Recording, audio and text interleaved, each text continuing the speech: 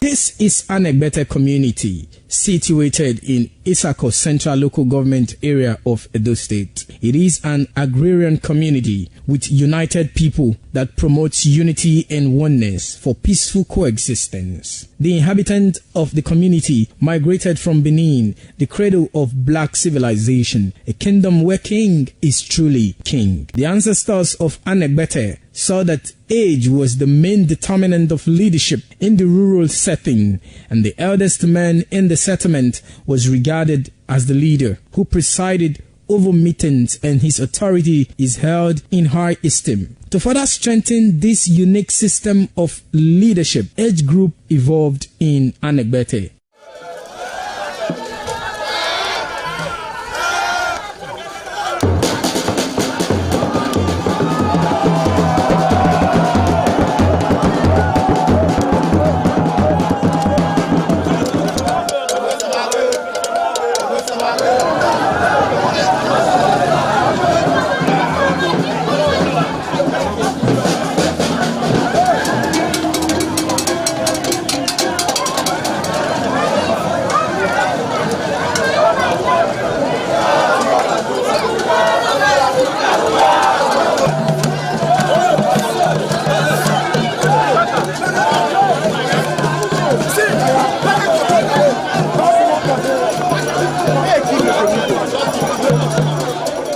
In Anegbete, age group is categorized into two, that is the common and the noble. Anegbete is rich in cultural heritage, as the community at noon saw the commitment of the festival with the first set rolled out in beauty colors to showcase their might and strength, indicating their feet and ready for the responsibilities behold on them. The streets in the community with a feed up of young men and women adorned with the festival. Later, the royal family takes the stage as their children fight out royally and work in the community to showcase their might and fitness.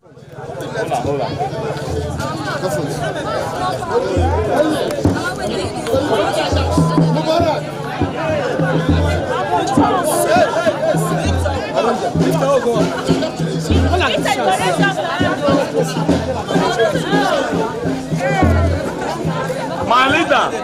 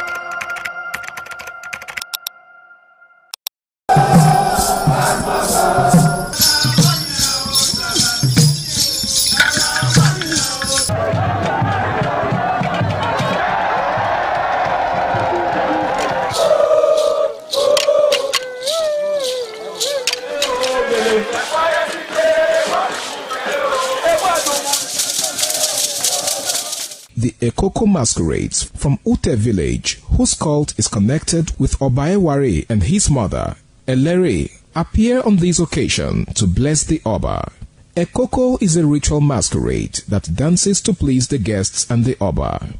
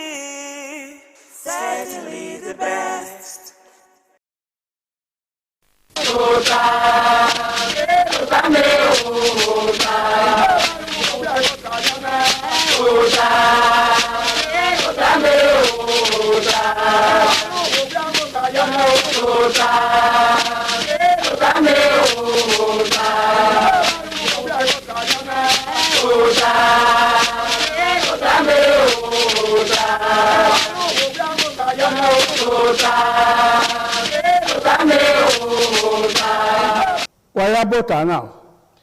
Ugi bota we say niwa. Na ya fere bahabe uza no gbera. Magwa kan ehun. Mana terun wa dole wo na yi. Solobo no gla owo. Ma ya fere na nirun. Na ma la o da o. Owo wa ri ma. Owe ewo idun ni ma ye. Ewo ni ma na nirun. Eni ma nirun ge no solobo la no ge ase ni ma ya fere. Ọba atọpẹ ṣe anyone then na mala ma agwa kan ihe wo ihe bi ha kinewo wo kine owa ni maye ihe saba na gihe mu maria iru ni manano ya na ogbo egwa ye me na denela ore wa go teme Victor Bizugbe de na wo de na wo zamu ya bi total asika pati wo wa ni wa gbe okoto ni wa dan he emi na ha gwa hu da na tere ma wẹ́rẹ́ àwọn ẹ̀rọ ló yá àárò èmi ló yá lòdẹ́ ọba àtọ́pẹ́ yìí. iṣẹ́ ọ̀rẹ́ wa ọ̀tẹ̀ pásítọ̀ ọ̀hún lámúrè. ìwé ẹ̀dùnọ́gùn mi wà bí ẹnìyẹn ká yìí fún ìgbésọ̀ àbàgọ̀ ẹ̀yà rọ̀ wà bí dàn yìí ọ̀sà ọ̀bọ̀ ẹ̀gì màmí òkú yẹn rè gbé o ọba àtọ́pẹ́ yìí. iṣẹ́ ìyẹn mẹ ọ̀sà ọ̀bọ̀ sẹ́yìn jẹ́ inú yẹ o lórí ẹ̀dọ̀bá yọ̀ọ́ká ọ̀rẹ́ ẹ̀dọ̀ yàfẹ́ náà bẹ̀ ọ̀ká ẹ̀gbọ́n ilẹ̀ yàfẹ́ mẹ̀rẹ́gì òtún wà yà sabanola no mokuye ene edo ya fe oba atope ise etenega ihe ebinoki imae oni ebote course ema na tieno bioma na tienewo na guve o na tamo ya tienyo benwe na enwo we ni uwe no ya tienyo ihe ni oriari ihe dole mi yi so pa we ke ni na dole mi yi muda wo emu he yi mi no ma ye yobo kan o ha jo ma ri ra o ha jo ma mu o dole yi won ere Akabo. ke ni na dole mi yi ni we ya ri e we ni no nya mo na ri won ihe ni ogbo wa ni ni wa atewe Victor Bizugbe ihe o ye no manora na tie ye wo nora ihe na tie ye wo ugbe enware ne ban na we ihe agbada no mo neva no o ga gbe wo bo na o gbe wo bo no pa to pa ihe no mo ye gbe vio ihe keke be bo o pa yan ti aju fi kian ebi ga sono ma uti hen yo waru da egu ti hen ye mi no ya pris no me ya rie mewe emi ni o bo mo abehe ero emi na ogwe o kaka bo yo bodai ihe o wa nwe na na obun ma mewe ewo no ma he emi na ye no de omo na dagme do won no roto temi na ati hen yo o gwa ma na he ona ye no uligi aro to tonu na ati hen yo ewo na ayeke ihe awe muladian we e won na we na ewo na ga hie na ga hiusi na ga temu ni giro to ason ya ro avan ya ro do wo bi amase ti awe amu yo ma we obo ati hen yo e ba ni hen na so agbo ma dole mi iyi so kwa ọ̀wọ́n náà wẹ́ náà gíyẹn àrívíọ́ èmi ni wẹ́rù ní àbẹ́bí ìkùnúrú wẹ̀rẹ̀rẹ̀ owó rẹ̀ náà òsì ẹgbúrú wa àyàmú ihe rẹ̀ òkè kí òhọ́ ẹ̀ẹ́mà ihe ní ràrí ọlọ́gọ́ ọwọ́ àárọ̀ orí òyì ní ayé tẹ̀mtẹ̀m ní àwúlò pọ̀pọ̀ hú ní ihe náà tiẹ̀ ní ehin àwẹ̀rọ̀ lọ́nà yàrá náà kò kíyàn ní ọ̀gbìn yàn ní. Ọba àtọ́pẹ́. Iṣẹ́ ma yíbù wẹ́dì, ó tẹ́wẹ́ pásọ̀. Ihe mẹ́ẹ̀wẹ́ zẹ́bẹ̀ òun sàlóbọ̀á. Even no movement we are going ihe no not a Bible. Ihe no so error Besonia a record or I view good at the way a Bible have we have your so Muda a digo upper way a Bible. Ihe no a Bible. No. Domono wa talk e do no pe wo won tare magwa kana no da e ma no ihe ke we oriaki na mie iriaki na mie bi ihe ke o ho na tie repercussion no olowo ma no le lo ko yan no da wa nyise afia gbele lehia wa ho iyen le lehia e ba no salo bana ka bu we bi no wa we iyen ye yoto aro ke bu we zokpa eri afia gbe we roto afia gbe ke biye we zokpa wa we miye umiye wa mi we mierun e ba afia gbe u we mi afia gbe bere ri mata ba be bi no wa o salo bo ajagbona je unwe iyen ilele ya fe no na ti 10 commandment no ile ori gbe ni no ro iye ora okike thou shall not kill ugagi kill ne oni uriye abiye okike ema we no ti meka e ba no highway emi na ko aro ayiso emi wa akoro ema yo bo ma ko aro wa kini ete egbo ma odeno do zori egbo ma wa lelu obo ni oyiwe na ge benu tai ba ge no tolo ma gbe na te irepe wa fi egbo una finri eso o mana kan ya tun mu won irepe oreba o be bon me nyawe obo na ebe tolo we be bo yen mi sunu da we o sika muene eriye mi iyeki o ezepo ye ne gbe fi we ken we won we tolo ano we ya tolo nu ya ewu egbe ya ne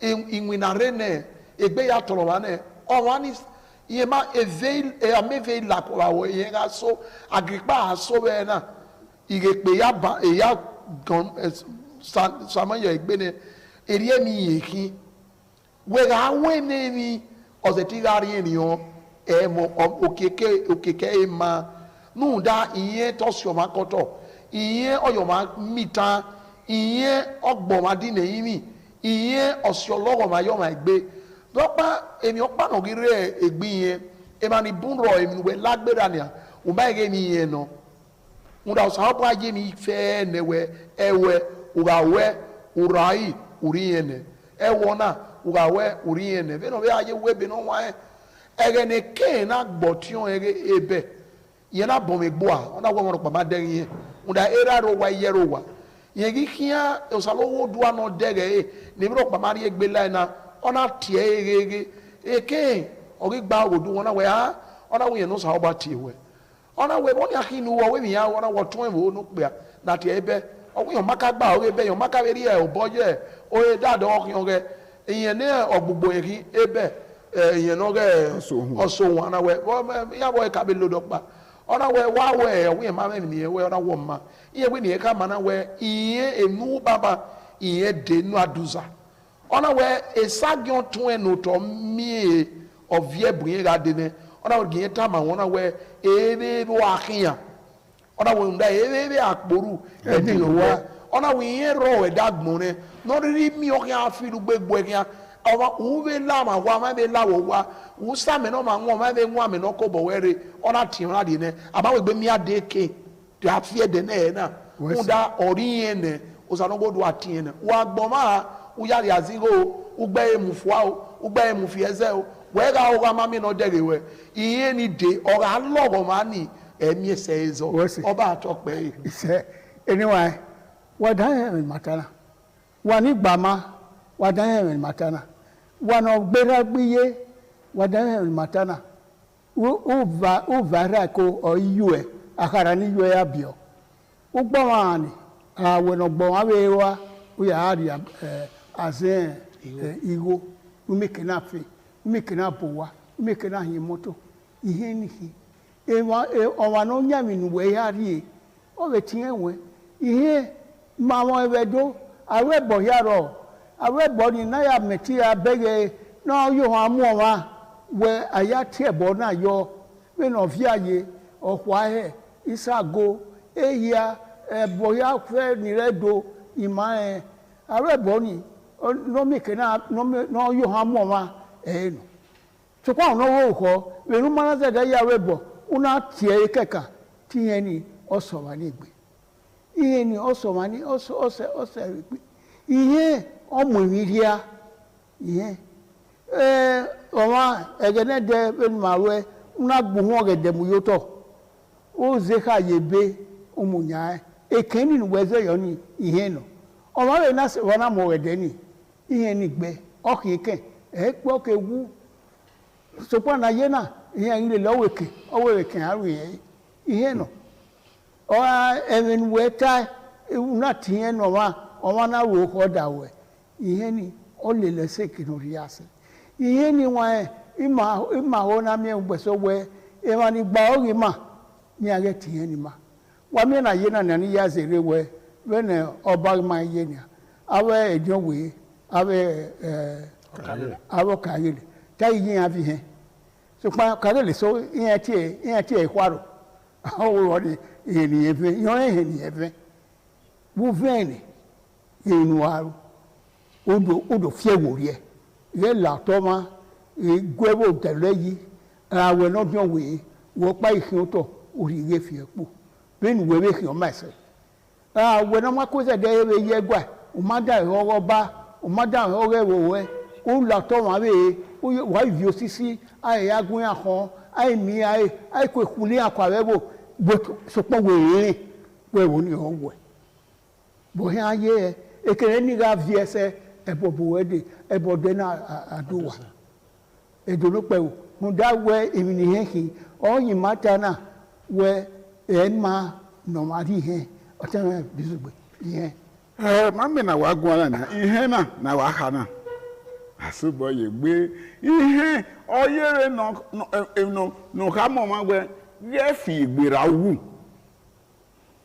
nebute SSS o da we yinu we huda e ma so wa re wo owi atuba gbebo mu eyeliwe ni ra ri to yan atubero wa mu ogbe ori wa o ga kian so pon be ni amana ra we yan amana du o yi huda we etigu we ara mewe yan ma we ropo na gbin aberi o we na ba ya ogi asin de mi na ya sin ka ni gbin yan ya ti hen mara gele we na ni mari o ya yi na o ya ti hen yo mami ihe ona be mu eyo we negi o ma iwe eri gbera ekenu pe ise o to na we 50 by 100 we wo pa wa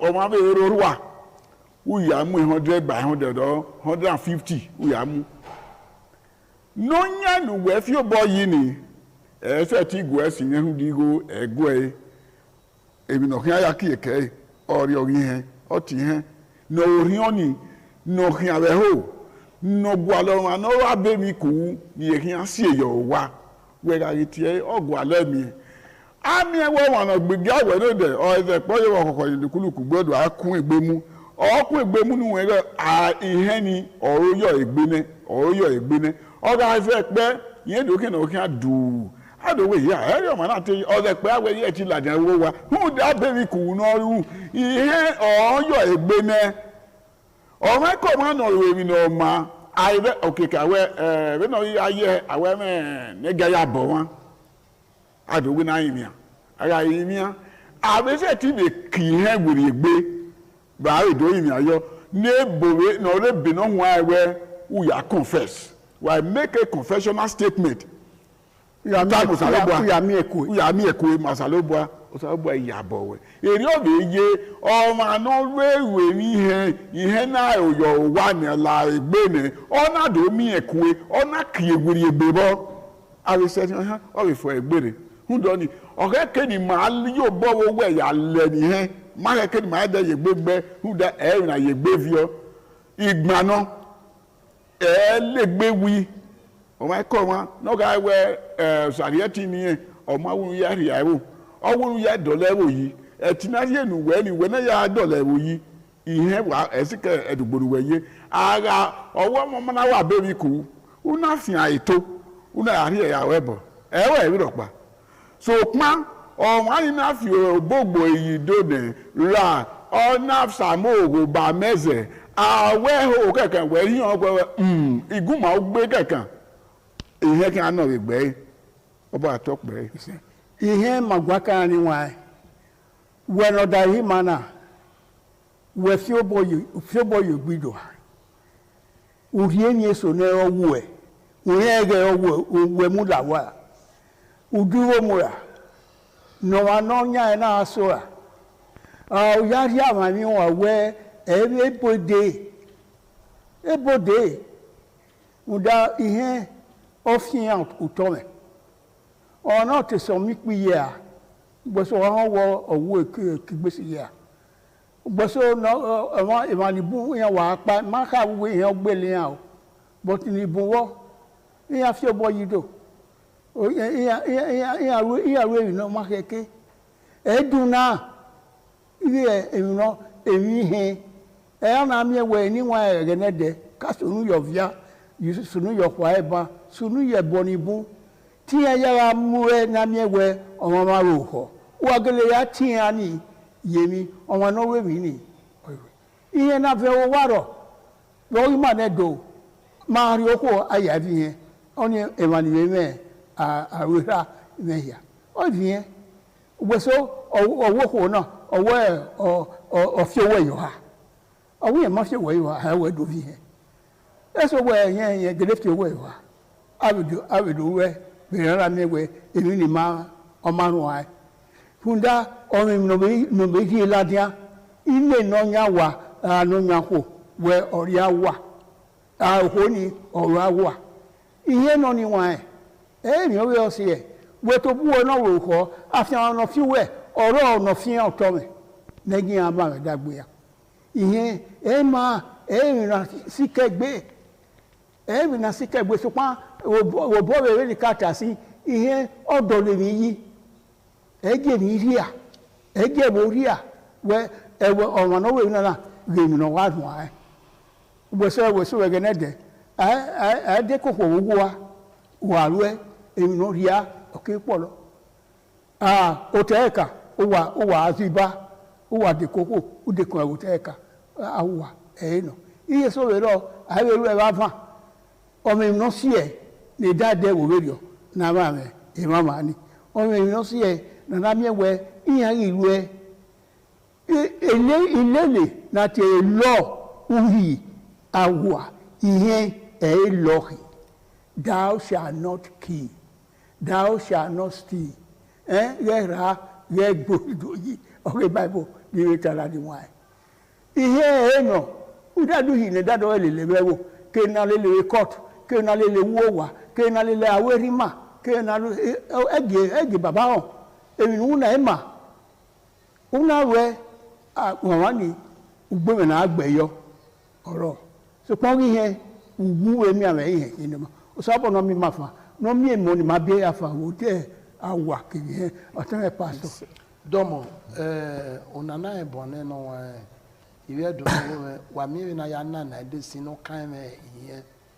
iye mi no mo kama wekin mi ra no ma egbo o zebo mana gbo bi edo pataki no wekin no ye mi no me mo awe ko won we eni kemi na agbona na me ero wa we mi esi ero wa we da ero emi yen na esoro na tie o sanowo do ayagmo ona ye yunwe erun ohun afian gbe ona be je yunwe iyen nuwe kenu yime ko yime nuwu yin okeke ole lomani uga nyise afiangbe buwede wa be nyonge da una te iyeni obi bo mande usalo ba tai ebi no wa wi ye yoto aro kebu owezokpa yemeji yoto afiangbe kebiye wezokpa nunda emi no ma ko oro iye soro na tie no ma wawe esoro na ya bo agbon to agbon oro ugawe uyegbe vio eso yiye ya bo ebo beneri mata eba aimogo wegbo aiwogo beze aiwogo gaba bi eso iye no eme soro na mego akwon mi awona ya gwa luto e ara iwe na weto we mi ye ugbeso ko fi owe yiwa awe owe mi ye ibi ehun mi a odo ehun mi nda oleba ene odo bo ya we mi agwa na ni iye olawa ni ado awon mi wewewe ama iwe ri omo wa de fe to pa emi wa sunu emi yon lawa atae yo to ni aya rile owani aya rile eboni aya rile won tagbon lẹ́nu sàlọ́gbà rílẹ̀ òun tagbọ̀n náà ọ̀rílẹ̀ sọ̀nyà òun yẹn ùràwù bẹ́ẹ̀ ni máa ká ìbà ìbẹ̀ náà wọ́n ẹbẹ̀ ọ̀yá yẹ bó ta thou shall not ùràwù ìyẹn ilé lọ́wọ́ ni wọ́n abẹ́ wọ́n ní èsì àfihàngbé lè lọ ẹ̀mẹ́ sọ̀rọ̀ ọ̀nà òsàlọ́gbà wà fìhàngbé múdé ní èsì ní ewu ìyẹn ra mí èmi kọ́ nọ̀rọ̀ èmi ó kọ́ ẹ̀ẹ́mi yẹn kí ẹ̀ẹ́ máa fi àgbègbè kí dáàdó bọ̀nú rírí fi èmi gé ọ̀rẹ́wẹ̀ ìyẹn náà yà hù ẹ̀ ìyẹn nù wẹ́ zẹ́sẹ̀ yìí aya ebu edowe igwere gbeta iye nu zese yi iye nu we ya ku ekwa aya ebu edowe oyo mana oyo we na re o ma no regbedia oji no regbedia awe na ede kotuwe wa ebe seba ave bu edebe yo we edowe na ave mu ezo na be gbi ori mari e ma we ta fan e fo a iye ye regbedia ni ologo ma ni ye lele kian ede na iwa wewe aze yoyoyo ejoji highway ofo waya gbewa ede de agi mi won se na la ona zobo mi miye nunda okeke oho e ma wese anyway na zobo bi koko ko ma edoro pewo wa mi eni ni buro ni hen si yebo ologo wa ni hen si yebo obo sense o ki ma zobo wo na mi we ihe osaba no eje mu ewo ria awano rebo uyinaji ya se gbabe abe politician ni se boyo otesogebo iya ori we ni he se eminu we inu awuna won le lo je nu na tala won mu we iye ke aya re ma we nu wa re ma o sabaroju wa ya ma supa ai we lo de mata o ligi no rona emi e orun sin na ye na ni bana wala gbogbo le mana uwa mi ni ami ode not odo awa ari owebe awa fi osi afioda e moni re owebe ni bidie ni emi no kin awa fi han lawo ayi tede mi esowo awona mu go rakire ihe we ni we to bo no wo ni ibi weru ni so ihe ewe wa ru ni no ri osi lade we na mu we igo na ahayo we no wani mara me no ru e wa ge ihe ni eni ya ke ni wa e bo na wa la wo abe o te se ge wa ru so no i khose na wari no wari he we no waru no man na ne no when I saw John Ebo yo gwe John Fio boye o ven o keke are mu na be o ya mu na wa so a ori ni anyway kan ya wese dono pebu na la wona ye me na we mi o we na teme ma no ma mi ori o ebuku na la wo re iyen ma be gbe o se mi ame osuwu osu ipapa osi ologun ma yo wa na la na yo bi ma si emi ni bi ibi o hadori oja ebo keke oba atope ise otame ihe mi no ma ye gbe de gbe owe ununaya ti he reye ununaya ti mi ame ete nuna ti yari bae hu do ni ikepa na yiri opa yin oku wagi ma le ni he hu da were igban e bo ki e le gbe wi owon no le gbe mi ni ne o ga we o ga ko kieke o se ti yari mi ebe de na akwe afi were no ro yari e ro pa egua de ma gbe ide to ku itwe wa ya ni be na mi ho na itwe are evoni re e kabeto itwe ma ni be igosa o atokpe me anyone me twe agbonya fe keniri ye kovia keniri yo kori on wo de ke ya fe osaraba wo no mu here no dade bo ya fe oba atokpe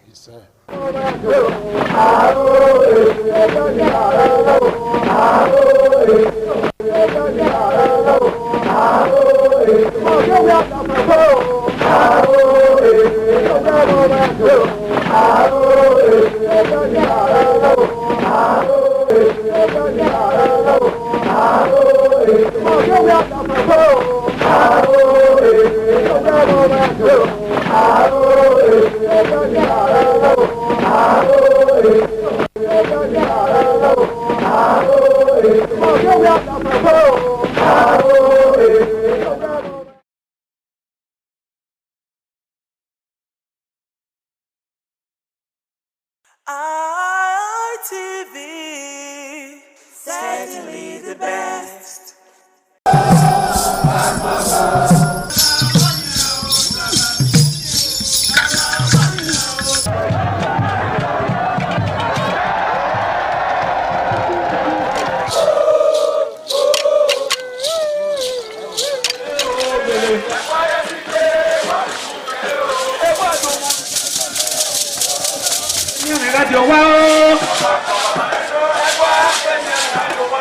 Wow, Kayame, Kerulao, Coco Paneto. I walk again at your wow, Kayame, Kerulao. Omonomba Nedo, Ukwakwalo Polo, Ewai II, Oba of Benin, performing during the 2025 Ododua Festival. Ododua Festival is unique as it was organized in honor of Ioba Omoni Hwoyeme, Ioba Ewai II, as part of activities for her burial rites. The rich traditions and cultural heritage of the Benin Kingdom were showcased when His Royal Majesty Ewai II engaged the floor to perform during Uge Ododua in the palace ground in Benin City. In the dance performance, the Ogbelaka Royal Drummers supplied the needed impetus and rhythm for the dance. However, tributes are paid by the head of Benin deities to the monarch, who was the cynosure at the event. The event can best be imagined as the spiritual rejuvenation, stunned, spectaculars and guests at the colorful ceremony. 7 masquerades representing 7 spirits and deities conveyed different meaning in company with the head of the deities of Benin, with the Oba of Benin, who exhibited a grand cultural dexterity in his dance steps.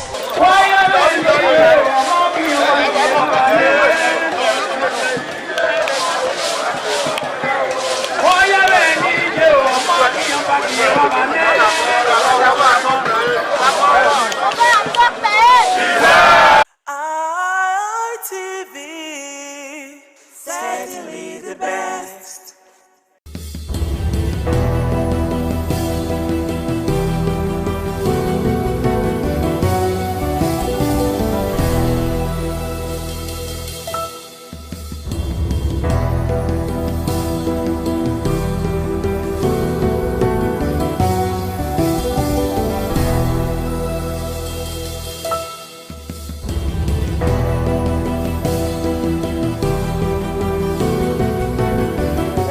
This morning on ITV, as we always take a look at the concepts of governance to make sure that we're deep in practice in terms of bringing good governance to the people.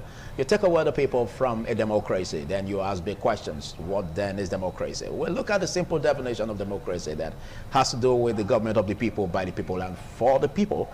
And that's where a whole lot of issues arise. Some persons will say, well, our democracy in Africa could not be termed as the real democratic, tenets that is practiced in the Western world. Well, we could review ours or revise ours as the African democracy. And then how do we make it? This is coming a whole lot, most especially when we have, you know, the legislative arm in Nigeria cutting across even the national lawmakers and, of course, that of the state houses of assembly, the House of Senate, House of Rep, where you have them having several terms beyond second term, third terms, fourth terms in office without being checked. Well, democracy is basically a system of government that, you know, majority of the world population embrace. And so we should embrace and make sure that we practice it in a way that is going to affect us positively. Good morning and welcome. My name is Philip Omo-Gyupo. Also joining me is Anoluwakpo Stevens. Good morning. Good morning, Philip. How are you doing today? I'm feeling great. Great. A lot of things come to mind mostly when we look at how we practice democracy. And of course, sometimes you ask the big questions. How did the provisions of the law make it sacrosanct that lawmakers at the federal, state, you know, could go at several terms without being checked? Well, I think that's a lot that we also review, you know, in the process of discussion this morning. Absolutely. But away from that, I also know that as regards the local government election and chairmanship and the issue of having a third term or a second term, it's usually been handled and controlled by the states. Yeah. So I also want to... For chairmanship. Yes, for chairmanship. So if the state, if that state allows a third term bidding, yes, why not? But if it's a two-term bidding, definitely you're free to go. But it has its own implications. I think that's where the conversation should actually anchor on. A situation where it affects the kind of democracy that we're operating here in Nigeria, and how the issue as regards rotation, because I know in politics here in Nigeria, the issue regarding rotational politicking is one thing that's always on the front burner, where this particular bodies would say, okay, you're going to run for a two-term, and then the other one would say, now it's our turn. The other, you know, ethnic group would say it's our turn to go and represent our people. So it's up to the state at the end of the day to look into all of this. Yes, it's up to the state to look into all of this. Just like we had a challenge, you know, in the course of the days on Wednesday, particularly last week, where the youths in Obiaja, you know, took to the streets and started protesting against a representative of the East and Southeast, a lawmaker in the House of Assembly at those state, in the person of Honorable Sonny Ojezele, saying that his alleged third-term bid to represent the local government is not in line with, in quote, a quota.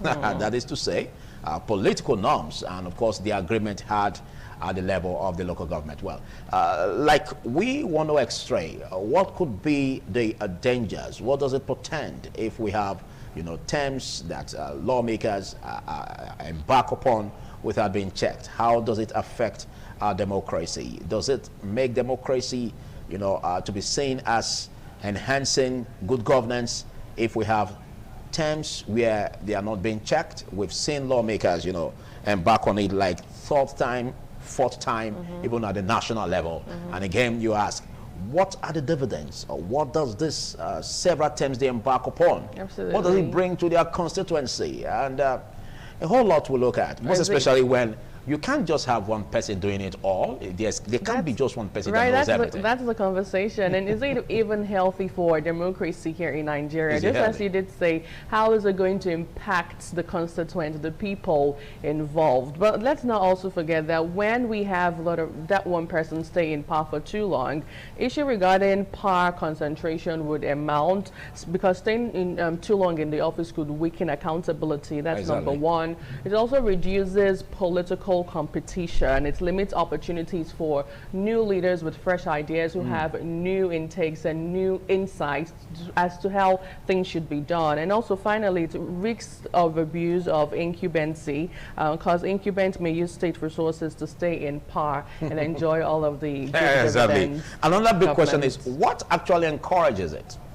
Is it for personal aggrandizement, or you just want to be there because you feel you are the best for it and you are the only one that can serve the people the way they want to be served? Well, all of this will be what we're going to be looking at today on this one on ITV. And of course, We're going to be taking a short break, after which we will be bringing you up to speed on what we've got from our other network centers. But just quickly, let's join Abuja Network Center, where we're going to be having what is up in that respect. Dominic Kayamese, good morning to you.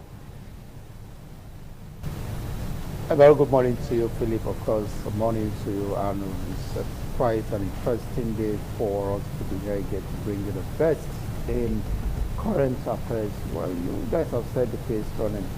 Most of us here in Abuja will tell you that we've seen faces and faces in the National Assembly that some of us we started hearing their names back then when we were in secondary schools. But most of them have turned the National Assembly to their remains are benefiting. After, especially who have done let's say in governors, 8 years as governors of states, come back to the National Assemblies to come there as their retirement home and sit there. You keep seeing legislations every time National Assemblies are amending laws. It has never looked at the issue of income, of people holding tight to particular seats for a very long, just like you mentioned. Once we have been conversing for too long, we have people sitting on positions for too long, definitely the input will definitely reduce because there are no new ideas, no new insight into governance as far as the people who are there. And another issue that most Nigerians fail to understand that the power to elect and to recall lies in the people. But it's the same area has been neglected. Nigerians really do not understand that, look, you cannot keep voting.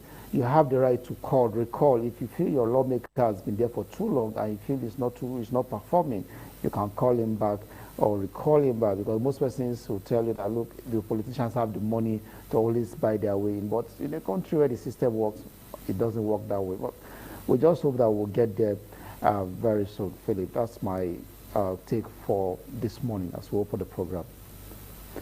Let's quickly take our attention to Lagos Network Center if they're ready to give us what they've got on their plate. Okay, we will be bringing you up to speed as soon as possible as we're able to get Lagos on the transmission. Well, we'll take a short break and then we'll look at the pages of the newspaper. Do stay.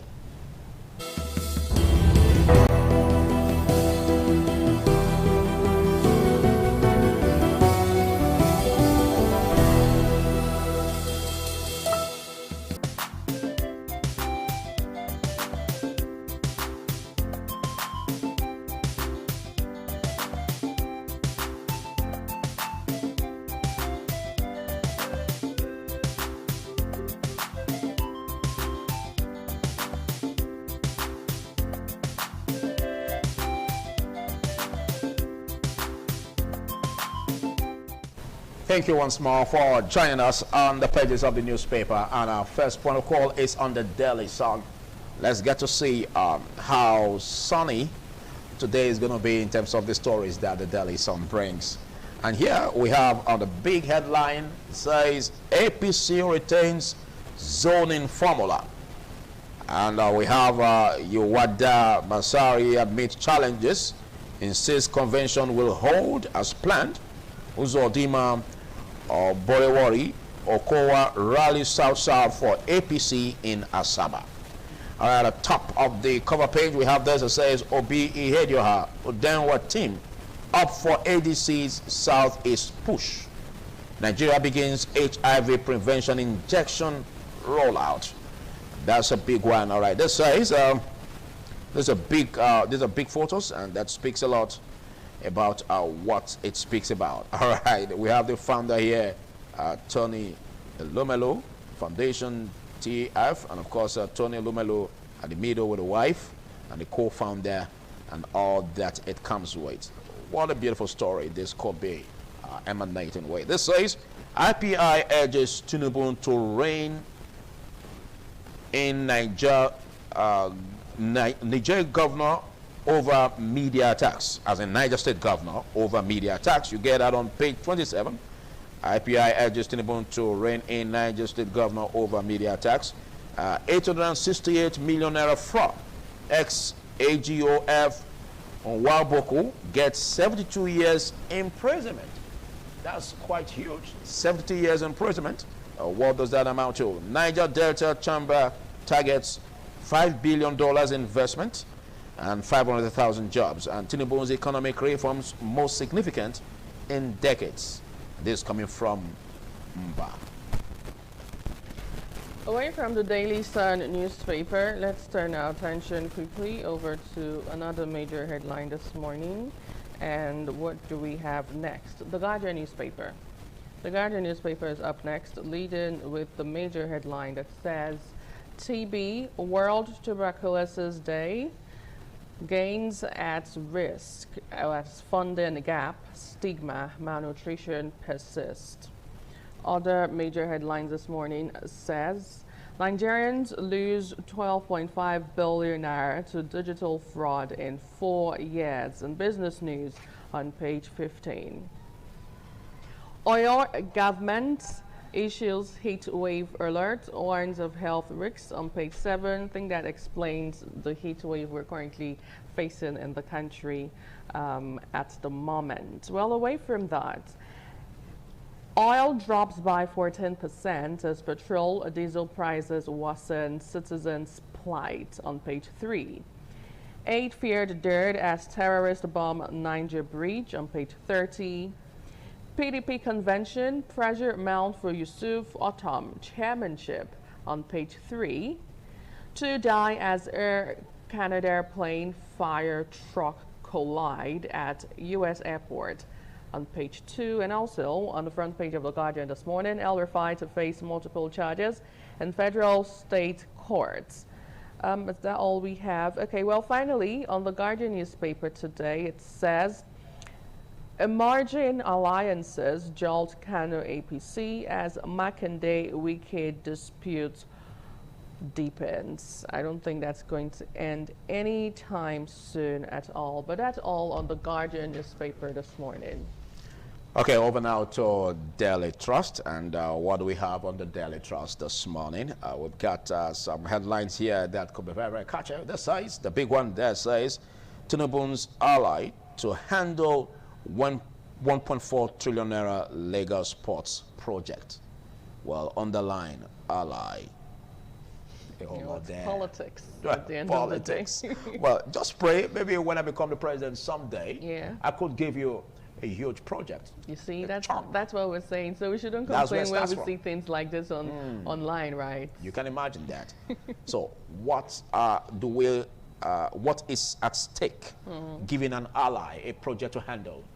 Because we are yet to know if this ally has what it takes, you know, to provide the best project ever, or is it as a way of just trying to whip up, you know, participations for the coming up elections? What could be the criteria? Well, I remember having this conversation and I said anything that anybody, any of the politicians, especially the federal government and our president or even the state governor, anything they get to do right now is going to be tied to the 2027 general election. We'll have that question, is there a political undertone to this? But the issue regarding tribalism and nepotism from this current administration has been on, where a lot of persons have complained over how the president always give, you know, positions to the Yoruba people in question. But then there are those who would say, okay, if they are enough or they are capable of delivering the, you know, good dividend and they are being efficient, why not give it to them? All right, I know you always have something to say, and that's why I had to pattern that to you. Right. 1.4 trillion naira. How many billions? That's a lot. Trillion. That's a lot. That's a lot of money. A whole lot. Well, we're going to be looking at that and see how accountability can come into that space. Nigerians' woes deepen as petrol hits 1,400 naira per liter. Oh, my country. This is Kwankwaso hosts Obi Makinde Dixon in Kano and worshippers abducted during church service in Kwara. Is it the wrong thing to go to church on a Sunday or on a weekday? Well, so sad as worshippers are being abducted even while services are going on. And we'll look at this. I think that's much we can take on the Daily Trust, and let's see what we have next on the pages of the newspaper. Away from the Daily Trust, the Vanguard newspaper is up next. Leading with the major headline regarding Middle East crisis. It says Middle East war, business closures, job losses loom. Who is speaking? NECA, NLC, LCCI, ASBON. Well, subwriter says soaring fuel prices could cripple economy. Urge immediate government action to save situation. Consumers groan as petrol hits 1,371 naira per litre in Abuja, Lagos, others. APC governors to roll out social interventions to cushion inflationary pressures. Well, to get details of that, pick up a copy of the Vanguard newspaper directly on page 5. Our convention will endorse Tinubu, showcase stewardship, climate action. Who was speaking? APC on page 9. Police arrest Baral, 6 others after taking over NURTW Secretariat in Abuja, still on page 6. Other interesting headlines. Ozaro, that's in Delta State, 6 female students sexually harassed, not raped. The SUG president saying that on page 10. PDP crisis. You started a fight you couldn't win. Wike slams Makinde. Says no victor, no vanquished. NEC has that on page 26. Well, in business news, Nigeria's net domestic credit declined 6.9% to 109 trillion naira on page 19. And finally, on the front page of the Vanguard this morning, terrorists bomb Kwara, Niger communities, kill 9, destroy bridges.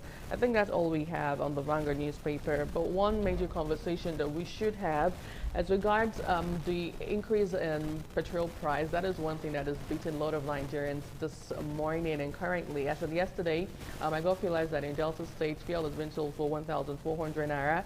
On Sunday, it was being sold for 1,350 naira, and this is where we are. And I also did see in the news yesterday that Dangote Refinery has increased the fuel price for the 5th time in the month of March alone. What do you expect? Well, even when I drive, every time I'm always looking at the fuel gauge, and of course, when I get to the petrol station, I'm always, curious about what the price is about this time.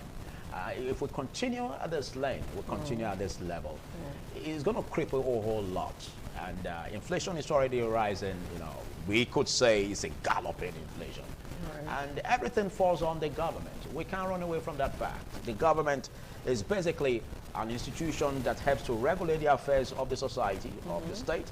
And it's upon it to regulate it in a way that, the economy would boom and not crumble. Well, the adults would say it's not the issue of the present-day administration, but it's with what is going on in the Middle East, with the Middle East crisis between Iran, Israel, and America. That's not an excuse. That's not an excuse. It's not an excuse, really. It's not an excuse because we've had this conversation where we were talking about, our refineries. Yes. If they were up and doing, if they were deep into productions, what has the reactions of what happened in across the globe? How is it going to affect us? So we have the Dangote refineries, working at that level. But the Dangote refineries also embark on getting, imports, which also goes a long way to determine how it sells its petrol. Well, it's a whole lot. Yesterday, Dangote himself had a meeting with President Bola Tinubu, and they had a lot of things to say. But it's also interesting to see how all their African countries, other neighboring countries like South Africa and the likes, are now coming to Dangote for help because they do not want to run shortage of power, of energy. And this is where we are. Well, quickly before we let go of the pages of the newspaper, let's get this on the Nigerian Tribune. And this headline says, bandits bomb breach in Niger. And of course, 8 feared dead, 1 killed, murder injured in Kwara explosion. Military strikes to these hideouts, kills scores of bandits. And then we go at the top of the cover page where we have court sentences ex-AGOF Nwaboko to 72 years imprisonment for 868 million naira fraud. Alleged fraud, ICPC to arraign El-Rufai today. And of course, Wike backed PDP set for March 29 Convention. You can get that on page 15. EU announces 288 million pounds grant to Nigeria's healthcare. You can get it on page 4, and that's a very big one. We just hope that it trickles down to meeting the targets that it is meant for. All right, this says Elumelu renews commitment to empower 3,200 African entrepreneurs across 54 countries. That's a big one. You get that on page 2. And at the bottom of the cover page, we have this. It says, just at the side, it says Makinde approves 10,000 naira transport support for workers. And of course, illicit drug use increases stroke risk study. And of course, we have this. Says Tinubu strangling democracy. Article has that to say. Well, I'm afraid there's much you can take on the pages of the newspaper. Do want to get copies of it, or go online and analyze what you've got there. Basically, we're going to be taking a short break, and after which we will be hitting the road on the discussions surrounding the Obiaja youth protest that transpired a few days ago, as they allege that the East and South East representative, in the Edo State House of Assembly was gunning for a third term bid as a guest. What was agreed upon by the politicians, of course, the leaders of thought in the local government. I think we can delve into that this day.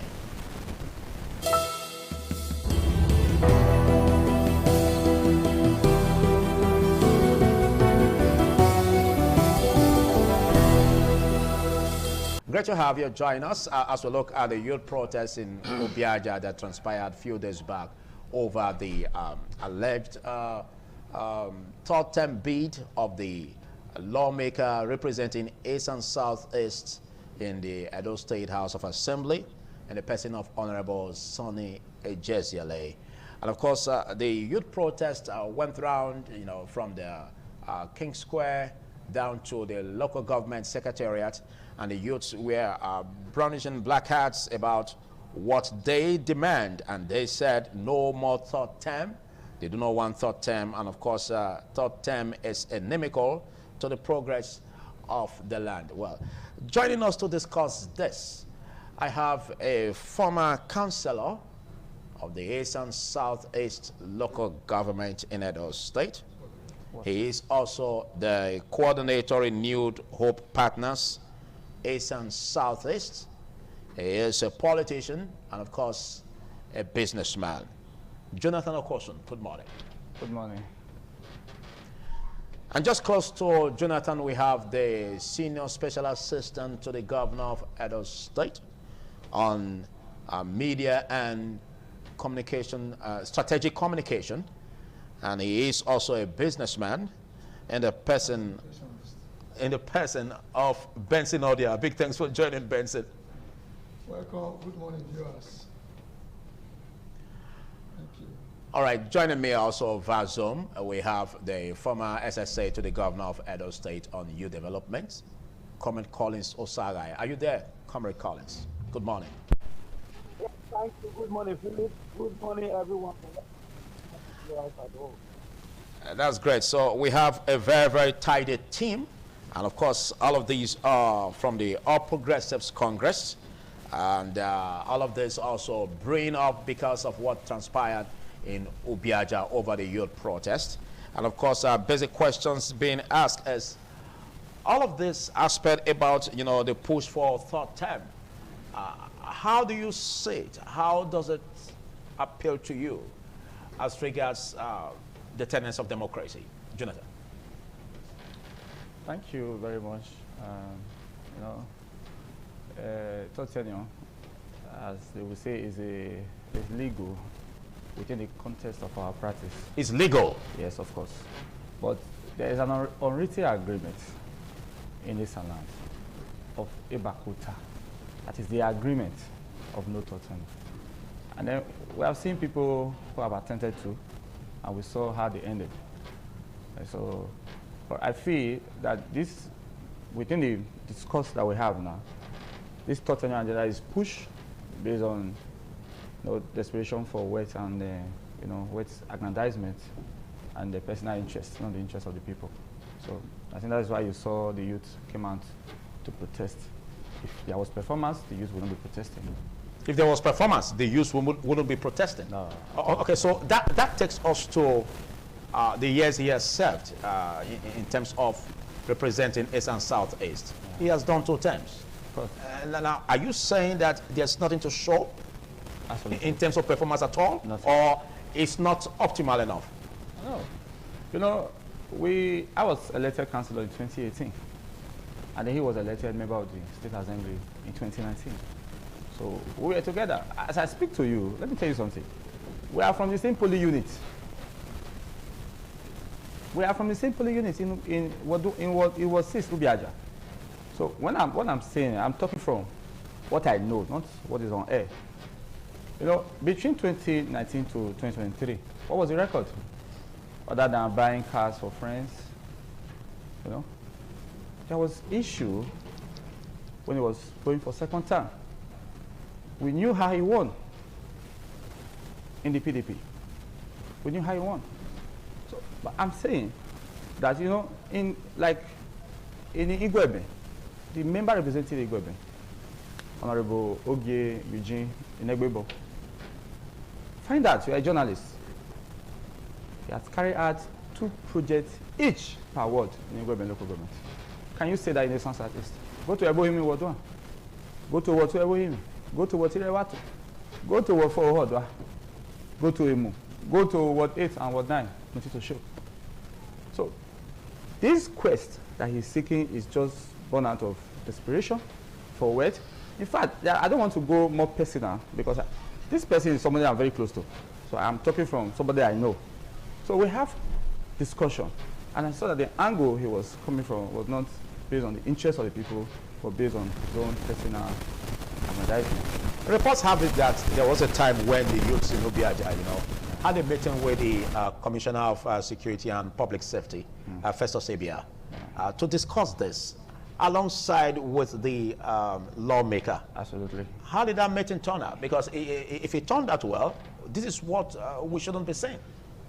I'm coming to that. You know, the Commissioner for Public Safety and Security, right, Honorable Festus Ebia, is a leader that I respect in WOSIS. You know, I'm just impressed that you said there was a meeting at his residence, but I don't know if you have the details of the meeting. The meeting didn't end well. You told him to his face that we are not in support of this.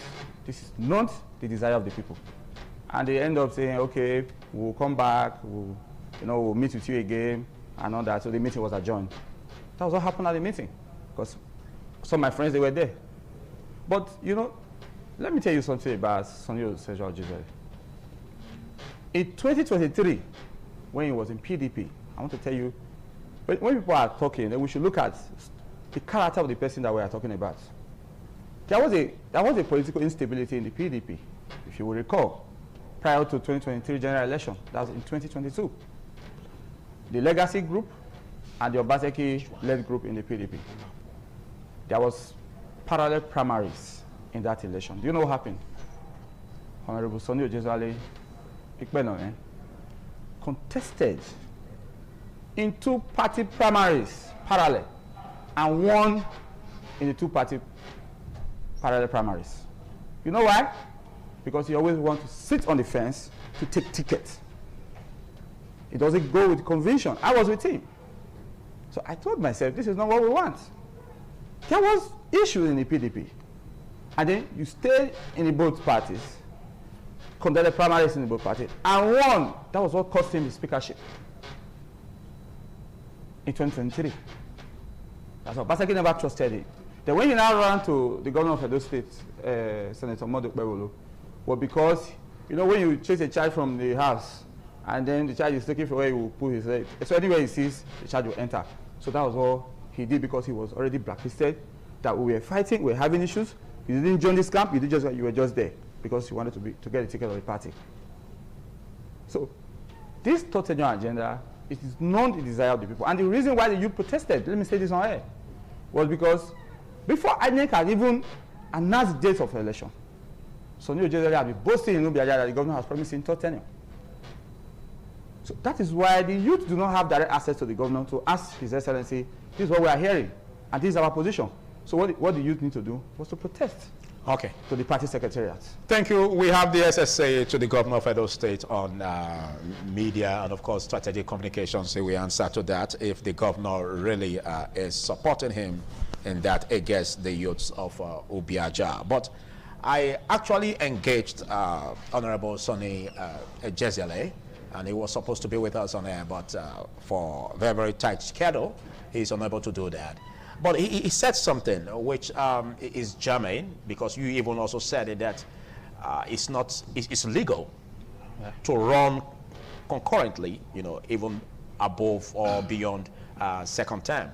All right. He said, I don't know why we are building a mountain out of a molehill. Third term is not a new thing, and even my colleague from Ovia Southwest is serving his fourth tenure.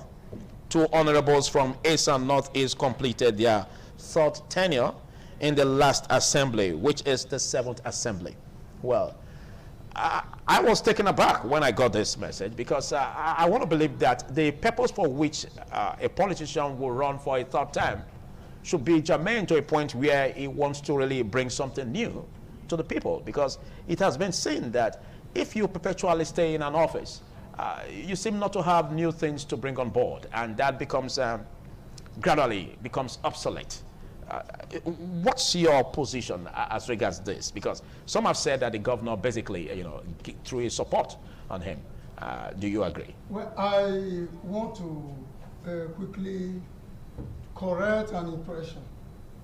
If you look at the governor of Edo State, as it is a man who believes in the party internal democracy. And is a man who will not support anything that will jeopardize the interests of the party and the interests of electorate.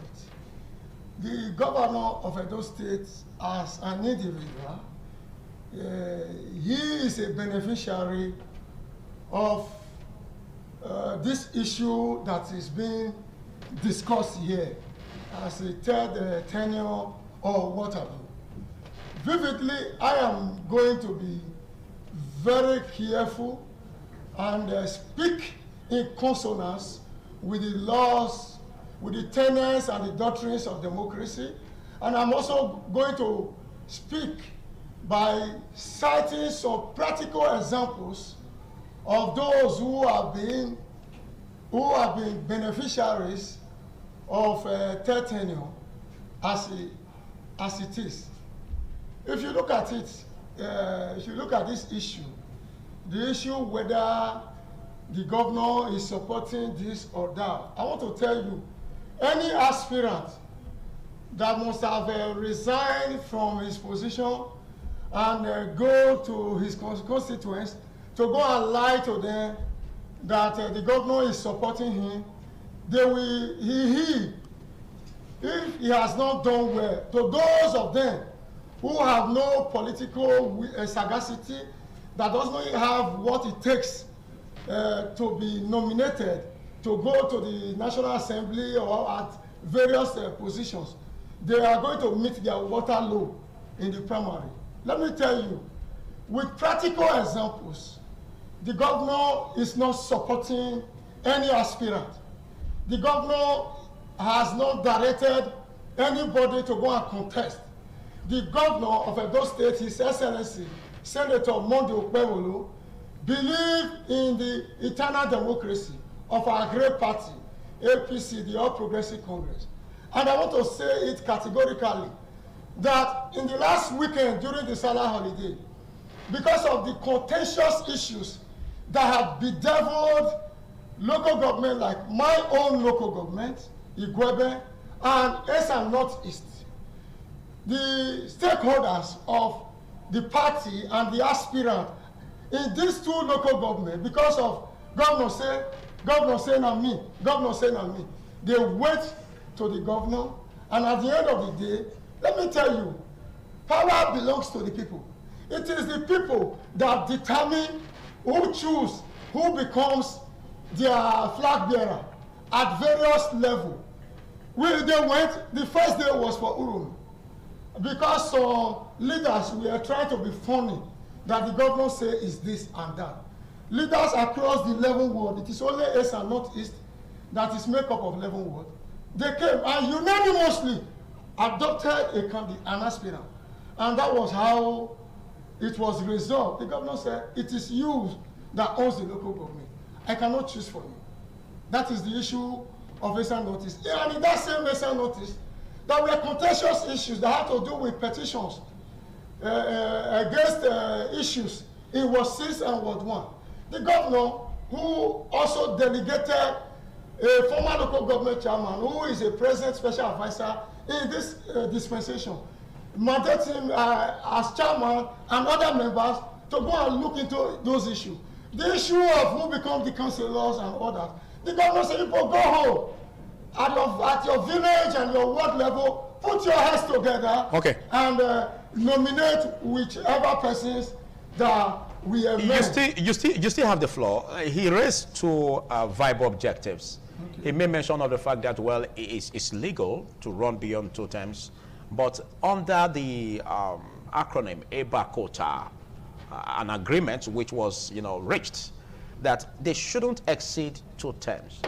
And again, he also made another frantic effort to establish that there was no significant development that his representation, talking about Honorable Sonny Ojezele, brought to the constituency.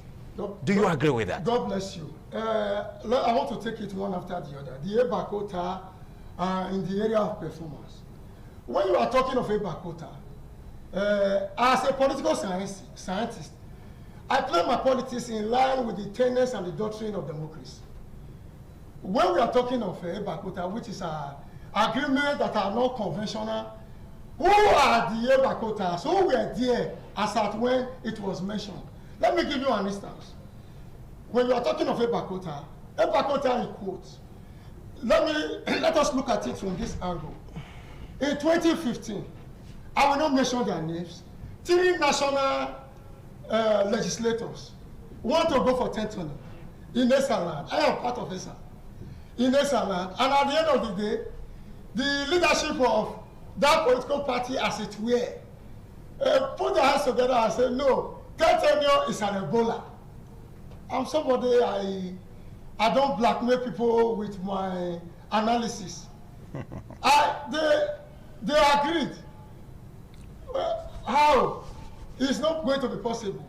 And at the end of the day, the 3 of them who were federal House of Rep, 2 House of Rep member and a senator, their aspiration for 10th tenure did not see the light of the day. And that is not to say that in Esaland, some persons have not embarked on the journey of 10th tenure. As a result of political exigency, it has happened. Okay, do you, in simple terms, do you align with EBACOTA as regards this? No. No. You do not agree with that? I do not agree with EBACOTA. The reason why I did not agree with EBACOTA is that who are the protagonists of the EBACOTA? The EBACOTA, did it cost across the units?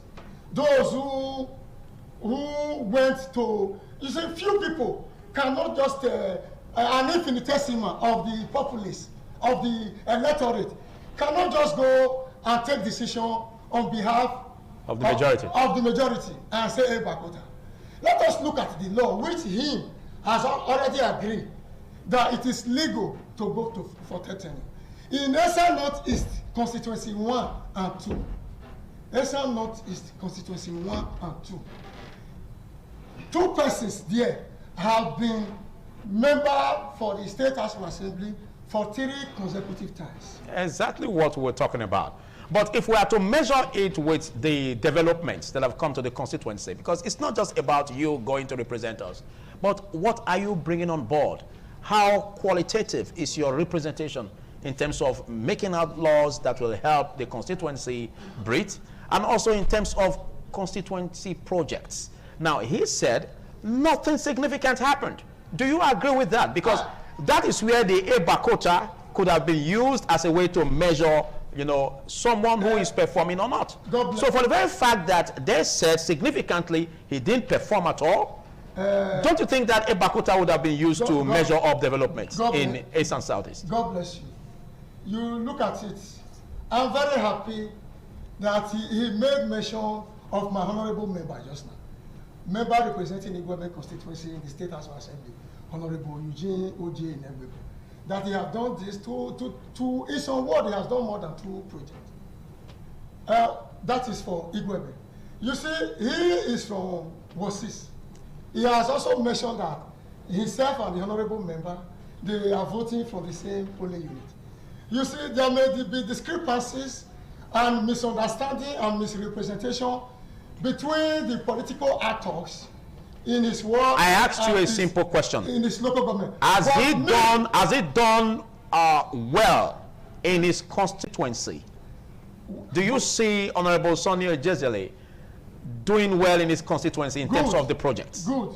Before you invited me for this program on Friday. On Saturday, I took a bike. I started from Ebohimi, which is Ward 1 and Ward 2. When I see buildings that have to do with modern classroom structures, I start asking questions. Okay. Some of these buildings belongs to the governor, the President Akbako Rescue, and the Subeb chairman, Honorable Ebaneita Mozwane. The Subeb is remodeling schools. Even they are not just building. The Subeb is also providing. Okay, do you mean to say that you didn't see any project at all tied to Honorable Sonny Ejezele? That is not what I am saying. Okay, quickly say that. In some schools, I saw a block of 6 classrooms with furnitures. I saw credited to him. I saw some boreholes. I saw about 5 boreholes. I saw credited to Honorable Sonny Ejezele. I saw a transformer that was refurbished. With concrete poles and distribution line. I also saw some reticulation of a borehole he did in his first tenure. Is that measurable enough for 2 terms? I will not be the one that will judge him. All right. Based on performance.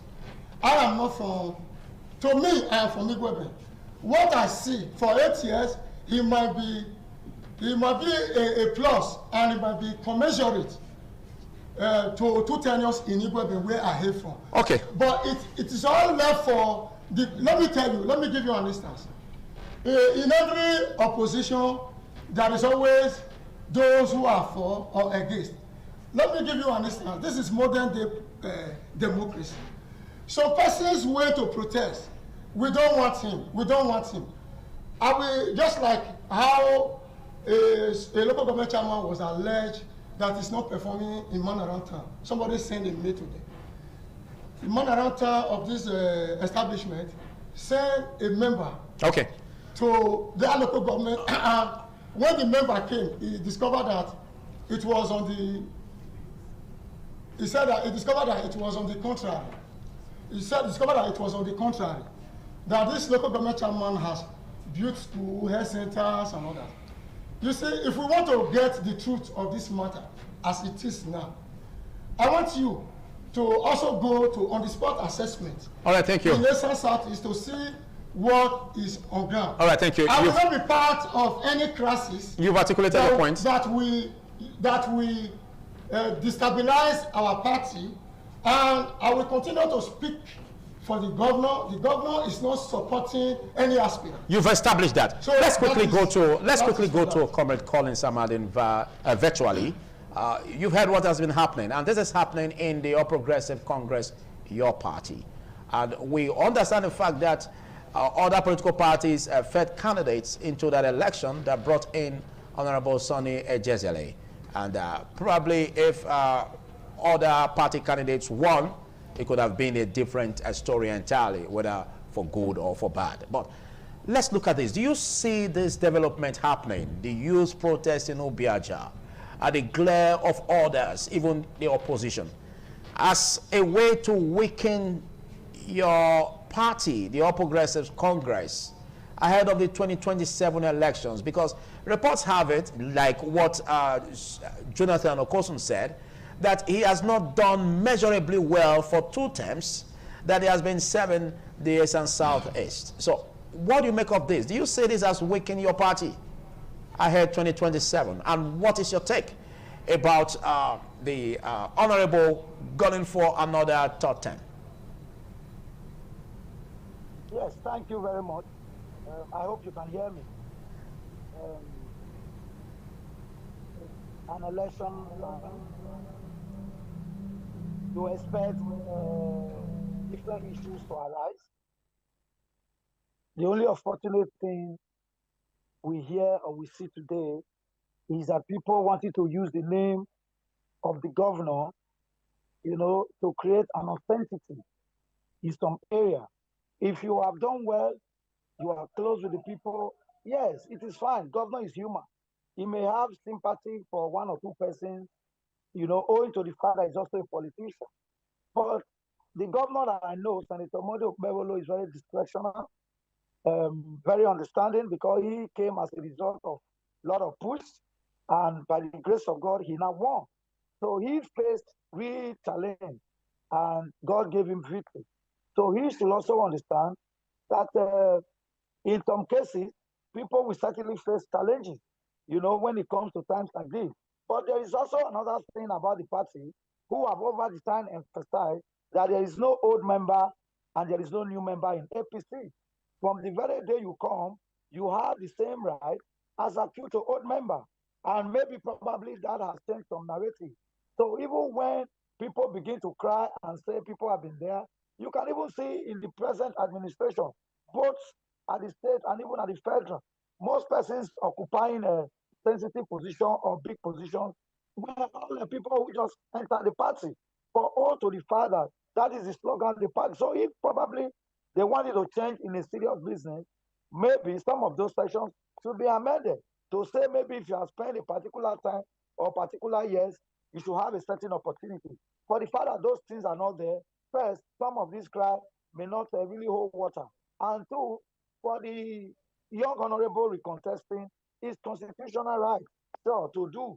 We have had constituents across the country where people are even doing 7-10, but it also depends. What is your relationship with the people? Do you win election and off your phone? And after 3 years, you on your phone. You begin to kneel down from one leader to the other, haven't paid those leaders. Those leaders, 3, 4, 5 persons will sit down and think they have taken decision on behalf of the majority. So you should understand that the majority too will not take it for granted. And you know, many people have always been domiciled because they feel there are 1 or 2 persons I will meet, either I pay them in dollar or I pay them in a volume that they cannot reject. And haven't done that, or they have so much money they have made, they have gone outside the state to raise some money and they can just say no. But when you are grassroots, you know, when the people love you on their own, even if you are bidding for third term, there will be that soft spot that, okay, his performance is worth it, and what do we do? Can we have a review? And you do all of this with humility, not oppressive, not domineering, not saying AYZ is carrying me. Yes, there are some people who will come to the party today, and mostly in Edo State, for example, where I come from and where I vote, and where I'm also one of the young upcoming leaders. I can give my support to you, even if you have just come yesterday. Like my constituency, for example, Oredo West, where I come from, I was supposed to contest. You know, I had the interest to have contested for the House of Assembly. But when I saw the young man that came there, Dr. Edosa, though he just came from another party, not just too recent, but he's over almost a year plus now. I saw reasons why I should step my interest, because his performance is overwhelming across every ward in the constituency. And it will be hard to beat his record. But though he's just going for the second term. So when we have people like that, who even when he joined the party, he did not see himself as a stranger. He's aligning with the people, he's aligning with the big, he's aligning with the small. The people will certainly have interest in such a Okay, Comrade Collins, you've established your point, but let me ask you this simple question that demands a very direct answer from you. He is representing East and Southeast in the State House of Assembly. Do you see what he has done so far, you know, in his constituency as measurable enough to even deserve a third term? Now, when you talk about continuity, sometimes continuity or having or having a constant support may not really have to do even with physical project. Because first, lawmakers are not embedded that they must do physical project. They are legislature. They are to propose bills and help to make laws that will help the betterment, of the society or of the state where we are in. But even if you not have physical project, it's as a way of extra commitment or graciously graced, by the executive to say, okay, let us have some of your major consequential problems into the budget, and they so do. Sometimes people love you and support you based on your relationship with the people. Okay, which Comrade is the Collins, first. I got that, but I don't want you to beg the question or run away from it. Whatever way you want to assess, how do you assess his performance, Honorable Sonny Ejezele's performance in his constituency? That is what I have said, and I'm reiterating again. It is in different measure you assess people's performance. Are you talking about the empirical job he has, probably infrastructure that he has attracted? If we are talking about the physical, for example, do you know how many people he has been paying their hospital bill, paying their school fees? So it depends. There are things we know, there are things we don't know. But it actually depends on how close it is to the people. But when it comes to empirical infrastructure, I really can't tell because that's not my immediate constituency. That of my immediate constituency, I can really talk about. Though that constituency, I may have relationship across the state that I know some areas, but you can bet me, I cannot directly tell you his level of performance. But let the people always be the drive of such processes by choosing who represents them. Thank you, Collins. So Thank you, for Collins. the fact that you know the president, you know the governor. Thank you, Collins. Let's get back to you, Jonathan. Let's look at what is happening so far. And politics, basically, it comes in different dimensions. And you could see that the party leaders could just come up with a decision today and say that he's being supported for a third term. How would that make you feel? Because I know you are a politician and you are looking for another position in 2027. So how would that make you feel? Will you leave the party? No. What do you think will also happen to the youths in Obiaja? Will that cause a rift in the party? Yes, that would be an issue. But let me say this. I'm a core party man. You understand? So I will not leave the party. One thing about contest, you contest to lose or you contest to win. So it's not a do or die affair. You understand? So, but I feel that the agitation that we are facing, the beauty of all this thing, and the guests are also with me, I am the person that is from the local government. Because you feel the pitch mostly? Yes. Because I'm talking directly. He made mention of some projects. That's right. I'm coming to that. So I'm talking from, I said we are from the same polling unit. My village is next to my village. So you understand? So we are the same. I know what I'm talking about. When he said he went to Ewohimi, I can tell you on air, Ekpememe has no single project in Ewohimi. And now, you talk about leaders maybe endorsing him. I don't see any leader in the South Southeast today, apart from Festus Ebea, that will support Sonny Ejezele for Tottenham. Out of the 10 leaders that we have in the local governments, I can tell you on air today, if they want to allow democracy. There could be something on the ground that you may not know. Oh, I've been in the party. I've served the party. In 2023, I want to tell you something. When this third tenure matter came with Senator Odia, Ekpememe was part of the people who were supporting third tenure. He was a candidate running for election in 2023. We were in the same polling unit. I defeated him at the polling unit. He lost as a city member and as a candidate of his party. That is why you don't understand when you saw the youth came out, because they don't want the party to fail. That is the issue. Because he has said that the governor has promised him tickets.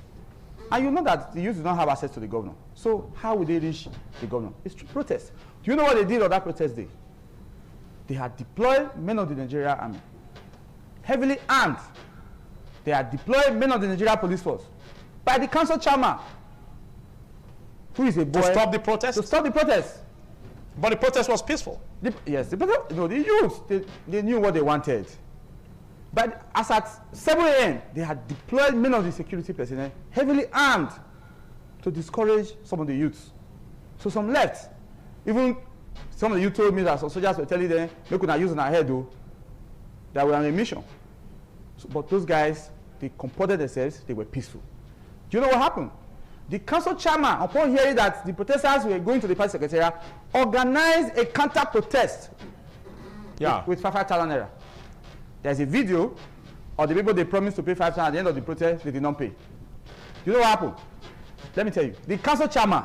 That's a negative trend also coming from your party. No, I'm coming.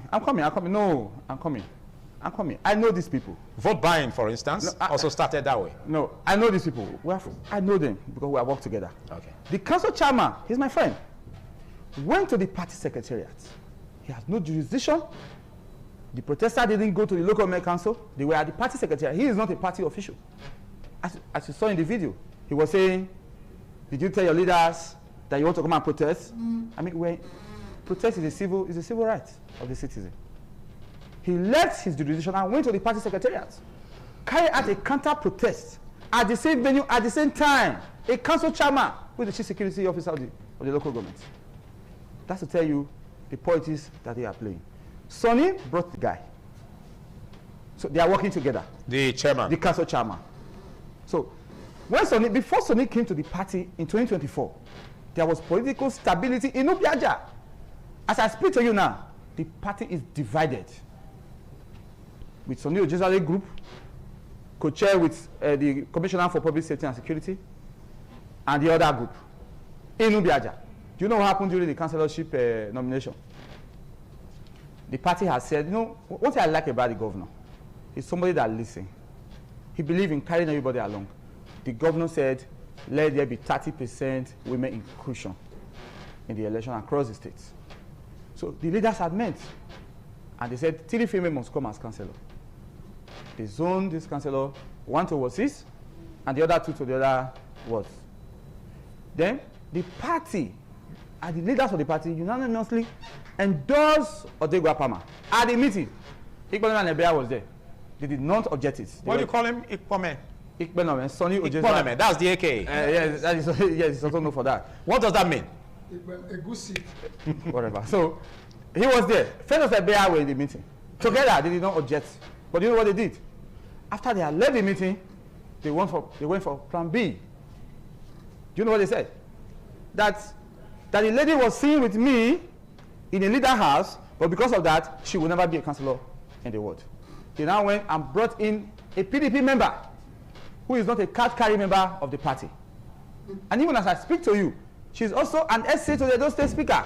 There's a electoral act that says all appointees seeking for elected position must resign 30 days before the primaries. As a follow-up, the Edo government released a memo on 27th of February directing all appointees to resign on or before 3rd of March. Do you know what they did? They brought that lady and they said, this is now the person they have endorsed. The 2 of them, in quotes. That's the crisis in Nubia as I speak to you now. Sonny brought crisis to the party. When I defeated him in 2023, he called me in the polling unit. You're my brother. Because you can't win. If you have performance, if you have done well, the people will be by you. There will be no protest. Somebody will be talking about, don't go for third tenure. Because why the youth are saying it? The governor came as a result of that third tenure division in PDP. He knows. Okay. That's what happened. Now, Ikpenome imported crisis to PDP, to APC in Ubiaja. In 2024, let me tell you, he said he worked for the governor. He actually spoke to me on the phone. He makes his comments, his reservation about the governor. I don't want to say that. He was not decisive. Ikpenome was with the PDP until eve of that election. That's an anti-party activity. Well, that's an allegation you are just making. It's an allegation. I cannot come on air to say I would have loved him to speak to this because I invited him to the podium to speak on this. But what I'm saying because of this tight schedule, he couldn't show. Yeah, what I'm saying that I cannot come on air to say what is not verifiable. Okay. I know the law. So I take full responsibility of everything I'm saying here today. When he had called me eve of that election, I'm going to support His Excellency, we'll work together. Because me, I was not even afraid because if we contest in units, I always win. So he now came. Do you know what happened? I was thinking that he coming to join us would be an advantage to the party.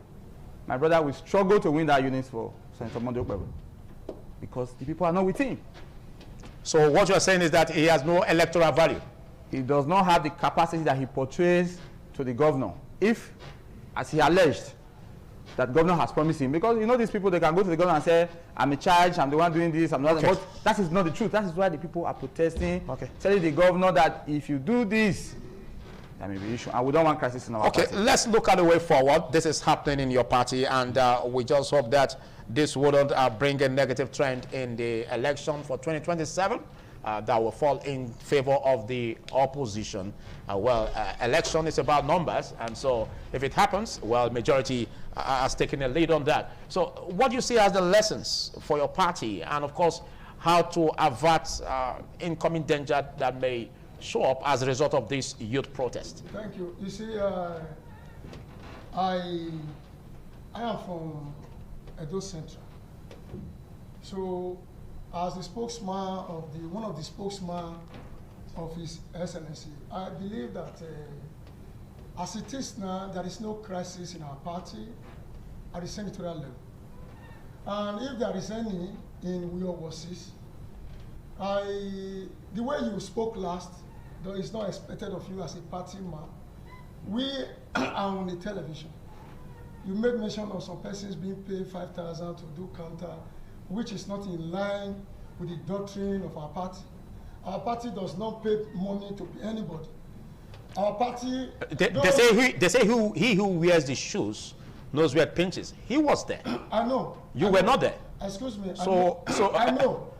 Don't you think you lost the local standby to speak in that direction? Because he must have seen them, but you didn't. Whether locals, I don't want a situation whereby they feel that it is only Obiaja that constitutes a societist. If you look at it, that local government is a heterogeneous local government. Okay, what's the way forward in 1 minute? Fine. The local government, if you go to Uboha, they are united. If you go to Ebohimi, they are one. If you go to Evato, they are one. If you go to Emu, Okwesa, another one. The area where they have this issue, Ubiaja is made up of two words, Wasis and Wasebu. Wasebu is not part of this political imbloom. Okay. It is just within the Wasis, an internal wrangling within the Ubiaja axis. Let me put it that way. He said that's not true. Ubiaja axis, the 6 and 7 are the case may be. Okay. But I want to say here that local government has one of the most organized local council area. There are persons from Ifeku and Ilushi that speak another Igala language. Okay. There are some along Inyan Aziz who speaks Delta Igbo. Okay, time may fail us for you to say all of this. The areas are united. All right. My recommendations for them is that they should rally around their leaders. He is talking about some persons being paid or whatever. Even that protest can be a sponsored protest. Okay, let me quickly cut in. You made mention of something that is not true. Can you quickly say it before we lost that conversation? You know, he is from Igwebe. I'm from Ubiaja. I have not said here that there's crisis in the local government. I didn't say that. I said within the Ubiaja houses that Sonny has created division in the party. That's what I said. And I gave instances. Because when you are saying, you have to be practical with your response. Okay. You can't just say because you assume that this thing is like this.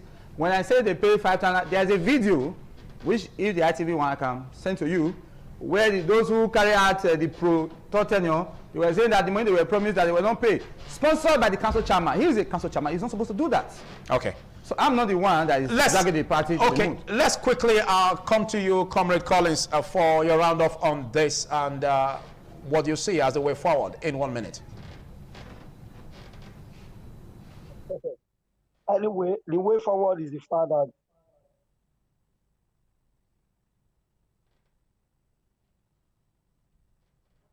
we sincerely apologize for that break as occasioned by a technical hitch, and I'm afraid that's as much we can take from Comrade Collins Osagai.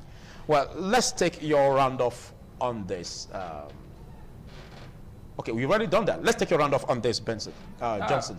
My message to the party. Jonathan, in 1 minute. In 1 minute. I am, like I said, I'm the coordinator for the Renew Hope partners in the local government. I've heard of that so many, even during the presidential election, I was the publicity directorate of the campaign council in the LGA. So we want the best of our party. And I'm also here letting the governor know that if it is true, what the economy has alleged, that he in the Excellency has promised the third tenure ticket, that this is alien to our practice, and I'm speaking on behalf of a lot of voices in Ubiaja. You see that protest quickly. Okay. It was not just carried out by Ubiaja, across the local governments. Across the local government. People came from Ewohimi, people came from Wadna Ilushi in that protest. So it's massive. It was massive. That's the issue. That's the issue we are saying. That we do not want issue. That because you should stop using the name of the governor to say governor has said this. And that's why people are angry, because the governor came through as a result of the third tenure. That didn't work. And Ubiaja voted for the governor massively. When you said he should stop using the name of the governor. Yes. Would he boldly use the name of the governor if the governor is not supporting him on that? In politics, people can say things like he has said. He's an appointee of the governor. I am not. But you heard him when he said the governor did not promise anybody any ticket. In fact, during the Congress, that could be political. No, it's not political. During the Congress, the state chairman said it. That nobody has been promised. Everybody must go through the primaries, a direct primary. That's what the party said. Okay. So that is the issue.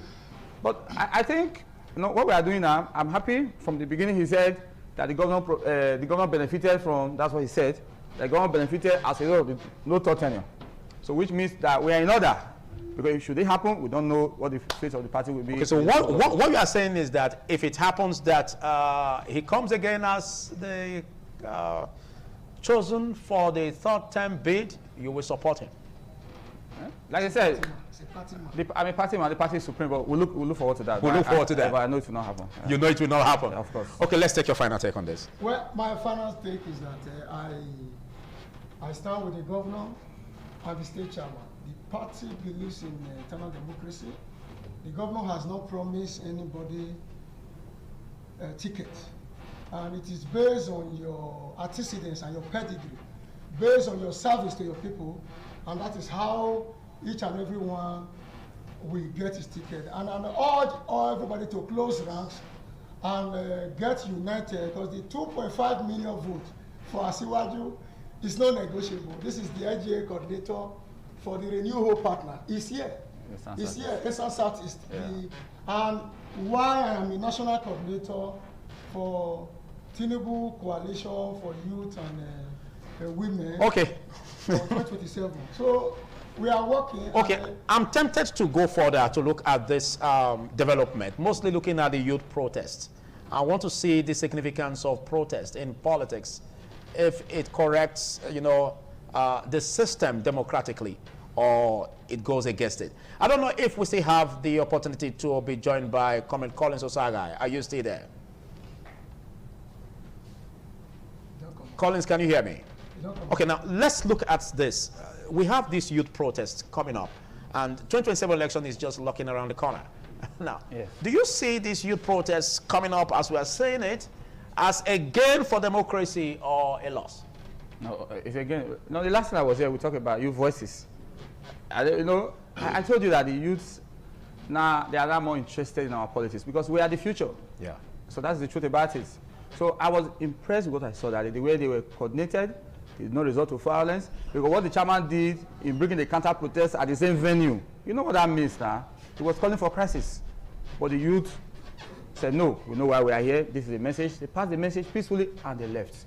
That's to tell you that it is a gain on democracy at the local government level and even at the state in general. Other youths will also copy from them and say that we can actually protest and let government know our views without resorting to violence. Or are these youths of the party? They are all members of the APC. What? They are all members of the APC. All members of the APC. Yes. Okay, now let's see how youths who are not even connected to the party can also be brought to this, because we look at the 2027 election as a big election that should have the numbers where everyone comes around and have a stake on who governs them. Yeah. We've seen voter apathy because to a long extent some Nigerians or most Nigerians seem to not to have faith in the current leadership. Your party, for instance, even at the national level. Now, how do you see this build up, for a situation where we can have this anomaly corrected, and then we have quite a number of youths coming up, to make their voice felt in their elections on those level? I can tell you, I am the coordinator for the New Hope partner. We have an office in Ubiaja. We are reaching out to our youth, and we are letting them know the reason why we must consolidate on President Bola Tinubu mandate. Okay. We have to consolidate because this is the best for the country at this time within the context of our practice. Well, other political parties are involved anyways, because if you look at what is happening, the issues about insecurity, your party seems not to have changed anything. We still have this problem of insecurity. I know I don't have the right panelists to anchor that. But the truth is that insecurity is a global concern. Oh, it's a global concern. As at the time your president, the president of the Federal Republic of Nigeria was contesting, he didn't say this. He came boldly to say that he's going to tackle insecurity. But by the time, but we notice that by the time they get these positions, they say something else. So is that a way to cajole voters and then at the end of the day put them in trash? Security is a complex issue. It's not something you can just, wake up, just wake up and say, let me resolve it. No, it's working. I can see significant changes from where we were and where we are now. I'm not asking you if it's working because I know basically you won't tell me that it's not. I told you that I came here. I'm saying because you made mention of the paradigm shift. Yeah. I'm saying with what is happening, if the youths come up and speak with one voice, it may overwhelm your party in the next election. The youth are with us. The youth are with us. Okay, anchor that. My colleague will. Let me comment this way. It's very, very sad that youth are protesting in Obiaga. All right, thank you. Let me come in. Thank you. I'm afraid you will come in the next episode. Today, big thanks. This is the much we can take on this. Big thanks, Benson Odia. Today, by the grace of God, this government have engaged youth in diverse positions. All right, thank you. Even at the national level, youth are senior special assistant, they are special advisor. Okay, thank you very much, Benson Odia. Big thanks, that's the much we can take. Big thanks, Jonathan Okoso, a businessman, politician, and of course, former councillor of the East and South East. Big thanks for taking our time to be part of this, and we wish you the best in your future endeavors as you look forward to 2027. Well, we now join you, Dominic AMSA of our Abuja Network Center, to take off from where we left off.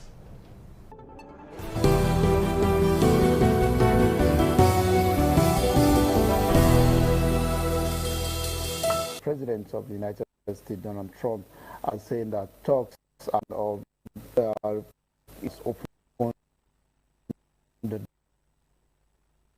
door for negotiation for talk and to see what we end. Also, Iran has said that as fake news. There's no discussion with Iran and the United States, but all that has caused volatility in the market space. Seeing the impact globally and especially here back in Nigeria. So I have someone who is joining me, although who've been having this discussion. This is the second time since the war breakout that we're having. Ishao Aliu, the economics side, will giving us an insight of what Nigeria is going through, especially as it's concerned fuel economy. We all know that Nigeria depends on oil for its economy. Yesterday, fuel price raised to 1,400, depending on where you're buying from. I want to get your thoughts this morning, Shewali, if you can hear me. What's the impacts of this very world 26-day counting? 26-day counting, and it is 26 days of heavy loss to the parties, heavy loss to consumers in the world. But what is obvious in terms of you can understand this easily when you look at the economic concept of production possibility here. Some people call it production possibility bound. It's a curve that illustrates how society can allocate resources either to civilian goods, which represent butter, or to military hardwares, which represent war.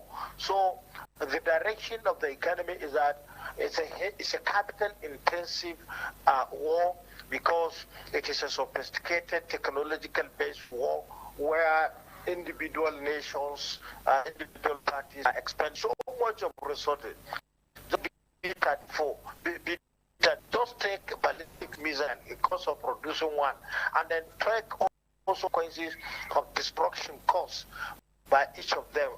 And you come back to trading Hormuz, which allows one of the total world trade in terms of oil supply is affected. Then you take the consequences that's attached to the trade volume.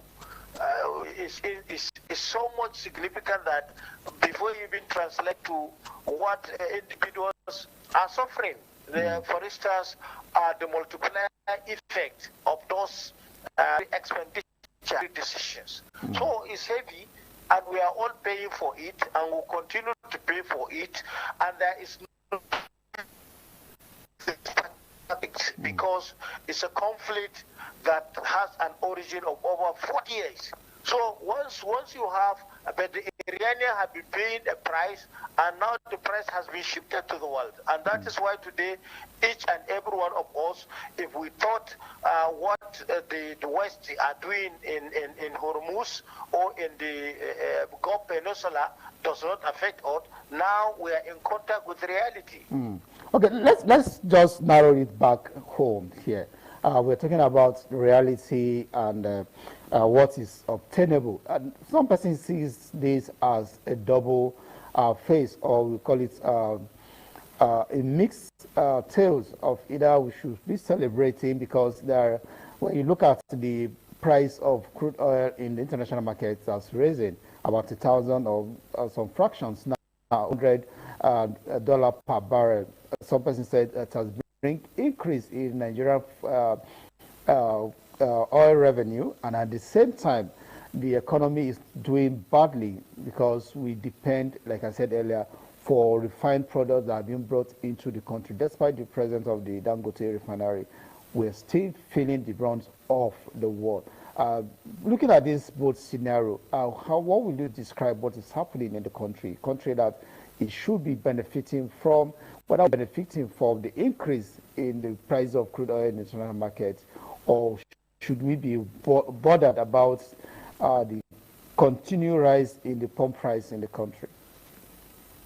We have to be clear that it is not all the oil production that into oil daily. We already engage part of our production in to partnership and engagement. Take a look of $3 billion loan from Nexim, which NNPC engage the nations, mortgaging the ocean, and take other partnership ventures associated with the production. Not that when you are producing 1.6 billion barrels, that you now translate in dollar term that the gains you are making. You have already mortgaged some of your production at sizes and with certain financial obligations. That has to be clear. And then when you now come back to our domestic capacity of production, we are bound to be paying price international crude oil, which obviously affect our the domestic pump prices, which also obviously affect our purchasing powers. So when you come to narrow it to an individual consumer or to an individual household, you realize that all the gains that probably may come as a result of rising crude oil prices in the global market, you now realize that the loss we are making in terms of what we are paying as a multiplier is times 3 of what the nation is gaining, because what we are losing it instantly, but what we are gaining, we are not getting it instantly, and it is not being translated instantly. So it is better for us to have pre-conflict prices, pre-conflict revenue, so we can have our pre-conflict standard of living. Well, Nigerians would like to understand when you say pre-conflict crisis or prices. Can you break it down for us? Let's get started. What I mean is that before 26, that is before 26 days ago, the crude oil price was relatively lower and cheaper, which Nigerians were celebrating in terms of reduction in the pump prices, which also obviously allow most of consumers at that period to have more purchasing than now. Compared to even sharing has, when you take 26 days, the revenue has to take at least 30 days for to meet, and also to look at the gains, and also you have to look at a lot of commitment. Even contract prices of government now is multiplying. Talk less of individual who is going to work, who was paying before the job to workplace, but now he's paying 2,000 naira. So if it times 1,000 naira times 20, that is 26,000 short prior to pre-conflict days. So this is obvious. Conflict, like I told you, resources that ought to have been translated fair is being translated into warfare, from welfare to warfare. One ballistic missile that is destroyed, one F-33 jet that is destroyed, is equal to multiple of state budgets. So these are colossal loss, and it is a war is supposed not to take place in the first instance, because prior to this the pre-conflict time, but the world was recovering from different economic misbehaviors of some states, and now they have increased the tension. The tension alone will not allow investment to take place.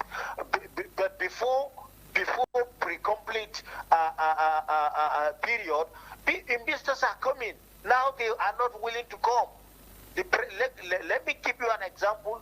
President Tinubu was flying to Turkey, was flying to United Arab Emirates, and until recently that he flies to United Kingdom, all with a lot of potential investment coming, especially to develop different sectors of the economy.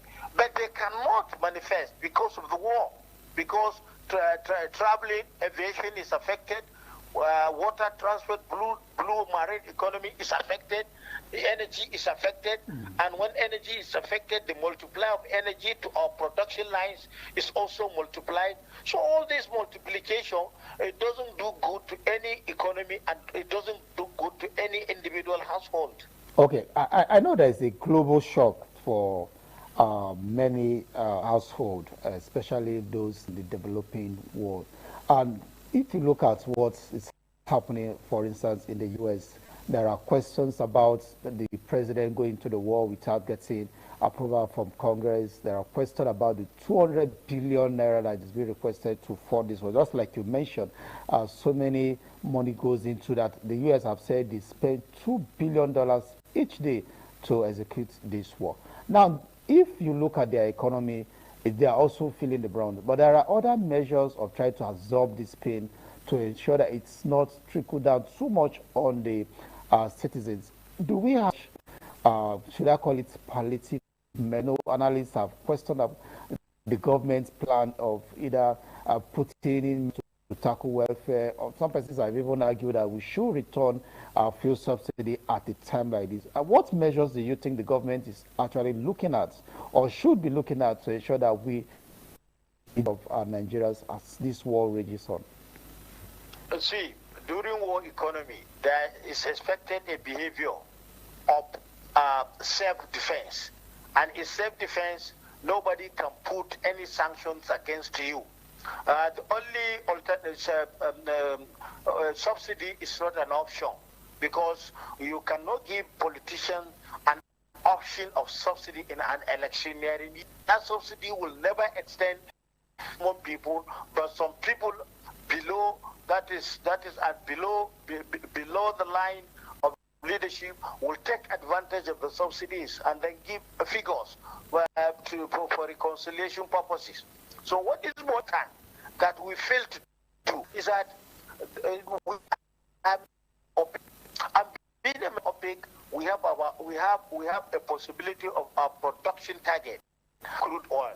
That production target that we are enjoying, we're supposed to increase the capacity. When we increase the capacity, we feed our local refineries. When we feed our local refinery, we maintain with stable pump prices. That alone will assist the economy. And we cannot talk during war is going on, and all nations are taking drastic decisions to protect their economies, and we now choose to be left at the mercy of NNPCL, who is willing to sell at higher prices, and at the end, the higher prices cannot translate to revenues to the federal government. We have seen that in the 90s, when over $4 billion was said to have been realized, and at the end, it was spent not in line with any budgetary provisions, and at the end, it becomes a subject of discussion in our academic lines. So, the most unfortunate thing is that we have an advantage of having a refined capacity, and what we expect NNPCL to do is to make a pronouncement that from the beginning of the war till the complete subside, the NNPCL will be supplying crude oil to the domestic market to have a cushion effect to the general price, to the stability of price. How many of these refineries are truly working apart from the Dangote refinery? I know we've talked about modular refineries in some states, but how many of these are working? Do you think we really have the capacity to absorb this?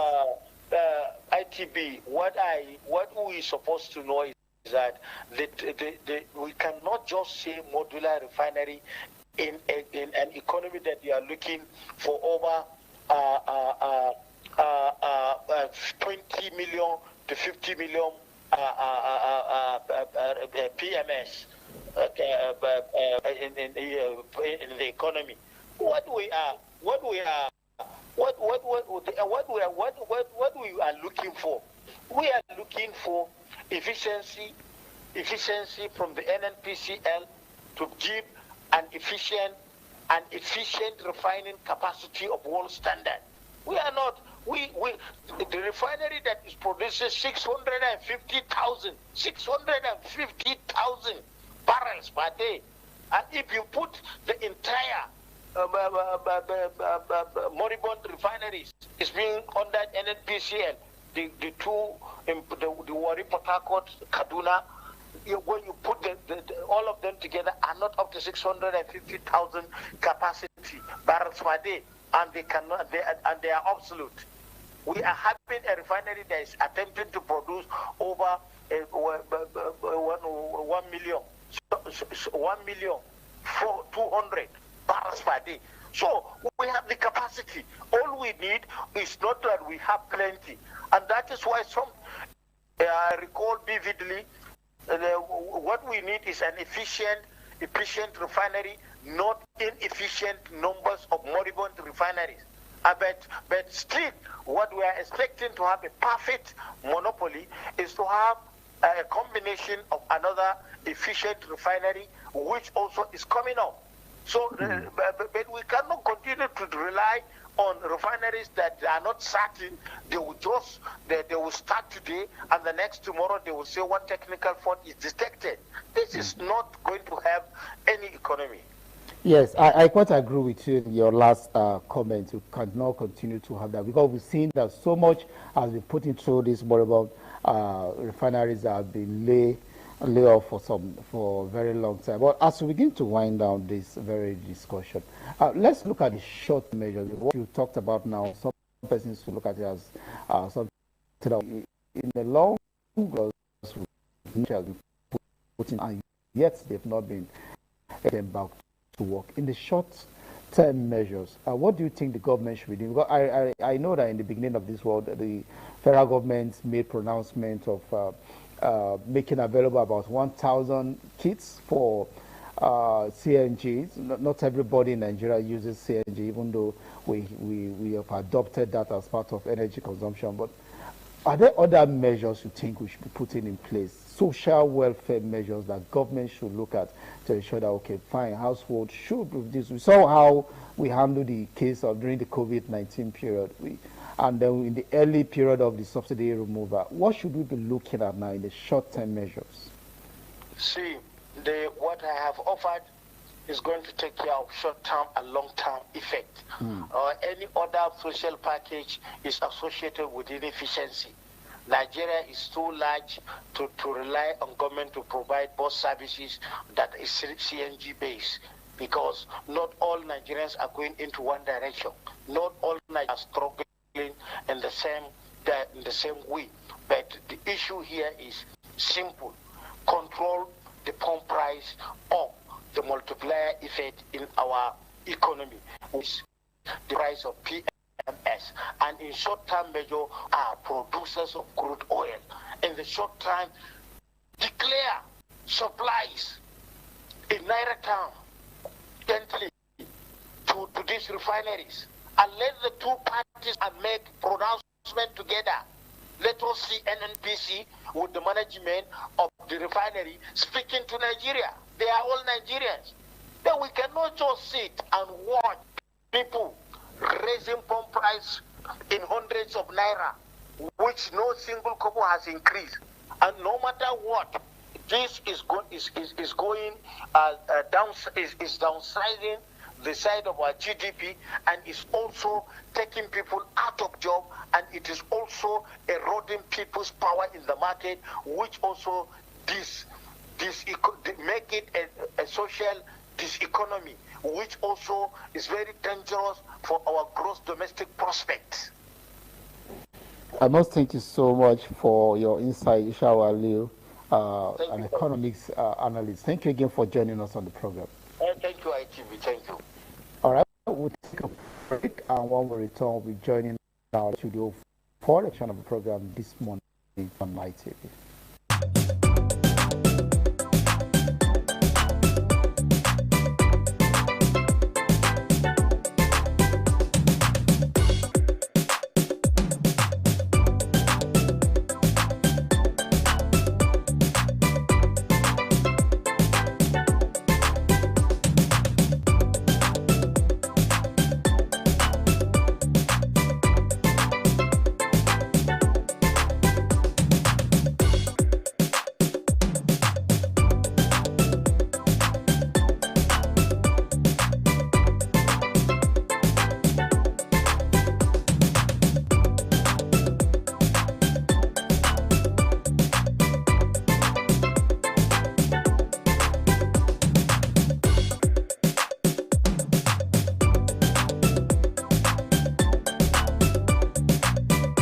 Thank you for staying with us this morning on ITV, and with the current situation about petrol price and of course the conflict in Iran and of course United States and Israel bombarding it, and all that has to do with the disruption of crude and of course how it affects Nigeria is the crux of what we are looking at this time, because we look at the challenges where the fuel price is increasing.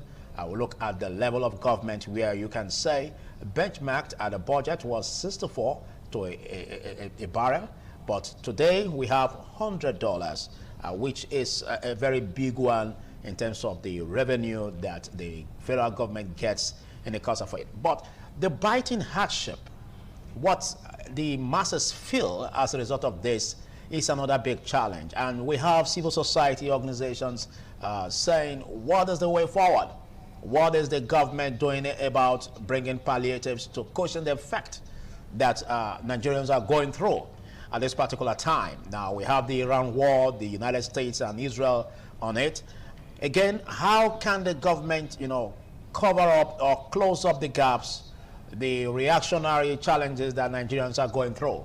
And a big one that was suggested, was that if the federal government cannot get palliatives for Nigerians, don't laugh about it, let's have the fuel subsidy back. Is that what we should be looking at the way forward?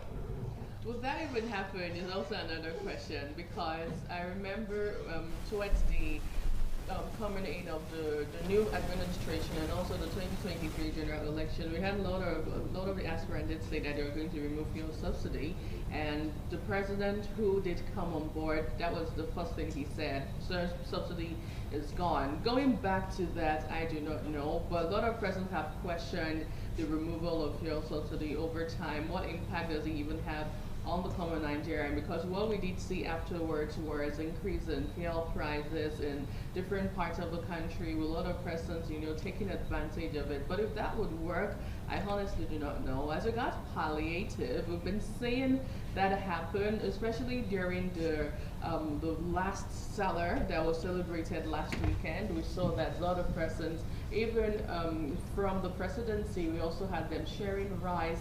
And the question regarding the rice palliative came on board again. But with what is going on now, it's really biting deep on a lot of Nigerians. As we speak, a liter of fuel is being sold for 1,400 naira to 1,350 naira, depending on the location that you are. And there are actually fears of if it's going to even skyrocket to up until 2,000 naira per liter. And a lot of Nigerians, I don't think we're ready for that. Yesterday, Dangote refinery, a boss and the president of Aliko Dangote, he went to pay a visit to President Bola Tinubu, and they had a lot of conversation, a robust conversation. One thing he did state, as regards one of the cushioning effects to what is going on now on how to reduce the hardship for Nigerians is perhaps maybe we go back to having to work from home for some persons, or the government of the day. We also get to see one happening currently in Oyo State. The Oyo State governor saying he's going to give 10,000 naira to workers in the state, also another way to cushion the effect. But I remember previously in Lagos State, they had that policy on where you work 3 times in a week, and the remaining days you stay at home. So perhaps we're going back to that. Perhaps we're going back there. But I don't know if it's a good state for Nigeria. Well, looking at what you just said and all the efforts of government in that direction, well, we will say that basically the Nigerian government will not even go close to even listening to those who will suggest that there should be fuel subsidy just because of this challenge. Because what we see as this challenge could be just very, very temporary. Now, when it was 7 days, we were all hoping that, well, no, I said what could be. Could be, yes. Now we have the 24th day. Yeah. And so all of this seems to be building up, and we seem to be looking at it like what we thought is going to be very, very small is turning out to be massive. And looking at the losses, every day that the masses go through is another big challenge. Now, the aspect where we talk about palliatives, how can the federal government do palliatives for the masses? Because you made mention of the rice palliative, for instance. How does it work? And how do you get the numbers? How do you, trickle this down to the numbers? We have huge population in Nigeria, and a lot of us are having this bite of the hardship. And all of this, escalates into the prices of commodities in the marketplace. It affects everything we do. It affects everything virtually. And so it's important that the federal government, find a way to tackle it. But the federal government wouldn't be looking at the direction of fuel subsidy. Because if you look at what the federal government is getting, for instance, in terms of the huge revenue that is getting as a result of this difference, that's like smiling to the bank. Of course, because prior to this moment, there are conversation of a lot of persons benefiting from the subsidy that was on the ground, a lot of government officials benefiting and a bit of siphoning money, sort of. But then for an average Nigerian, they really did not care, because when you go to purchase gas, purchase fuel, you get it for a subsidized rate, so perhaps you do not really know what was going on as at that point. Yep. So that was one of the major reasons that the president took it upon himself to ensure that the removal of fuel subsidy really is gone. Not to be a spokesperson for him, really, right? Yes. But we have a ministry in Nigeria called the Humanitarian Ministry, if I'm to put it that way. What is the Minister of Humanitarian Affairs doing at this point to ensure that Nigerians are smiling home, to ensure that what really is going on with all of the hardship and the... Are you talking about the Ministry of Humanitarian Affairs? Yes. That aside, what are the governors doing? because it has to trickle down. Because with the removal of fuel subsidy, it affected subnational government positively in terms of the revenues that they were later getting. So if we bring it, the blueprint, we bring the difference you get, in your state. What are you doing about that difference? What lives are you affecting? The people of your state being affected positively by it or not? Because humongous amounts are given, to state governments in that regard. So we want to see it trickle down. We want to see it in terms of development. We want to see road infrastructures, yielding grounds for that opportunity to rise. We want to see a whole lot of, entrepreneurial skills, being acquired by the young people. Now, a lot of youths are not really ready to sit down and, earn little. All they just after is to earn big. And so there are skills, there are trainings that they can also undergo to do that. And at the end of the day, how do you empower them? What grants do you give? All of this should affect the entire states. Well, when you talk about empowerment, you might want to be careful because there are different kinds of empowerment. There are those who give you sewing machine. I get that. That is even manageable. Or tires of a motorcycle. There are those who just share bikes, right? So we've seen different types of empowerment. But just as you did say, I remember in a particular plenary session between the Senate President and a member representing us right here in Edo State, Senator Adams Oshomole, the Senate President was talking about how currently governors are enjoying, how during their time they were not even getting all of the monies because he was one time a governor of Akwa Ibom State, and during his time he really did not see all of the monies that the current state governors are enjoying in trillions of naira. And over time we hear the president say, hold your governor accountable, because right now they are getting a lot of back allocation to them due to the removal of fuel subsidy. But do we see the dividend of all of these monies on the life of an average Nigerian? That's the big question that you and I can answer at the end of the day. Yes, we just hope it trickles down, because we have the big election coming up, 2027.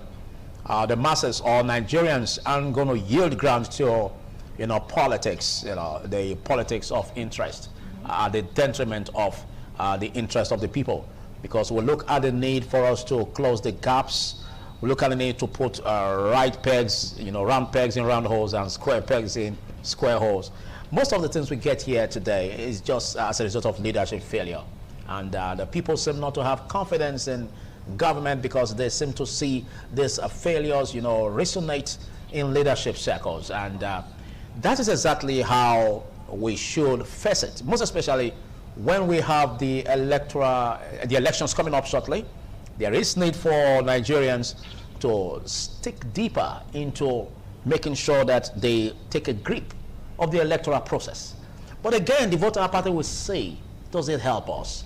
Because we see situations where, because you see leadership failures, leadership crisis, and at the end, there seems to be a personal aggrandizement. Everyone does his own thing at the detriment of the other. The common patrimony that belongs to the people being shared and given to allies, like what we saw on the pages of the newspaper, giving an ally a project of over ₦1 trillion to manage. Now, all of this goes down to show the decadence that we're having in the country.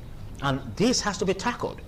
If you must contest, if you must come as a public officer, then you should be able to show records of what you want to do. We had issues where, we heard about issues about where people say that when they become governors, when they become the president, I don't want to take, statements of a particular president. When you become the president, you're going to do this, you're going to do that. But now you're the president. Well, I'm sure Nigerians know who you're. So this actually the leadership failures we're having. I didn't mention any name. This actually are the leadership failures we're having. Yeah. It's not just for you to say or to speak about it. It's for you to act it. We want to see you dot the I's and cross the T's and make sure that all of these dividends of good governance, not democracy, because we don't know if we're practicing it correctly. We want to see all of these dividends of good governance trickle down to the people. Now we see the education sector in decadence. We see all that has to do with, agricultural sector, raising a agrarian society. We don't see much from the government doing all of this. We just see lip services. I feel this is a critical year in in Nigeria as we get to move towards the electioneering year. In fact, from August, we're going to begin to see campaign. Already we're seeing different political parties, the PDP. Campaigns are here already. And the APC. Well, not mosquito officially. campaigns. Right. So we're seeing them already having the conventions coming up. So it is very, very important that we have conversations like this, Nigerians. But one of the worries of some stakeholders is regarding weaponizing poverty. Exactly. The weaponization of poverty is something that has come to the front burner, a situation where the stomach infrastructure tends to rule on the minds of a lot of Nigerians, and that tends to shape who they get to give their vote for and vote to come election day. Voter apathy, selling of vote buying, even though we have rules guiding how these things are done, but is it really, really operational is the big question. As regards having, some of the political appointees or political persons who want to come out on that day to be voted for to show what they've done. I mean, this is Nigeria. It's really sad. They're also talking about electricity, we're talking about road, with just the rainfall that we did experience a couple of days ago. We know how the roads are in some parts of the country. So over time, we go through all of this circle, and we're still where we are. I feel like what Nigerians want at this point is that desired change. Yeah. True change that would affect the life of an average Nigerian, not the one that would just affect the political interest of the politicians. So away from the aspect of subsidy removal, we're trying to find a lasting solution to our perennial difficulties and problems in Nigeria.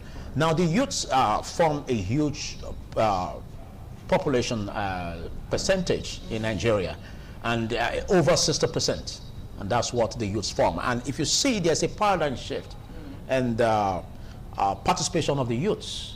Now, it started with this crazy thing in the social media, how they came up and took it like a bomb.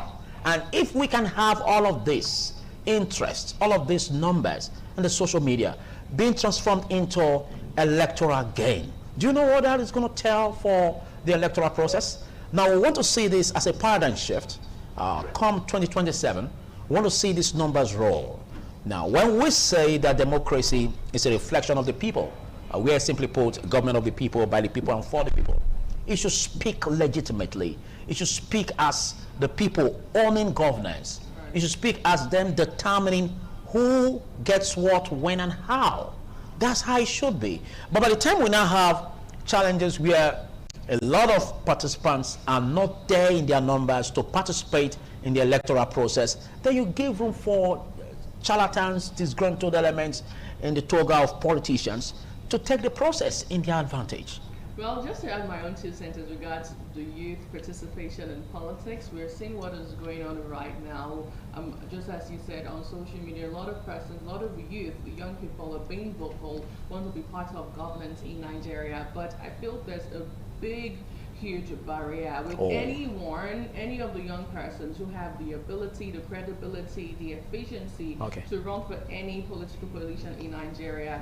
First off, are you even part of any political party? That I think we should even start from there. But let's also talk about how expensive getting into politics is in Nigeria, how to purchase, how much is the purchase, the purchase of the nomination form in Nigeria is over 100 million in some political parties. So that is one of the major conversation that should also be heard. But as regards being vocal online, having to have your own voice being heard online, just as you said, we should move it over to the electioneering ground and ensure that you also come out and participate fully. Thank you so much, Anoluwapo Stevens, for being part of this. And I know basically you're coming like a bomb after the news to bring the TMI socials. What do you call yourself again on that? Social media butterfly. All right. So we'll take a short break. And after that, we'll gather news, and then the social media butterfly. We'll check you around on TMI socials to stay.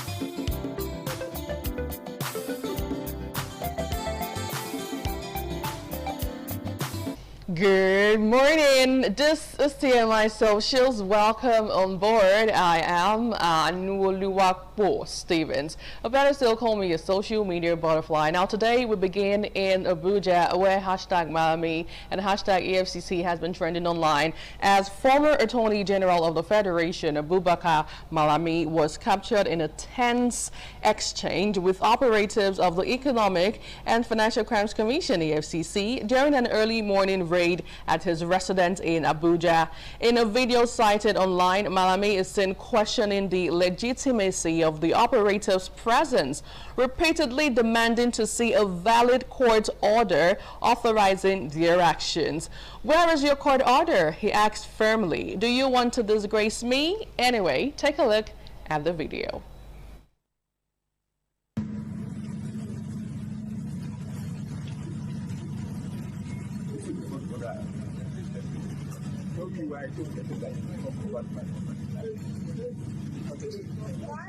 Why are you allowed by the court order after the grant of this order to come over and take back?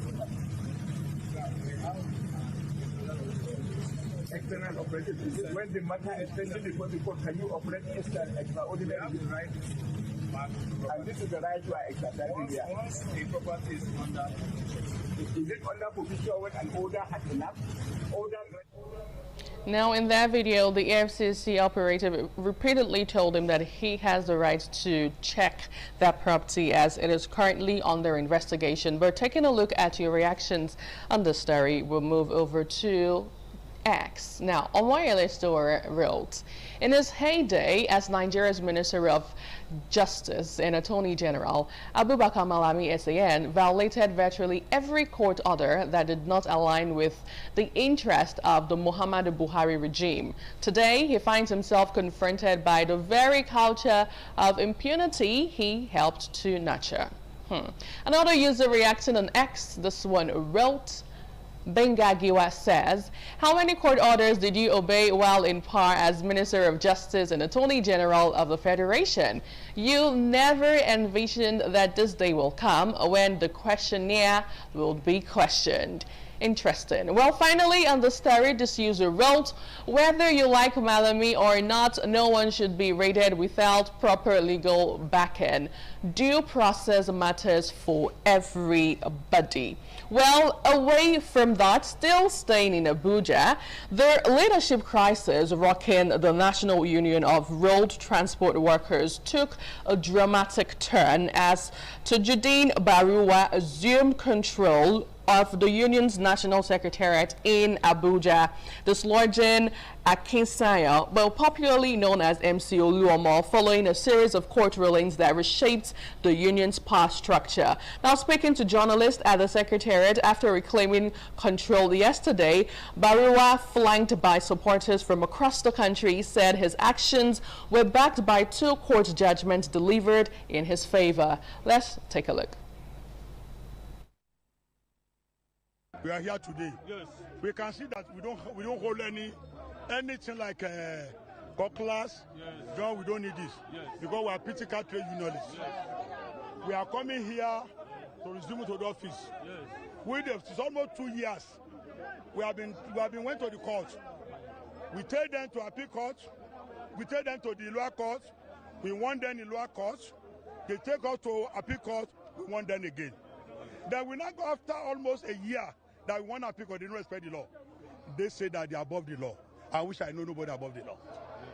Then we now went back again to the another court again to interpretation of this judgment for us. That's because we got judgment. People are adamant to vacate the office, and we don't want to. No one is truly above the law.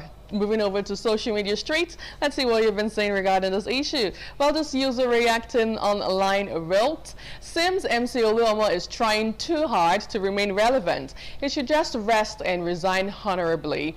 Baruwa is everyone's choice of leader at the national level and Shego at the state level. Still reacting to this user wrote, my own opinion is that we have a minister for road and works. Each state has commissioner for transport transport. But what is NURTW money meant for? If the people are paying taxes, what is Agberos that is extorting poor commercial drivers? Now, still staying on the story, another user wrote, let's hear from MC2. I believe he is waiting for police to do proper investigation on this matter. Away from that, in a rather heartbreaking 25-second video from Auchi, Edo State, it shows children in tattered clothes queuing in the rain for food aid. Now, despite billions from the Niger Delta oil wealth, many communities still struggle with poverty, underdevelopment, and environmental damage. Anyway, take a look.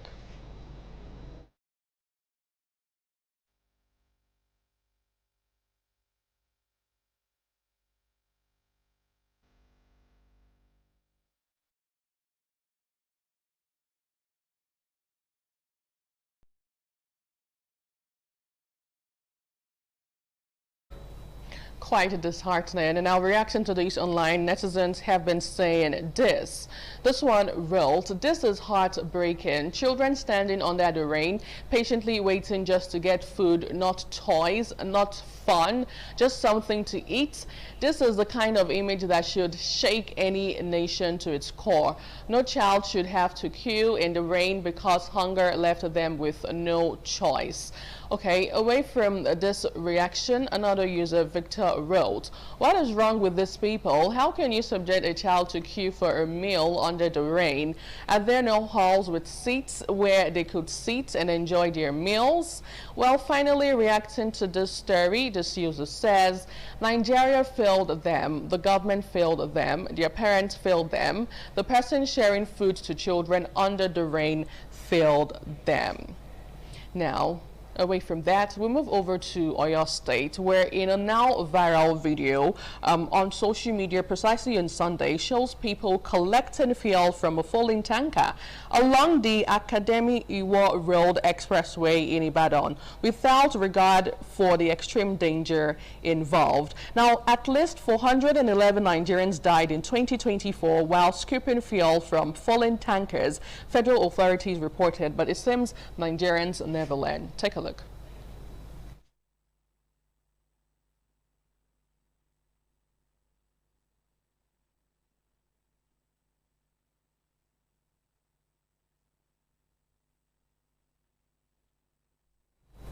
Well, let's have three reactions to this story. Maybe we'll start off with this one who wrote online. These ones obviously have spare lives at home because what is this? Another user reacting to this one, Opeyemi, says, nobody should blame Tinubu if there is any explosion. Now, reacting to the story still on Facebook, this user says, so after all the fire incidents that have happened in the past, people still do these things. Poverty of the mind. Well, on that note, we wrap up TMI Socials this morning. Thank you so much for being a part of the show. I am Anwoluwapo Stevens. And from all of us on This Morning on ITV, we'll see you again tomorrow. Please stay safe.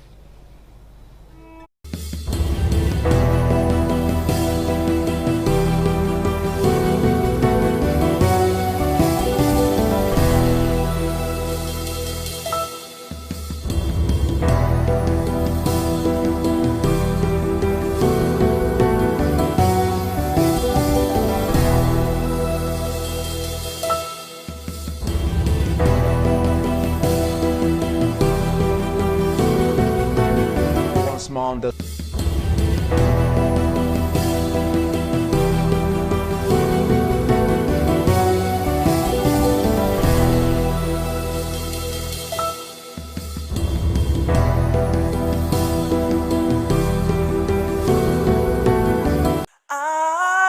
ITV, certainly the best.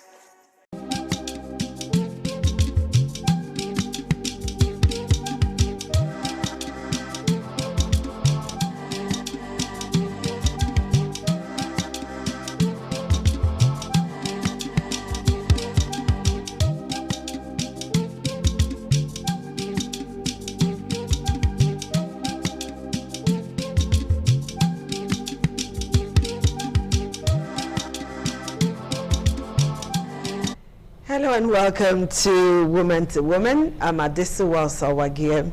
Financial empowerment for women is a big deal, and multiple stream of income is like a key to that success that you've been looking for. And when women have control over their finances, they can make choices, make huge investment, live better life, and then be happy. And then the big question then is this: what is stopping you as a woman from being empowered?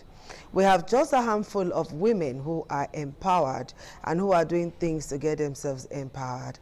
There's another set who have done so much, yet they seem not to be able to break even from one business to another, to another, to another. Yet it's like they're not doing anything because there's no result and they're not making success. So what could be the problem? We have an expert in the house. She is an entrepreneur, Emike Inaboya. She's joining us from Benin City. Hello, Emike. Good afternoon, and thank you for joining us on the program Woman to Woman. Yeah, good to see you again. Good afternoon. Yeah, good to see you too. You look so good, Emike. Thank you, thank you. All right, Emike, you are an entrepreneur. I see what you do on Facebook and other social media. I see what you do, and I'm super proud of you.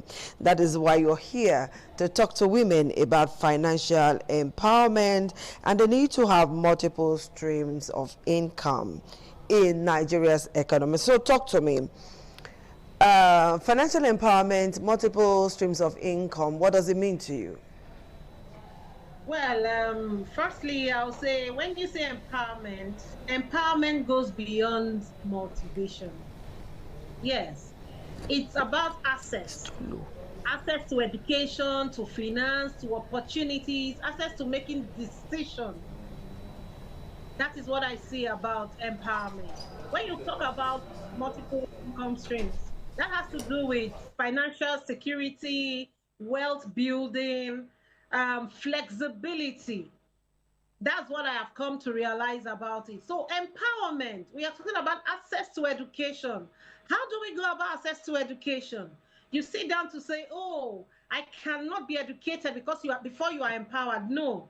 The way who went to school, we go about it is different from somebody who is starting from the scratch, somebody that doesn't know it. For example, if I'm told to take measurement for a tailor, for tailoring example, I will be faster to get it than somebody that doesn't know anything about calculation. Yes. But right now, when we're talking about empowerment, our women, you can get empowered. Don't wait for anyone. You can, from the little money put together, you can empower yourself. How can you do that?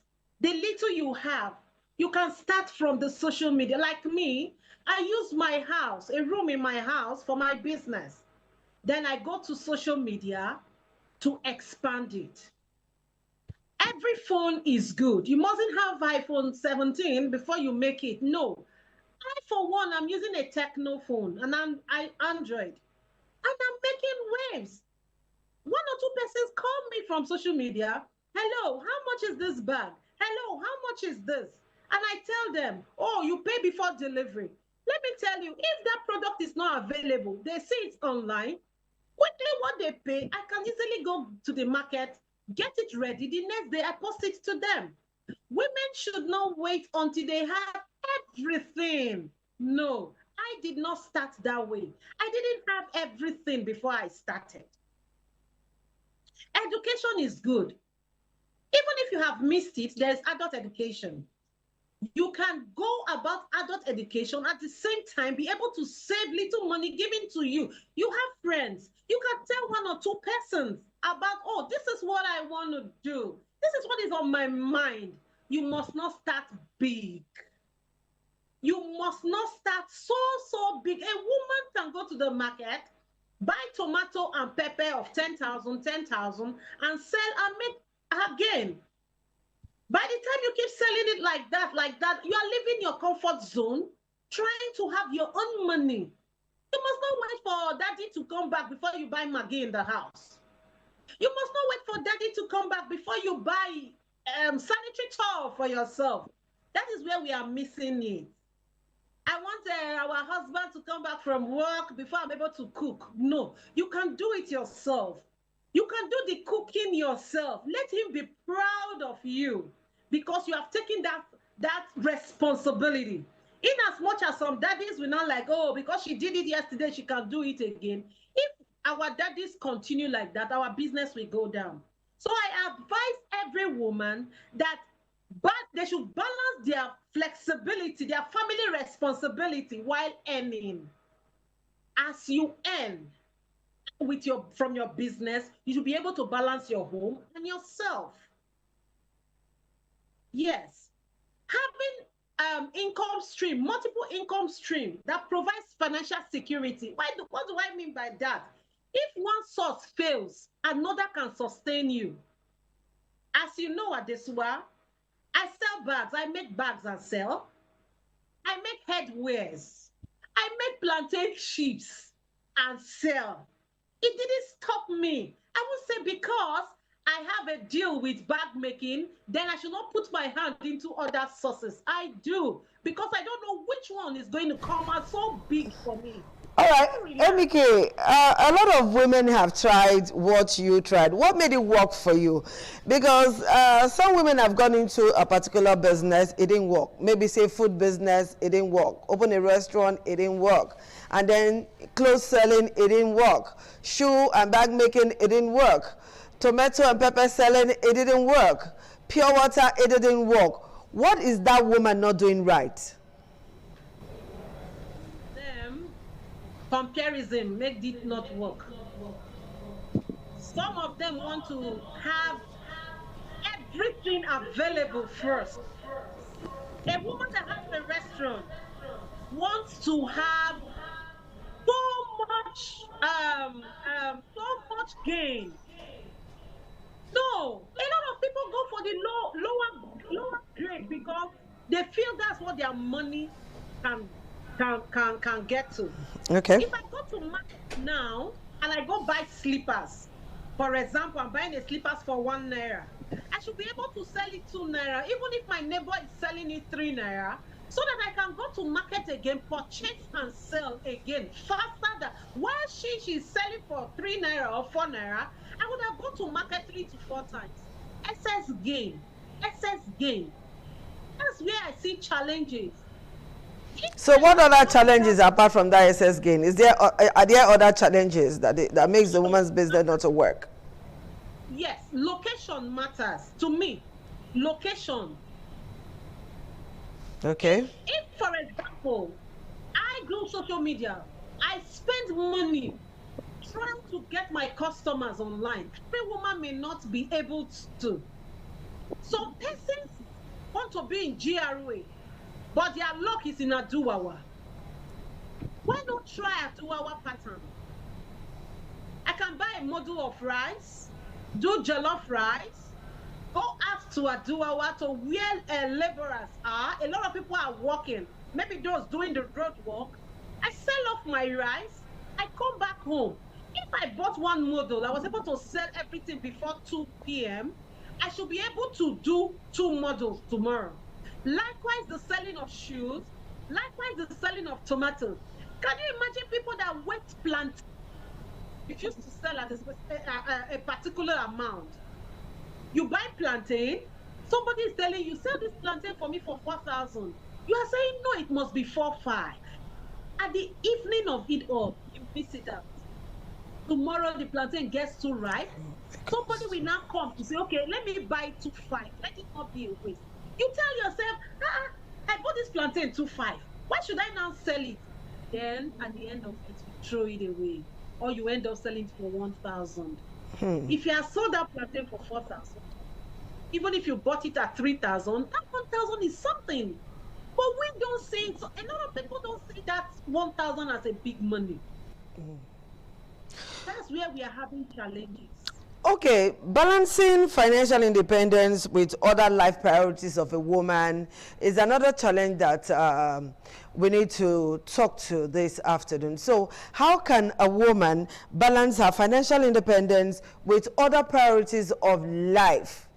You know, like women, somebody said women love everything. And so keeping money for your business is usually difficult. So how can a woman manage all of this and then still hold on tenaciously to her independence as a financial person?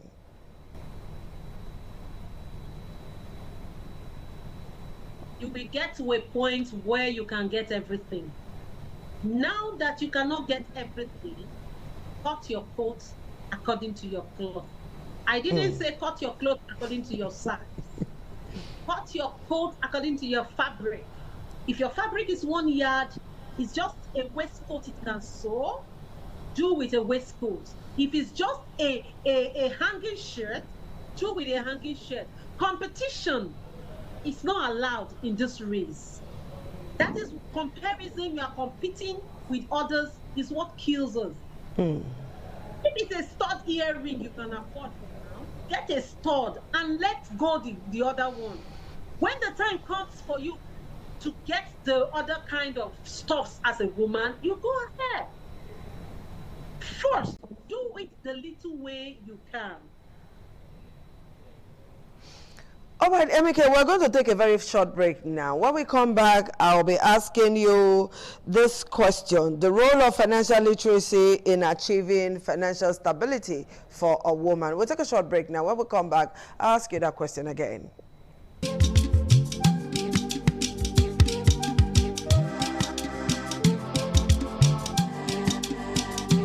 All right, thank you for staying tuned to the program Woman to Woman on ITV. And I've been talking with Emike Inaboya, who is an entrepreneur.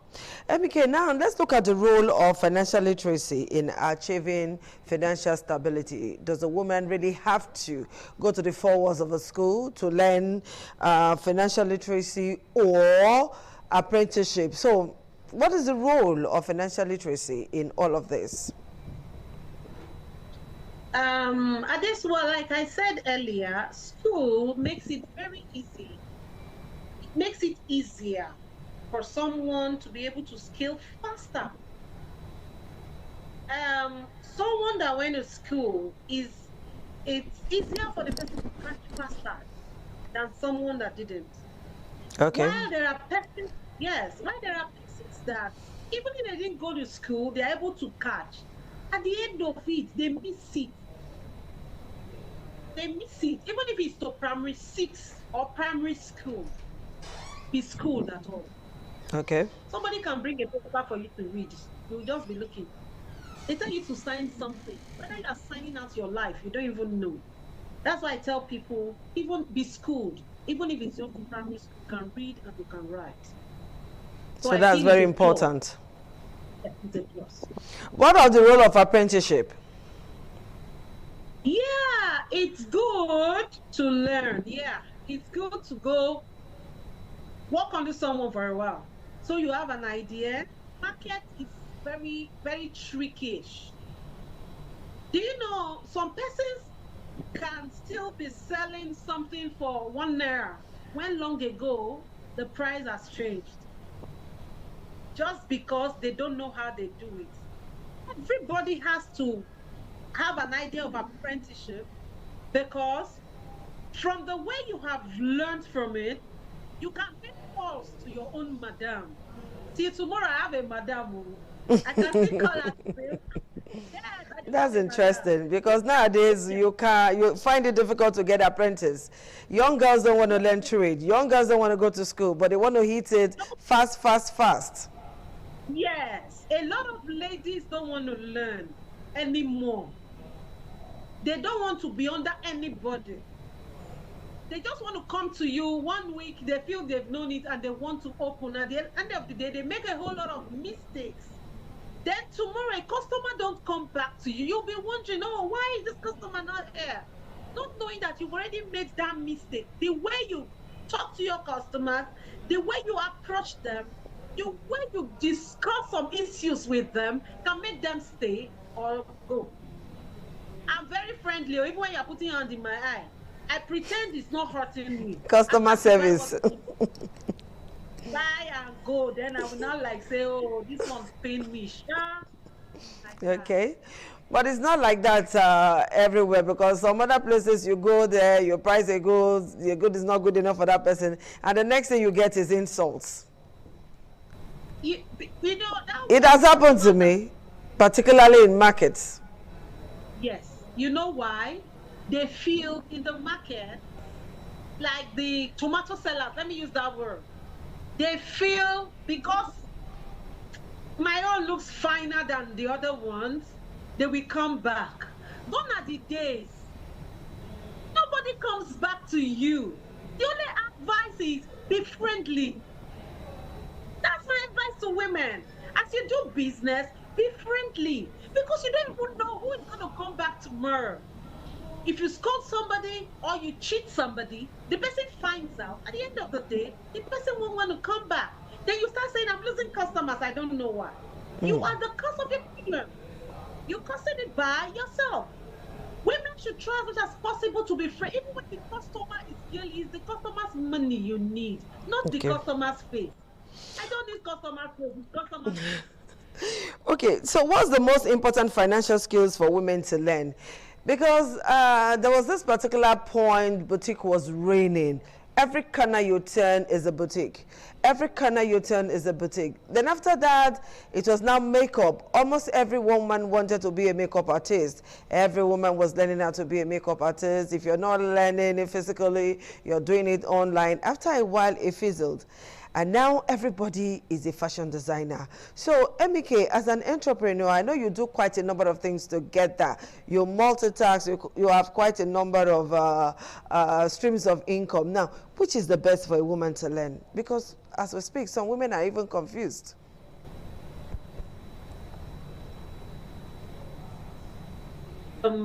What she has at hand is what she needs to feed on. I will prefer that lady the woman to go for dailies. What brings daily income? Okay. Yes. So what is that thing that brings daily income? Food business is good. Okay. Yeah. And what if I don't want to do food business? If a woman doesn't want to do food business, what next? What next? Buying and selling. You could decide, okay, let me pick up things from the market, like Mission Road, you can pick one or two from there. Like the toiletries, they are important to homes. You can just decide to take them to the office and like, oh, instead of going to the market, can you be buying from me? Soaps. Those are the toiletries I'm talking about. Tissue, the soap, the small towels. You can just be doing that and making little bit. If at the end of the day your money is not so big and you feel you can go to market, you have a friend you pick from and do a refund when you get your little gain, you gather your money like that. You must not start big, like I said. Okay, let's look at the role of pride in all of this, because you know, as women we are very prideful. We get time for body plenty. Some persons may actually be good in a particular business, but because of pride, how will people see me that I'm doing this kind of business? You know that mentality. They should put pride outside. Nigeria is smiling. Nigeria is not smiling. Pride should go and die somewhere first. If I need to do market, what kind of marketing now for me to have food on my table or money in my pocket, I will do it. As far as it's genuine. Okay. I will do it. Pride goes before a fall. You'll just be proud for nothing. Your shoulder go high. If they reach, nothing to eat. So why the pride? Okay. Nobody gives money anymore. Nobody gives money. Notice this. Because of that, I don't beg anybody for money. I work. I told you now that I try. Sometimes I write on my WhatsApp. Chips will be available so time. If you need, please. Some places we write. Even if it's one person, I'll try and go and give to the person. Okay. Okay, I would have put myself, I want one person, because of one person. Can we do it? I'll go and give to the person. Willingly. Because I'm growing the business. Okay. But most people, they should let pride die. If I need to sell soap soda to have money in my hand, I'll do it. Okay. But that's you. So how do we now, how do you talk to that woman out there who is still finding it difficult to swallow her pride, who is finding it difficult to start small, who is passionate about business, but all of this confusion, she carry on for shoulders and bag? What do you say to that person? Firstly, let the pride die. Until the pride dies, she cannot forge ahead. Yeah. So he won't be able to kill the pride and start from somewhere. You cannot have 1 million. I cannot walk up to somebody to tell the person, please, I need 1 million to start business. Oh, the person will look at me, do you even know how much I have in my own business? You can start small. You can have 20,000 naira and go somewhere and buy few things and go and distribute. You can have 50,000. Don't wait. A lot of women have money in their accounts. They are still waiting for that money to be big. To be very big. You are waiting, the interest, you are losing. The time is Finding time to be with us on the show today. You have really educated us a lot. Thank you. And I know we're going to do this sometime very soon, at least to put the woman on her toes, to keep breaking the glass ceiling and swallowing her pride, go all out and achieve what she want to achieve. Thank you, Emike. I appreciate you. Thank you very much. You're welcome. All right, woman, financial empowerment for you in Nigeria, I know can be driven by a lot of factors, maybe digital services, skills training, networking opportunity, and all of that. But know this today, like Emike said, swallow your pride, go all out there, go and achieve what you need to achieve, all right? Break the glass ceiling. If you're financially independent, it's a good thing. And then when you have multiple streams of income, girlfriend, you have arrived. And daily money, like Emike said, is very, very sweet. We'll see you again next week. Bye-bye.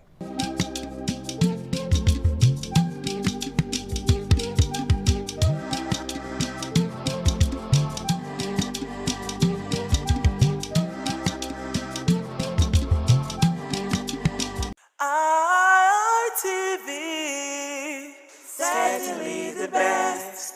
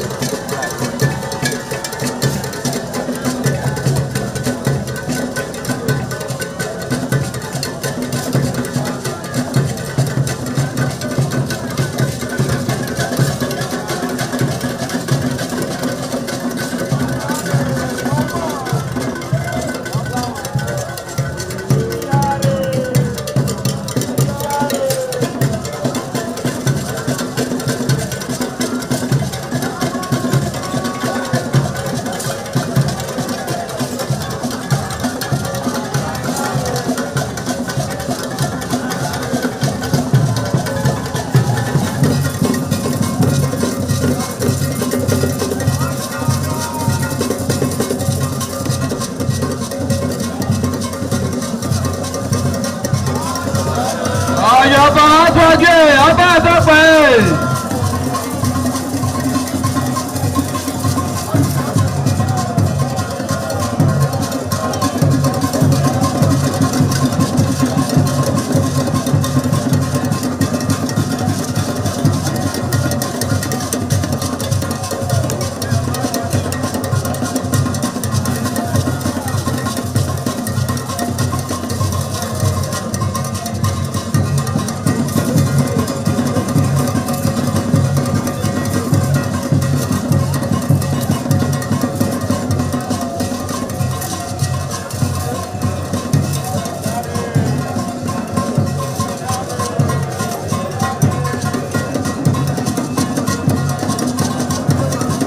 Oṣòdì aṣáájú ọba àtọ́pẹ́.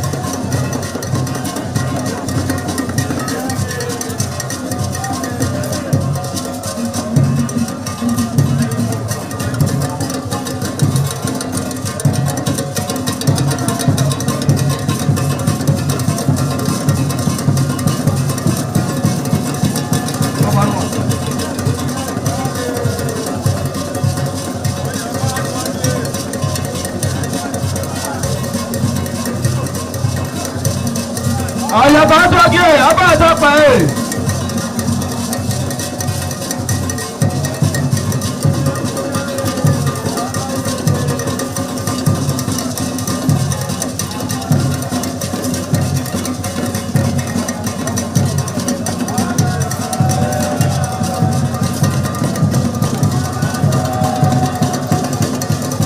Ọ̀dàyẹ àtọ́jú ọba àtọ́pẹ́.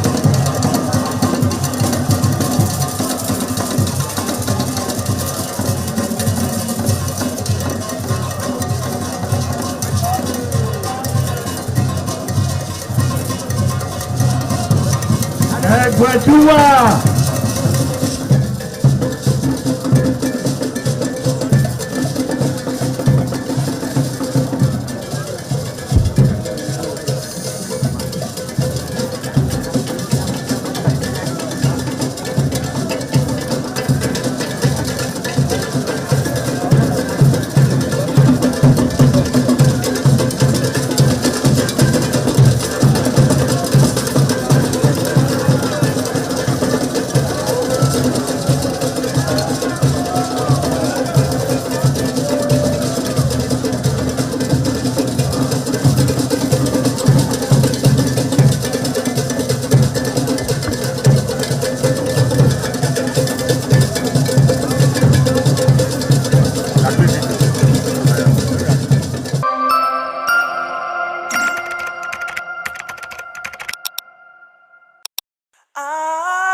ITV, certainly the best.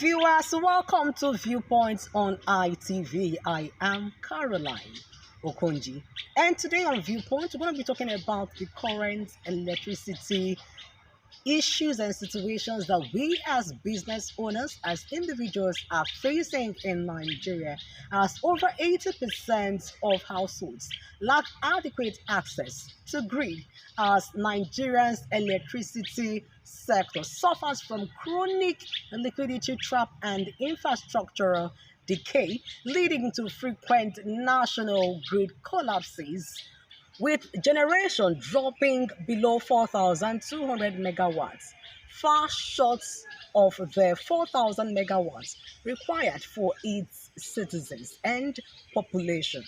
It is a Viewpoint on ITV, and we're going to be looking at some of the key issues affecting our electricity sector in Nigeria. I am Caroline Okonji. In terms of security of it, we need light. And based on that, in some areas, it makes it difficult for us when we are on patrol at night And we are even begging the state government to try and do something, at least by supplying street lights in some area that are dark in the night. In most cases in our community, there are places that is very dangerous, that without lights we cannot do anything of such. For so doing, we want, as a matter of urgency, the Edo State government to try and do the needful so that the security will be okay for us, so that we can be able to work effectively. The issue of NEPA issue that you came from is very rapid to us in the sense that the NEPA look as if we are not a citizen of Nigeria, because since a month there's no light in us. We have been passing through. Which NEPA, anytime they came, a minute or 30 minutes to, they will come and bring the light to us. That is, we are not expecting them to come and collect their bill. Indirectly, we are expecting bill from them to come and collect it. Within that hour or 2 hours, you will see a number of people with a LiDAR. They will come. They will come. And after their collection, there's nothing like light again. They will block us up. I think before we have this light, they mandated us to buy a meter, which we bought individual. We pay through the NDC, we have our transformer, you're not through NEPA. Before we got out this light, they mandated us to write an application of submitting it to the NEPA as a will to them. And we work for it. We should not claim ownership. And we fought for the transformer. And after that, again, they came that there is no oil in it. We pay up to 1 point something again. Before, after all that, they came up again, said it was meter issue again, that every community, every houses have to have a meter, which we did. We have to, I have my own receipt. I have my paper meter in my residential house here. So after all that again, they came up with a past bill. We, before we make that transformer, got that transformer, we've been black out for 10 years here. They came with a bill to us again that we need to pay a standing bill. We went to Tessame, their office there.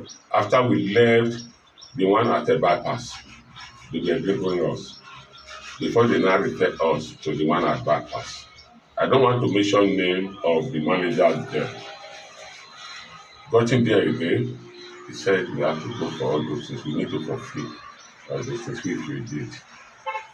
After that, they now on the light for us. As they on the light, not up to a month, we were seeing black out again. So at the end of it, we went again. They said it was according to them, that the electric wiring merge. That was because that they now cut us off again from EOY again, which we not pay.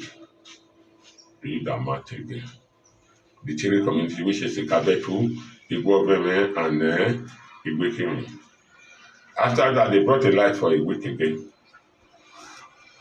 After a week, they cut us off again. They said, EOY is owing. We now went to the office again and told them that if EOY is owing, does that mean it affects our community? We are blackout. So I told you this. So before we sort all those things out, we have already made up our mind. We can do away with our NEPA. When our father was living with a lamp and all these things, we were enjoying it. We cannot be paying for what we are not using. We cannot be paying for what we are not using. So if they feel they want to cut us off from this NEPA issue, they should cut everybody off totally, so that we will know that we are not with NEPA. Not that After 3 weeks, they will now bring a light under 2 hours or 3 hours. They will come and collect their money. It's unfair to the masses. The electricity issues and challenges that BEDC in the state is devastating, in the sense that as a minister I suffer a lot in terms of electricity. As an individual, not only me, the entire people of Edo State, and not only in Edo State, Nigeria as a whole, we are really facing electricity challenge in the country, in the sense that we are not getting constant light. Even though the tariff of electricity is high, people don't even get the light. I don't know how the government will enhance constant light for the Nigerian people, especially in Edo State here. We are seeing the government are not taking a proactive step towards this direction. But if the government will be able to ensure that people are paying for electricity and they are not getting electricity, government should take a drastic step in this direction by making sure if people have constant light, people will want to pay for it. But a situation where you don't see light, at the end of the month you see BEDC personnel coming to people's house to come to cut lights, is really a problem. My major concern is that let them provide us electricity and people will pay for it. But a situation whereby we don't have constant light, out of 24 hours, people cannot boast of 3 hours light in a day. It's a problem that we are really facing. People who are doing business cannot do business effectively. People who are doing business, they want to make sure their food stuff does not get spoiled. Nobody can preserve their food again. Even though they cook, you cannot preserve it.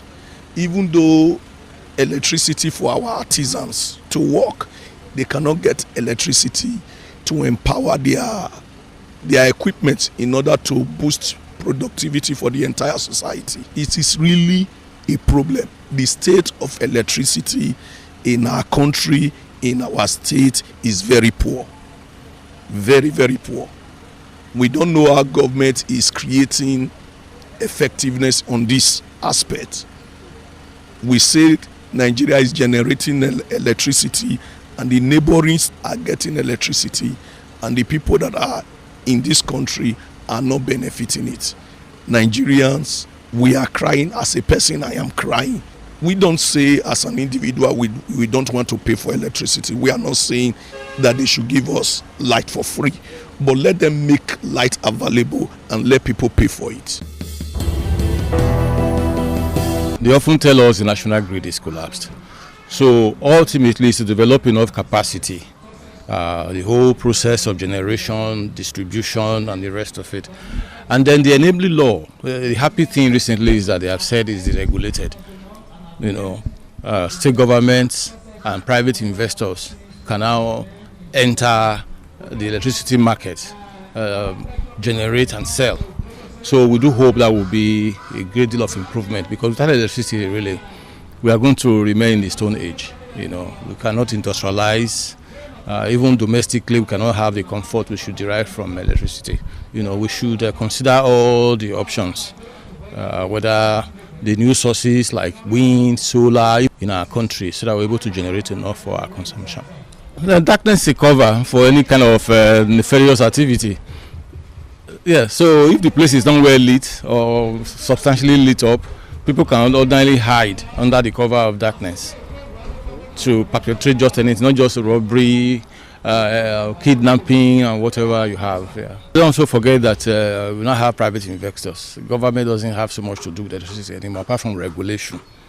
So they also have to maximize their profit. So it may have been a mistake in the first instance, divesting from electricity at the level of government.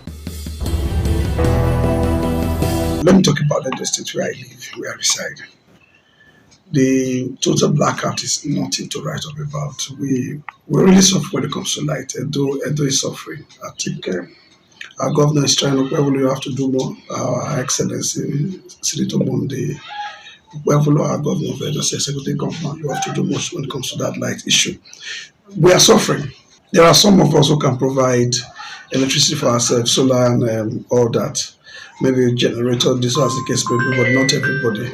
And so at this junction, I think it is expedient that our governor looks straight into this issue and solve this problem. What would I call it? I don't know the right English to use.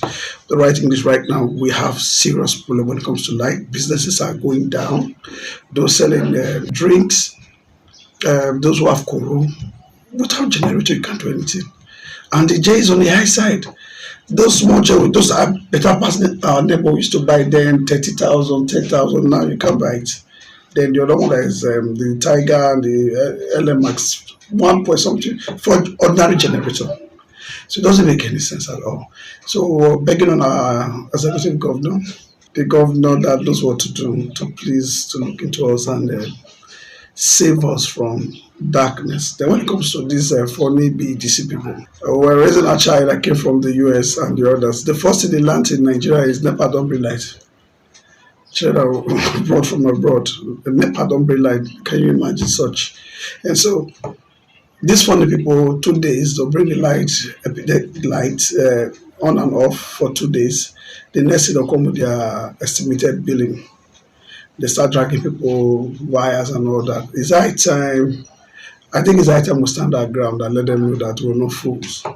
We are Nigerians. We all own this nation. It belongs to nobody. It belongs to nobody and it's for everybody. We should stand our ground and fight for our rights. This BDC, I bet may they pack, may they go. NEPA still better pass. You can't go out at night when there is no light. The security issue. Is what the government is trying. I may cannot chrome them in one day, but we individual too. Like the police used to say, see something, say something. But sometimes when you say something, they use it as a bait. And so we need to. Edo State government need to give us security as well. Nightlife in Benin is almost gone. But I also want to say kudos to our governor. For the first time, December free of bloodshed. It was wonderful. Look, we have most of our people in Nigeria right now, those living in diaspora, those living abroad. Many of them came December and this January. And they came and they're enjoying it. So I believe our excellent governor, our excellency can do more about that to give us more security. Like those if you're traveling from Benin to Akure, Benin to Ifon, those roads are no-go area at night. You can't date. So I believe with all hands on deck and our governor and the police, our CP, let's hope and pray for our action governor to do something about insecurity. ADDC, since they came in, I don't think they have done well by my own assessment. And darkness is synonymous with demonic things. And they have thrown their city into darkness, Benin City, Edo State as it were, is in darkness. And I think that the government should step into the matter to do something about the situation. Because the way I look at it is that, for me, I think it is deliberate. Because there are some areas that have light, they call it dedicated light. So why can't everybody have the same light? Because there are areas for 2 weeks no light, for 1 month no light. Some people have 3 hours a day. Some people have 1 hour. And if they bring light in this 20th century, people shout, hey! They'll be saying up NEPA instead of up BEC, which is BEDC. So the thing is that government should step in and help us. People are dying, and most people are paying for darkness. They go there, they threaten people, they bring light when it is wanted for 3 days, 2 hours, 3 days, they come and collect money and they shut it down again. So I think the government should step in. If they are going to be thrown out, they should be thrown and bring people who can give us light, who are ready to pay. It was privatized. That was a good intention by government, but the people that did it, I'm sure they gave it to their cronies who does not know anything about the management of light, and that's why we are where we are. It has really hampered nightlife because you don't work in darkness, and then the only thing that is helping us now is this solar that people put everywhere, and some persons that have money to buy diesel and buy fuel. It's not everybody that have that kind of money, so it has really disturbed or hampered nightlife. But government is trying to bring it back by putting street light and every other. So we commend them. We pray that God will give government more power, more strength, more wisdom to do what they have to do. And there's individuals are also trying by helping to lighten up everywhere. So we praise them. But for BEDC, I think they should go. We need better people. The situation of electricity in Benin here now, so I will give them at least 30%. They don't even up to 50% from areas. But I wish the government can improve, because if you see what will happen to us now, we all they use our hand to define electricity. Some of us they go generator for us, some of us they get solar, some of us they go generate big blister. You know, all these people get like hotel. So I wish the government they really improve for electricity. All those generators will become condemned money for our hand. You understand? So people no go they go for it. And money now they need to put, because that energy, that light will really linger. If light dey for this, imagine if you come for here for Sidok Road now, government already put light, but in the evening everywhere will be dark. So where there is light, everything, even the security aspect of itself, waiting anything for light is too plenty. Maybe one particular. So we need light. If I come out for office now, if light no dey, we must buy generator. At least from office I dey buy at least, if I'm not mistaken, 5,000 every day for sure. Imagine times 1 month, na big money. Until now money. From then I will come see look at this make we come here say we come dey go for solar. Make we use solar take stabilize am, because solar dey give us more, make savings from the fuel aspect of it. So if you get light, nothing like light, your light can carry AC, can carry everything for us. And to the noise, no go even give you that noise issue. So we prefer light more than any other thing. The light is our problem. We are suffering for light. You can see our business without light, we cannot improve. We need light. The show of light is very, very, very low. I don't know if you're getting very low. We need light. The show of light in Edo State is very poor. Patronage is very low. You can see we import fuel at least every day 10,000, 15,000 a day. But you can stay 2 days, 3 days, no light. The show of business is very, very, very low. Very low. So we are begging government to improve on light aspect. That light, you cannot sell bulb, you cannot sell fan. You understand? When you have light, you prepare to buy fan. Not everybody can provide solar for his house. Actually, we need light.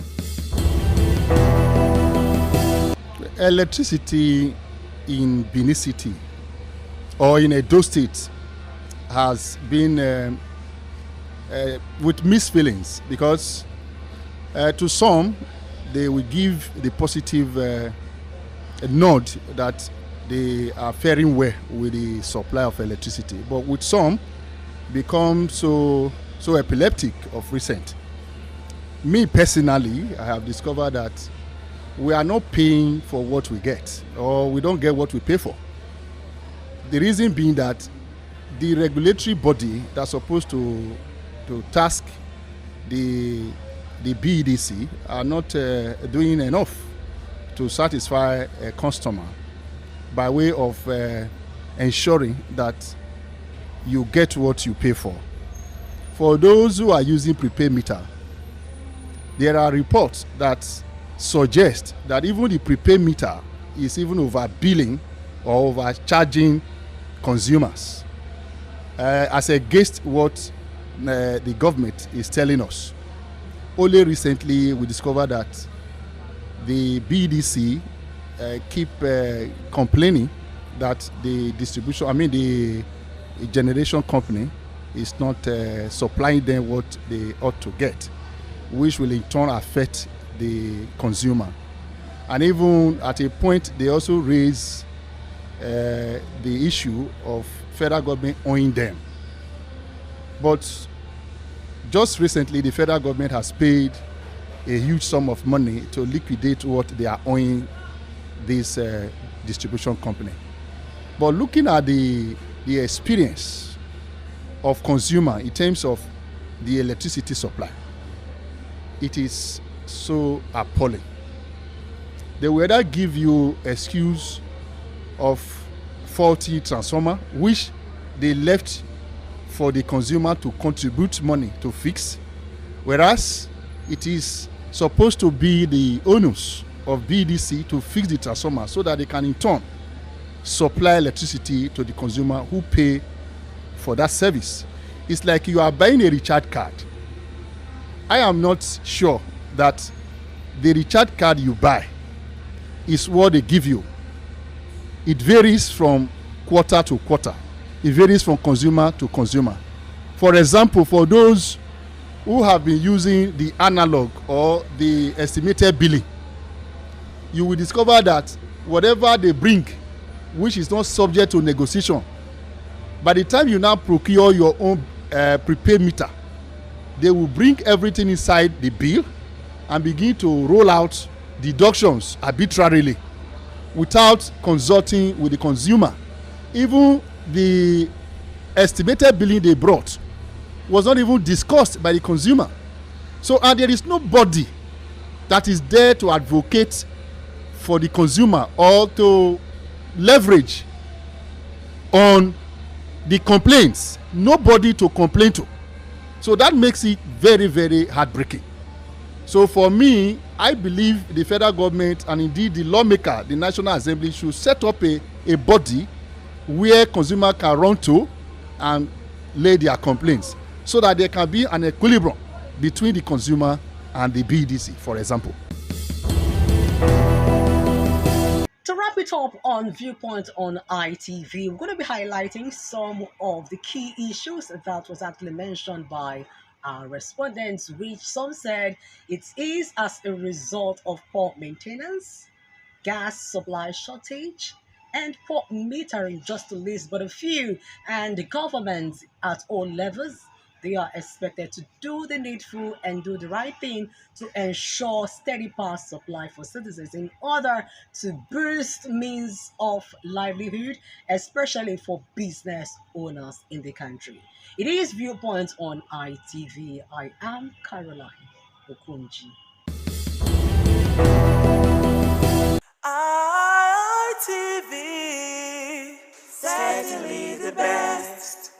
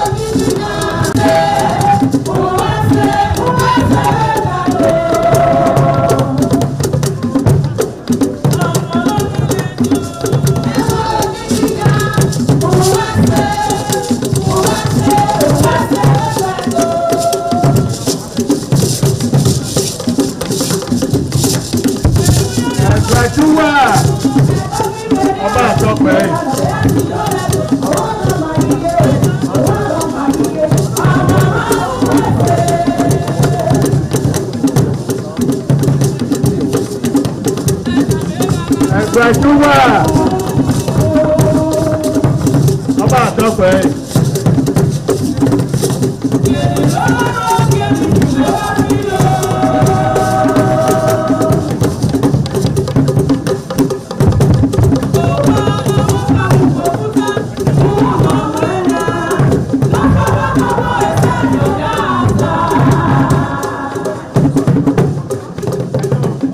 Ẹ̀gbẹ́júwà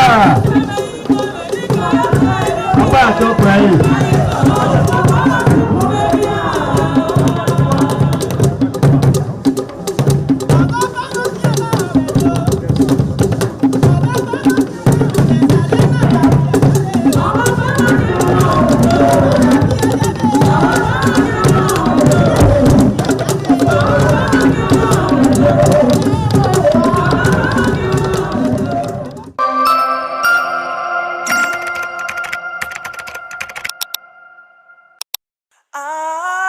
ITV, certainly the best.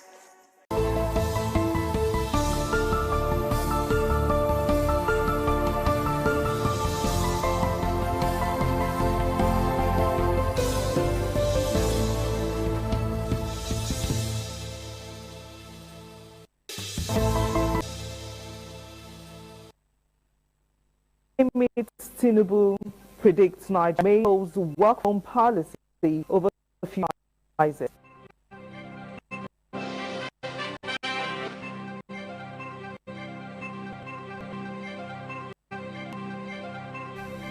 Defense Minister tasked forces on stronger synergy during joint operations.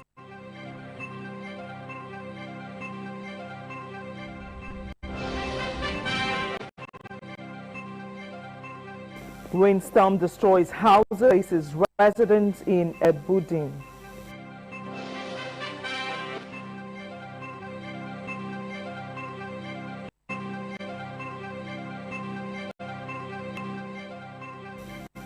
Benin Traditional Council TikToker Pella has questions to answer.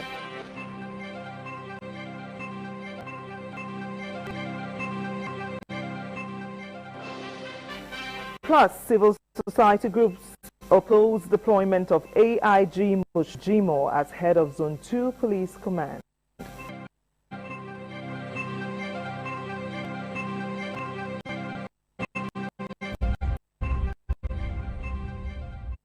Good evening, Nigeria. To the network news on television, reaching you live from the nation's capital. I'm Joyce Ikogu.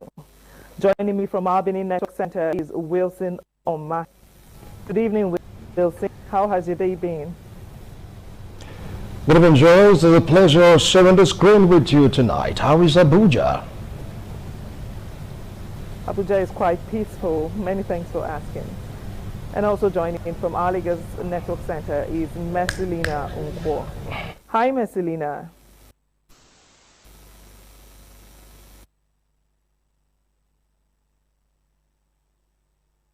All right, let's set sail. President of the Dangote Industries, Aliko Dangote, has warned that ongoing tensions between the United States and Iran could disrupt economies globally and may eventually force countries, including Nigeria, to consider work-from-home arrangements similar to what was seen during the COVID-19 pandemic. State House correspondent Ikarata reports Dangote stated this while speaking to journalists after visiting President Bola Ahmed Tinubu in Lagos. This Africa's reach and oil to President Bola Tinubu comes at a time when Nigerians and billions across the world are facing tough times occasioned by U.S. and Israel war on Iran. Speaking to journalists after the meeting on the broader global situation, Dangote warned that rising tension in the Middle East would worsen economic conditions, particularly for African countries. He expressed concern about the impact on energy prices and the ripple effect across various sectors. Dangote also highlighted the potential strain government citizens in economy with limited buffers, drawing parallels with the COVID-19. Suggested that the instability ability could force countries to effect changes in work patterns. This situation will be sorted out. It's not going to escalate. If the escalate, will pay in big prices. Like what I said earlier on to CNN. If you see today, Africa is very busy paying debt, and putting this again on top of us is going to add a lot of hardship on people, on the governments, on the people, on everybody. If you look at it now, energy affects almost everything, and not only energy, some people get opportunity, so if this doesn't escalate, it is going to keep going up. Since apologies for the distortions in that report, welcome to ITV News. Benin. Several houses have been destroyed by a windstorm following a heavy downpour on Sunday night in Ebony community, Eastern Central local government area of Edo State. Edo Central correspondent Chris Amije reports that the victims are appealing to the government for urgent assistance, particularly for alternative shelter. It is a pitiable sight at Ebudin in Eastern Central local government area, as the relics of the devastating windstorm are very visible. Residential houses, a church, the community town hall, and even farmland were not spared by the devastating windstorm that swept through Ebudin community on Sunday night, leaving many residents homeless. As you can see, this is the result of the rainstorm that happened last night at Ebudin in Eastern Central local government area. Narrating their ordeal, victims said the storm struck unexpectedly, destroying their homes and belongings. They are now calling on the government and well-meaning individuals for support, as many have nowhere to go. This night, breezy carry my house, carry I go bush, since morning, I know it is house, nowhere to eat, nothing. I dey as I see, so I beg me na help me, I tell God to beg na help me. Nowhere to make fire, since morning I never eat. No husband, nothing. I beg me na help me, nowhere to go now. Breeze don't carry my house. Since yesterday, now Saturday day, I no enter his house. I dey inside son. To eat, I not see where I go make fire. To eat. I beg make na help me. My house, you just remove am. Everything just spoil.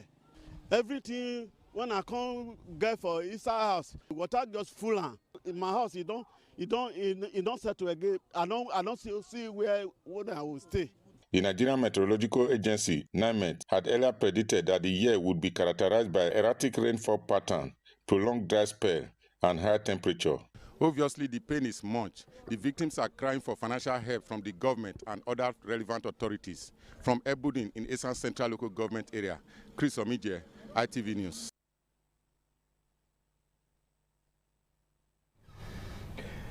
The Benin Traditional Council said its attention has been drawn to reactions following its earlier press release on the alleged unauthorized visit by Habib Hamzat Adelaja, popularly known as Pella, and his manager to the palace of the Oba of Benin.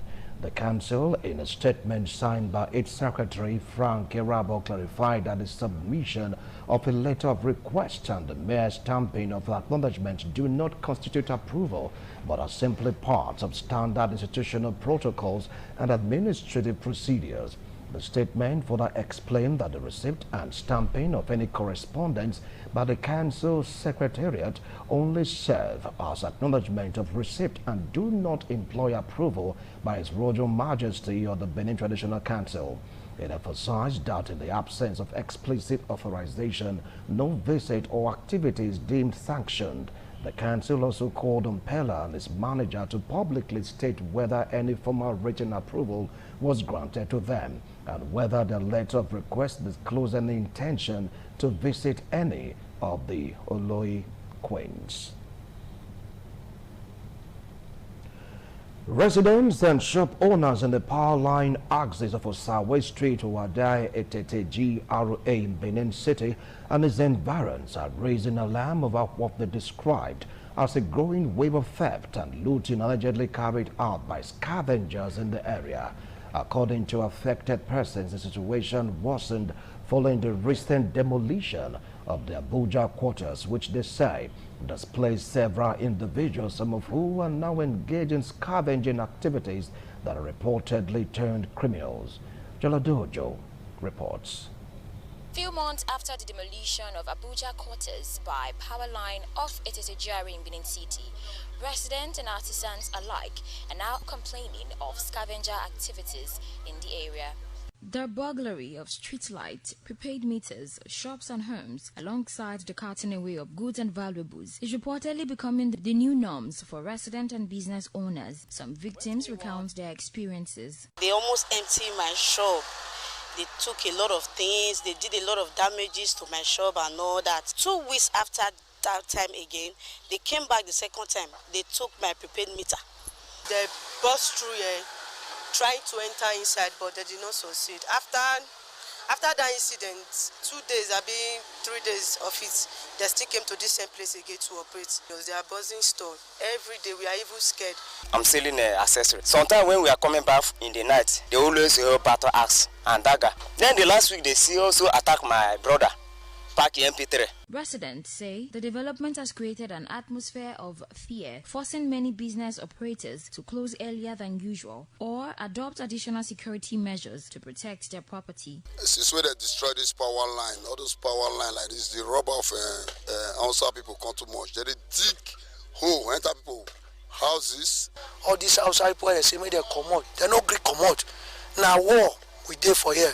If you park motor, they will vandalize and remove tire. If you come here for 8 o'clock, 9 o'clock, you see they put small touch for head. All this place they don't full up. Inside compound, they jump at that fence, go remove things. They call governor. All these are small house where they still build so. Now there they stay, they do. If you go there now, that guy will call out. So even gun, would they fear what that gun will deal with them? We are praying if government can provide security. We are also trying to bring security within ourselves. Pray they are going to do a great job. They are calling on security agencies and relevant authorities to intervene by intensifying patrols and addressing the root causes of the problem to prevent escalation. From Benin, Jola Diojo, ITV News. President of the Dangote Industries, Aliko Dangote, has warned that the ongoing tensions between the United States and Iran could disrupt economies globally and eventually force countries, including Nigeria, to consider work-from-home arrangements similar to what was seen during the COVID-19 pandemic.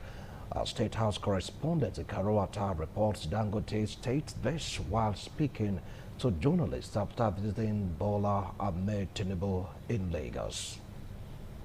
This visit of Africa's richest man and oil mogul to President Bola Tinubu comes at a time when Nigerians and billions across the world are facing tough times occasioned by U.S. and Israel war on Iran. Speaking with journalists after the meeting on the broader global situation, Dangote warned that rising tension in the Middle East would worsen economic conditions, particularly for African countries. He expressed concern about the impact on energy prices and the ripple effect across various sectors. Dangote also highlighted the potential strain on government and citizens, especially in economies with limited buffers. Drawing parallels with the COVID-19 period, he suggested that the prolonged instability could force countries to effect changes in work patterns. We pray this situation will be sorted out. It's not going to escalate. If it doesn't de-escalate, will end up paying, big prices. Like what I said earlier on to CNN.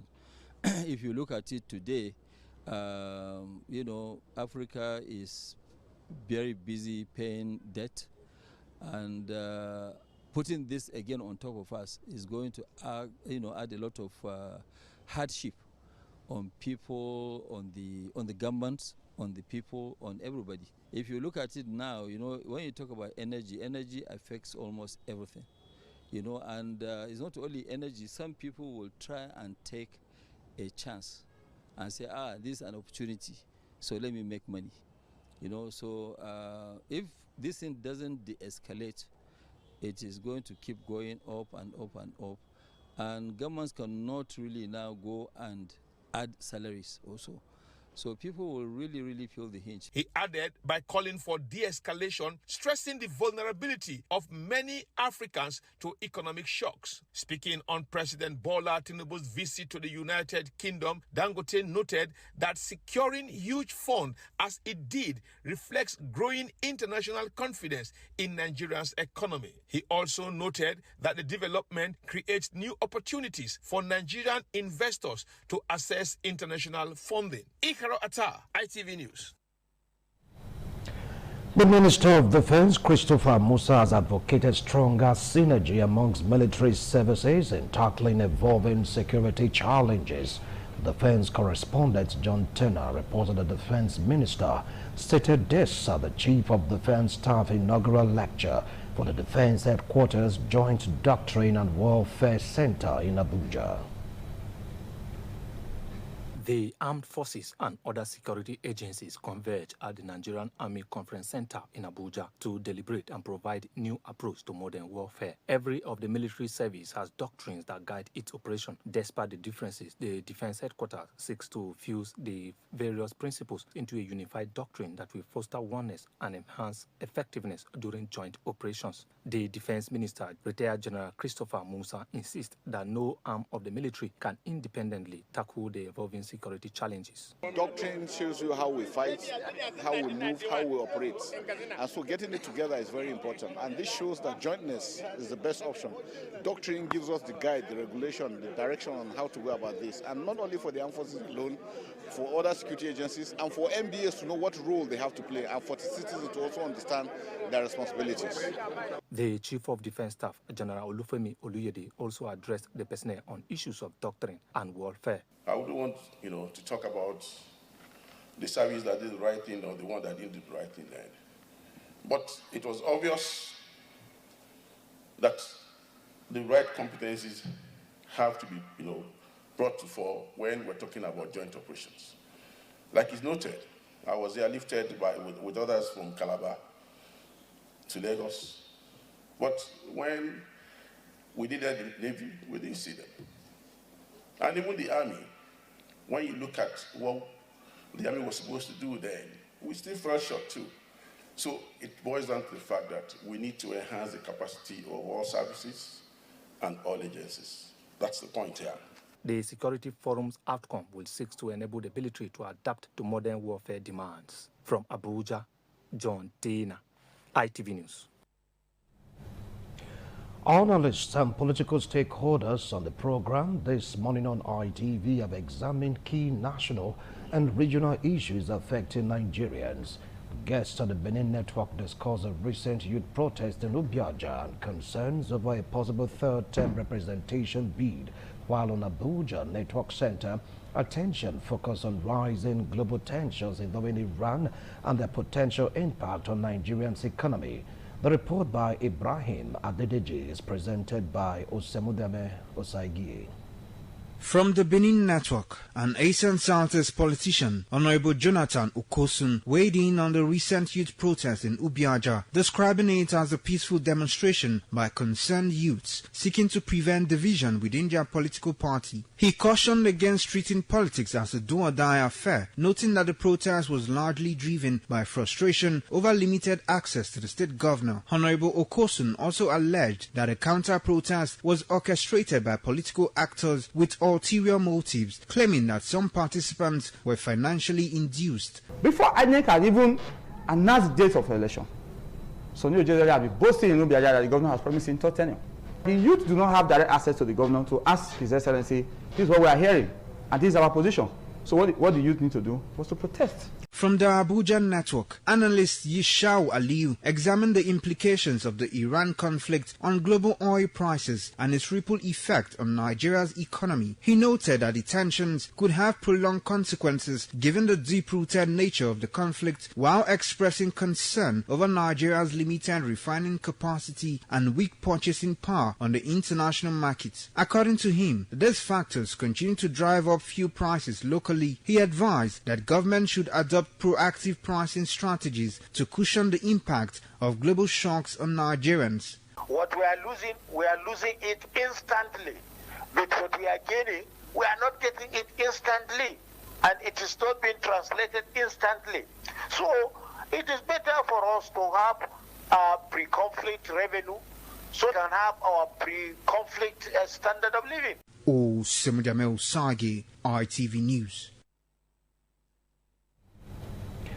If you just joined us, this is ITV Network. Benin will now move over to Lagos, where Ms. Selina is standing by. Mercy, over now to you. Many thanks, Wilson, from our Lagos Network studio. Some civil society groups in Lagos State under the aegis of the Center for Human and Social Economic Rights, CHSRO, have kicked against the appointment of the AIG Moshood Jimon as Assistant Inspector General of Police in charge of Zone 2 Police Command. In a statement signed by the Comrade Alex Omotense, the group said its position is based on Jimon's antecedents while serving as Commissioner of Police in Lagos State, which in its view fell short of acceptable standards of professionalism, accountability and respect for human rights.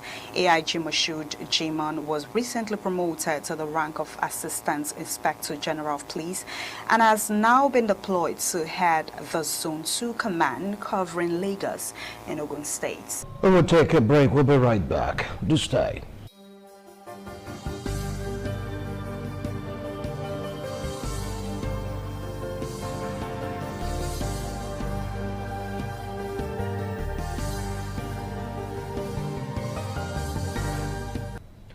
The Edo State chapter of the African Democratic Congress, ADC, has raised concerns over alleged attempts to impose leadership and undermine the party structure in the state. The party's state executive committee made this known during a press briefing in Benin City. Afure Aneto reports. Addressing the gathering, the Deputy State Chairman of the party, Ohia Harame, who spoke on behalf of the State Executive Committee, cautioned against what he described as move to subvert the party's legitimate leadership in Edo State. He emphasized that while the party remains open to genuine alliances, any coalition must be built on equity, due process, and strict adherence to the party's constitution. Let it be stated clearly.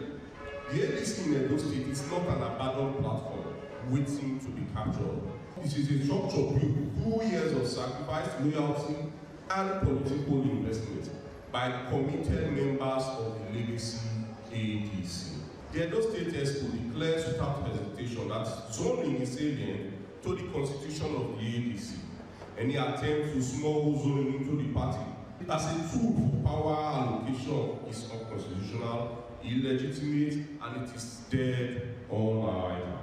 Other members of the executive also raised concerns over what they described as attempt to sideline the state leadership. If you are coming as a body trying to put force together with an existing body, I think we will support that. We are not fully or officially communicated as regards the Congress. That is why whatever they are selling for now, we don't know. Even the MMRO, we are not aware of it. What they have done is where a man is becoming the emperor, and we are saying no to emperor. We are calling on all the aspirants in this party to, as a matter of urgent, meet with the leaders of this party, harmonize with them, let them do the needful. Now they want to do Congress. They are bringing their people from back door and putting them into positions. And we are saying no to that. From Benin, Afure Aneto, ITV News. Leaders of the All Progressives Congress, APC, in Okwa Ward 9 of Umuode local government area of Edo State have expressed dissatisfaction over the alleged imposition of a councillorship candidate. Joy Obaisiagba reports that the group staged a peaceful protest on Tuesday at the APC State Secretariat on Ikpokpa Road to register their grievances.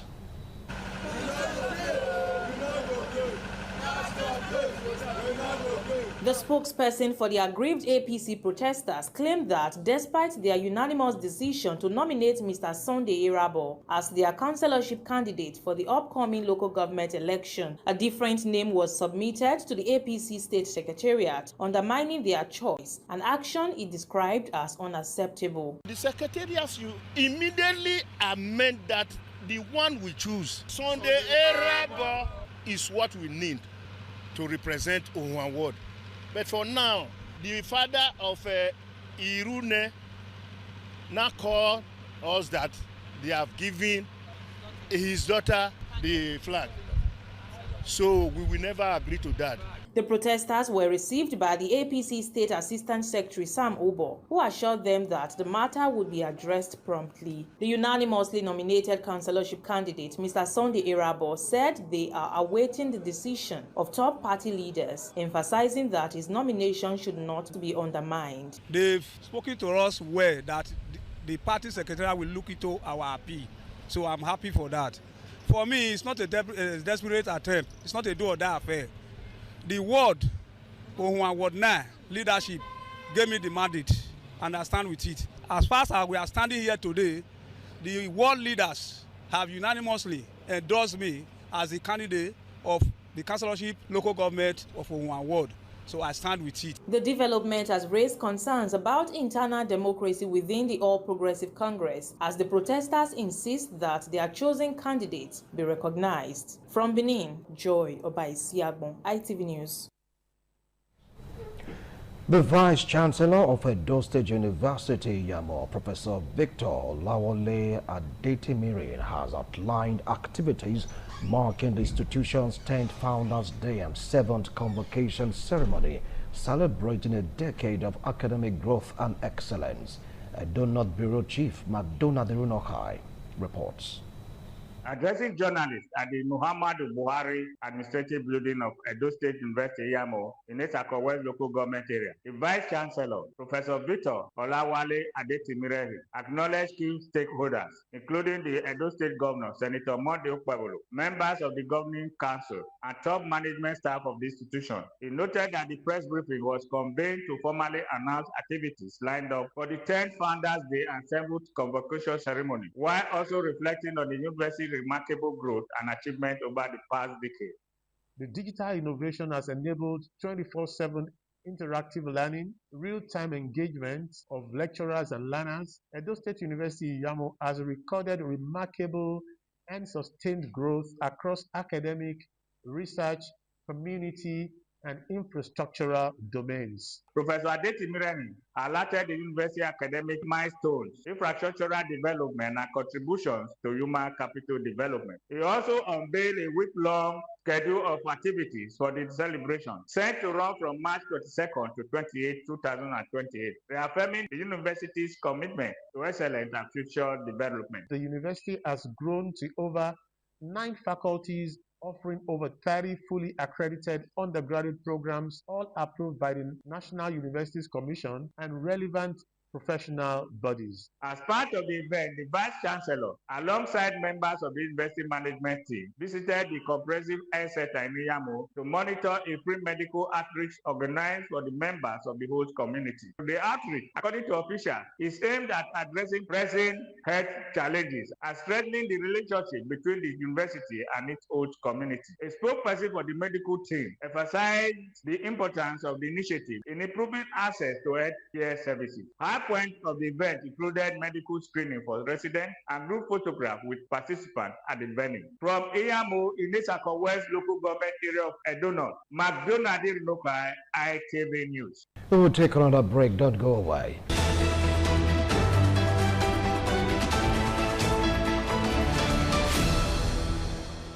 The bond between the families of Osaobo of Ipoboka and the Yamus of Ego local government area has been strengthened as their children Tara and Osas were traditionally joined in marriage at the bride's family compound.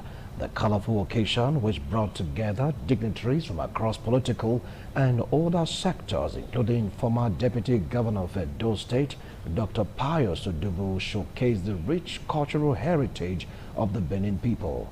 Efosa Owangwe reports. The beauty of tradition was on full display as both families exchanged gifts in line with the customs and traditions of the Benin Kingdom. Having fulfilled the required rites, proceedings moved to the payment of the bride price and the formal handing over of the bride to the groom's family in a grand ceremony.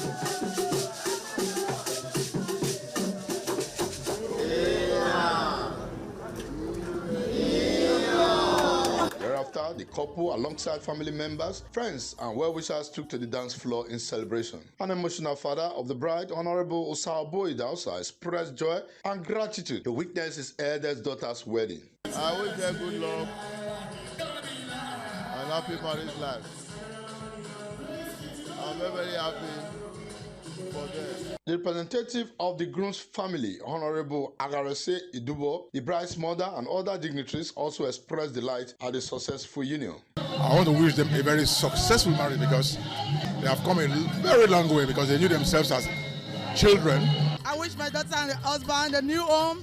I pray it's blessed in the name of Jesus. May God guide and protect them.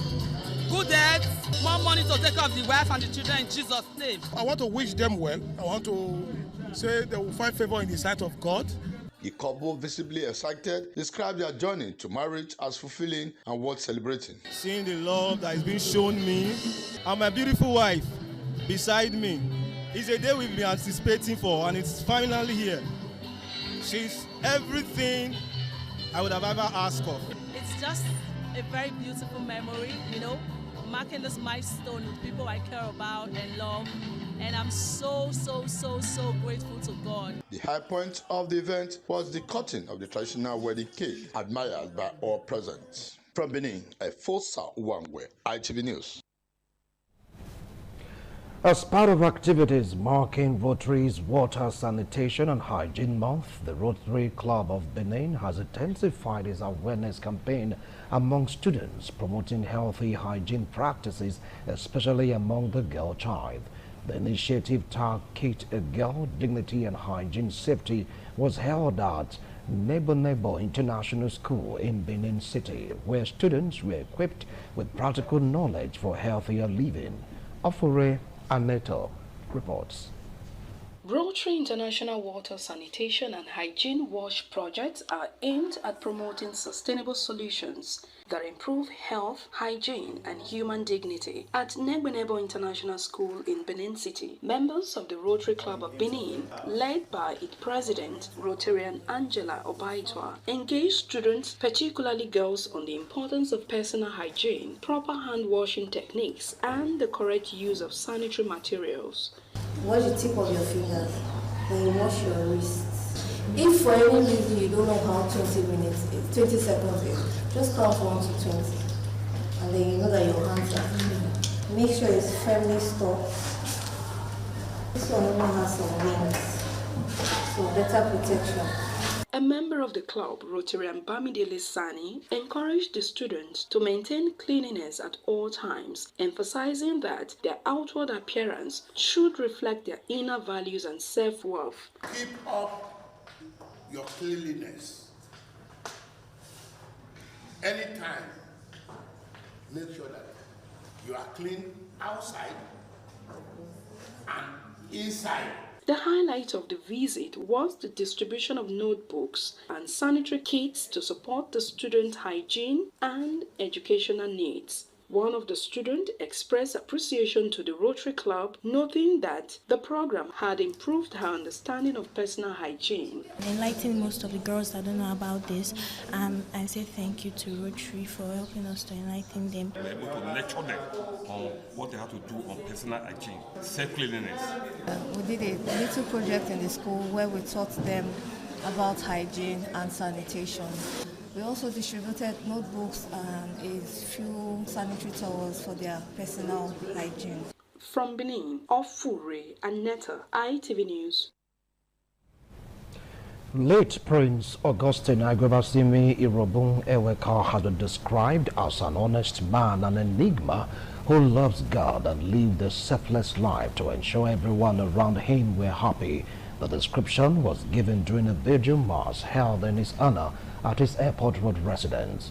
Ikpomosa Ugiagbe reports that the Virgin Mass held in attendance members of the royal family, Catholic priests from across the country, parishioners, and the judiciary. In a homily, Reverend Father James Okoro of St. Francis Catholic Church, Oron, Akwa Ibom State, said death is inevitable as no one will live on earth forever. He described late Prince Augustine Agwabasimi Iobun Eweka as a generous man who will always support the needy in the society. I want you to borrow from the life of our father. He lived a fulfilled life, and I think that he remembers death, and that was why he was living selflessly, and that was why he didn't cling much to the things of this earth. The Virgin Mass featured Bible reading by the children and special song rendition from the choir of Ascension Catholic Church, Airport Road, Benin City. Some of the children and guests described the late Prince Augustine Agwabasimi Iobun Eweka as a great man who will be greatly missed. My late father lived a life full of emulating. So miss him, continue to rest, Daddy. We love you. As we celebrate him, we the children will look forward to also follow the footsteps that our dear beloved father, Prince Austin Agwabasimi Iobun Eweka, has laid for us. I appreciate everyone that came for my daddy's mass, and I pray that the Lord Almighty God continue to guide and protect all of us. I feel grateful that my dad is being celebrated because he was really a good man, an amazing father. I pray God grant him eternal rest. Thank God for everything that we are able to do this program successfully, and I pray the soul of my dad should rest in perfect peace. Them to follow the legacy of their father and do their best to promote the good virtues which the man promoted and lived for while here on earth. May his soul rest in peace. I want to acknowledge the children to take the pattern of their father. Their father was a peaceful man. May God bless his soul. The funeral activities continue on Wednesday. Ikmomosa Ugiagbe, ITV News. We will take another break. We'll be right back. The Ojoe Pa Benson Odemwingie and Council of Elders of Igweze community in Ovia Northeast local government area of Edo State have advised members of the public not to transact any business relating to Igweze community with anybody parading himself as the Okaigele of Igweze community. Ikpomosa Ugiagbe reports. A statement sent by the Odionwe Pa Benson Odemwingie says the advice became necessary as there is no Okaigele in Igweze community. According to the statement, anyone willing to transact business with Igweze community in Ovia Northeast local government area of Edo State should contact the Odionwe of the community Pa Benson Odemwingie and members of the Elders Council, who include Mr. Sunday Ekome, Mr. Andrew Ohomina, and Mr. Charles Ehigiato. The statement warns that anyone who transacts business with any other person outside the Ojonwe and the Elders Council does so at his or her own risk. Ikmomosa Ugiagbe, ITV News. In a bid to expose students to practical knowledge beyond the classroom and prepare them for opportunities in the media industry, students of Uniben Consultancy Schools have embarked on an educational excursion to the communications complex of ITV and radio in Igbosa, Oluku, Benin City. The visit was designed to familiarize the pupils with modern broadcasting equipment, digital media operations, and newsroom procedures. The report by Esther Overo is presented by Oluwafemi Farayola. The students were taken on a guided tour of the station by his staff, Anoluwapo Stevens, who led them through key operational departments, including the television studio, radio studio, master control room, the man-around-town production suites, the library, and the transmission mast base. During an interactive session, the tour guide explained the functions of each department and demonstrated how various equipments are used in content production and transmission. She also enlightened the students on the roles of media professionals, such as presenters, producers, engineers, and editors who work behind the scenes to ensure seamless broadcasting. The students were further introduced to notable on-air personalities, including Sidin Shoka. For the music, not allowing foul words, like those foul negative words, right? The N words and all, so you don't use that. So every single program that you see on air would definitely be vetted first before the final output, and this is where we have the collection. This is where all of the things are kept. A major highlight of the excursion was the hands-on experience given to the students as they had the opportunity to participate in news presentation and studio programming under professional supervision. The practical exposure offered them deeper insight into the technical and creative processes involved in television and radio broadcasting. I learned 2 different departments, the library. I also learned about the mass media. I also learned about the admin. So I give a shout out to all my teachers and my parents. I am from the area that is where most of the things done. That's where they operate. And the library, they take to the library to check, then they edit. Any foul language said there to be edited, will be removed from it. Going into the different departments and just seeing how it works, we just made everything worth it, all the standing and the stress. At the end, it was really worth it. We went to the airing room, the engineering, the library, the radio recording room. Thank the management of UCSS, Unibank Consultancy School. Oluwafemi Farayola, ITV News. Students of Remite Academy say they now have a better understanding of modern broadcasting following an educational visit to the communications complex of ITV and radio in Igosa, Oluku, Benin City. The report by Ibrahim Adedeji is presented by Ikpomosa Ugiagbe. In a bid to bridge classroom learning with practical experience, students of Remite Academy embarked on an educational tour of independent television and radio. The visit exposed them to real-world media operations and modern broadcasting techniques. During the tour, the students were taken through key departments of the organization, including the newsroom, television and radio studios, as well as the transmitter hall, where signals are processed and transmitted. Guiding the students, tour guide Momo Lawa provided detailed insights into broadcast operations, highlighting the role of digital technology and studio equipment in content production. The person that mans the master control room is known as the presentation director. What I call it? Master control room is MCR, master control room. Are we good? The students also had the opportunity to observe live production processes, gaining first-hand experience of how news and programs are put together for broadcasts. At the end of the visit, some of the students described the excursion as enlightening, interactive, and impactful. The visit, they say, has further inspired their interest in media and communication. I've learned that the librarian has to check the reports before they can send it on air. I learned that ITV was founded in 1997. The PD is the presentation director. Yes, FCR, which is the master control room. And I also got to see some persons like the PD, presentation director. Remite Academy is located at plot 11, 2nd Victory Street, off Ewa Road, Upper Mission, Benin City. Ikmomosa Ugiagbe, ITV News. And for more from the excited world of sport, let's now join Tirulokpe Oguntimei.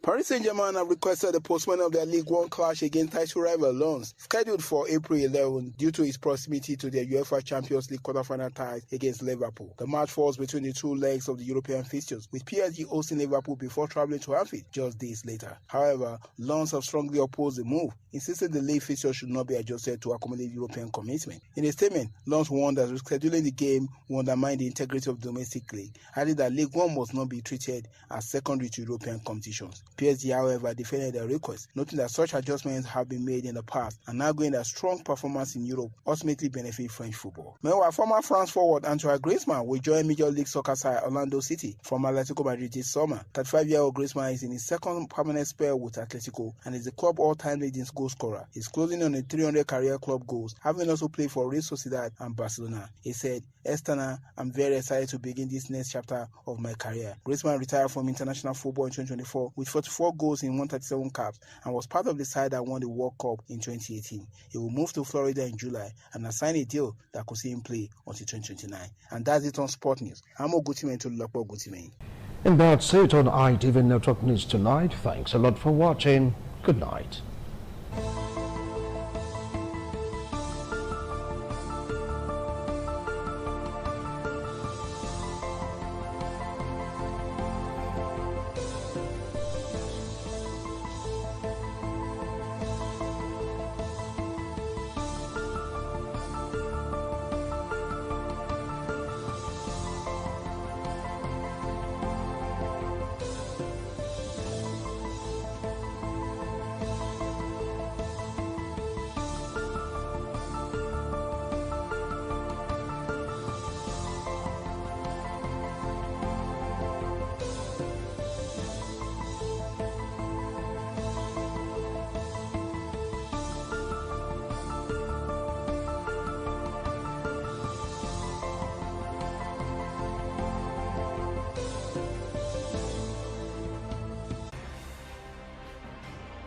ITV, certainly the best.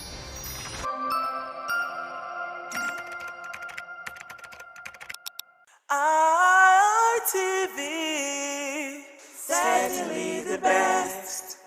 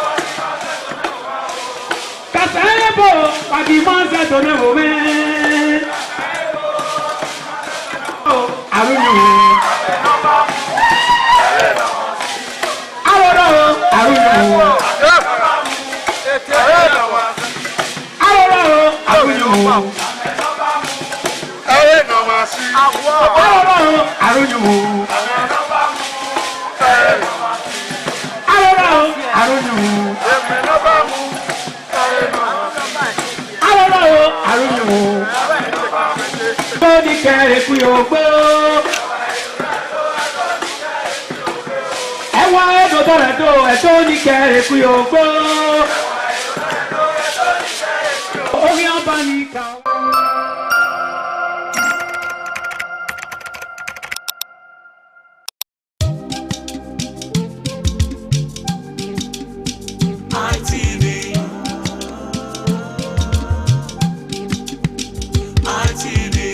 ITV, certainly the best.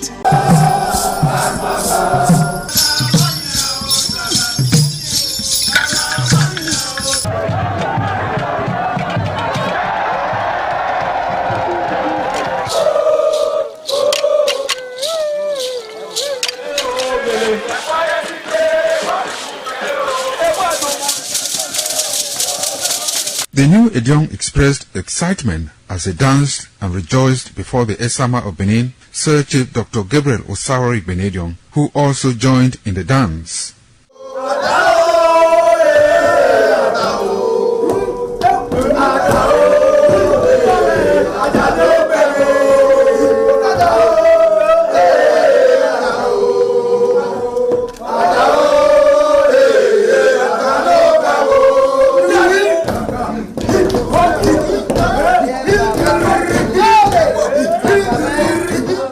As visiting and paying of homage to various homes of senior elders continued, the initiates spent 7 days performing diverse kinds of rites as required by tradition. They were furnished with rules and regulations regarding their new office as Edion.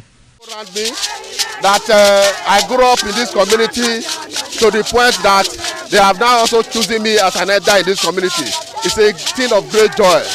All thanks to the Esama of Benin, my people, my family, everybody, all Okada community for this great honor. I am very, very grateful.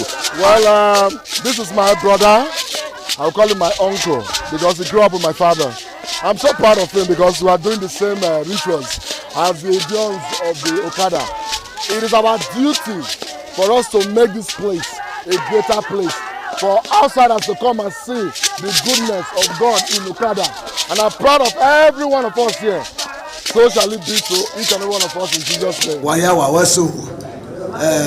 Odion ma Okada zima Esama zima dion Bona zima dion Obala zima dion Malawe ma Ari Esama dion na ni ma do pon mi sama ni ma do gbe ken sama e ma adi o wa re na Esama ma gbe ken ne o sa abo obuyo bi to ne baba no get on ni maga no dia mi maga me ma ni do gbe ken ne de na e ma ya fe e ma ato o e ma agbon o oro pa ewu dori e ma adi awo re ne o be ti agbon ya no we mi maga me ni just Christ no mi afa in Esama in our father's house in respect of our initiation to elders Edion level. As tradition demands, we are here today to come and also pay our homage to him, to also for him to also pray for us for long life and prosperity. The climax after 7 days was paying of homage again to the Edion way, where he gave the initiate the full rights to function and to henceforth participate in meetings with Edion.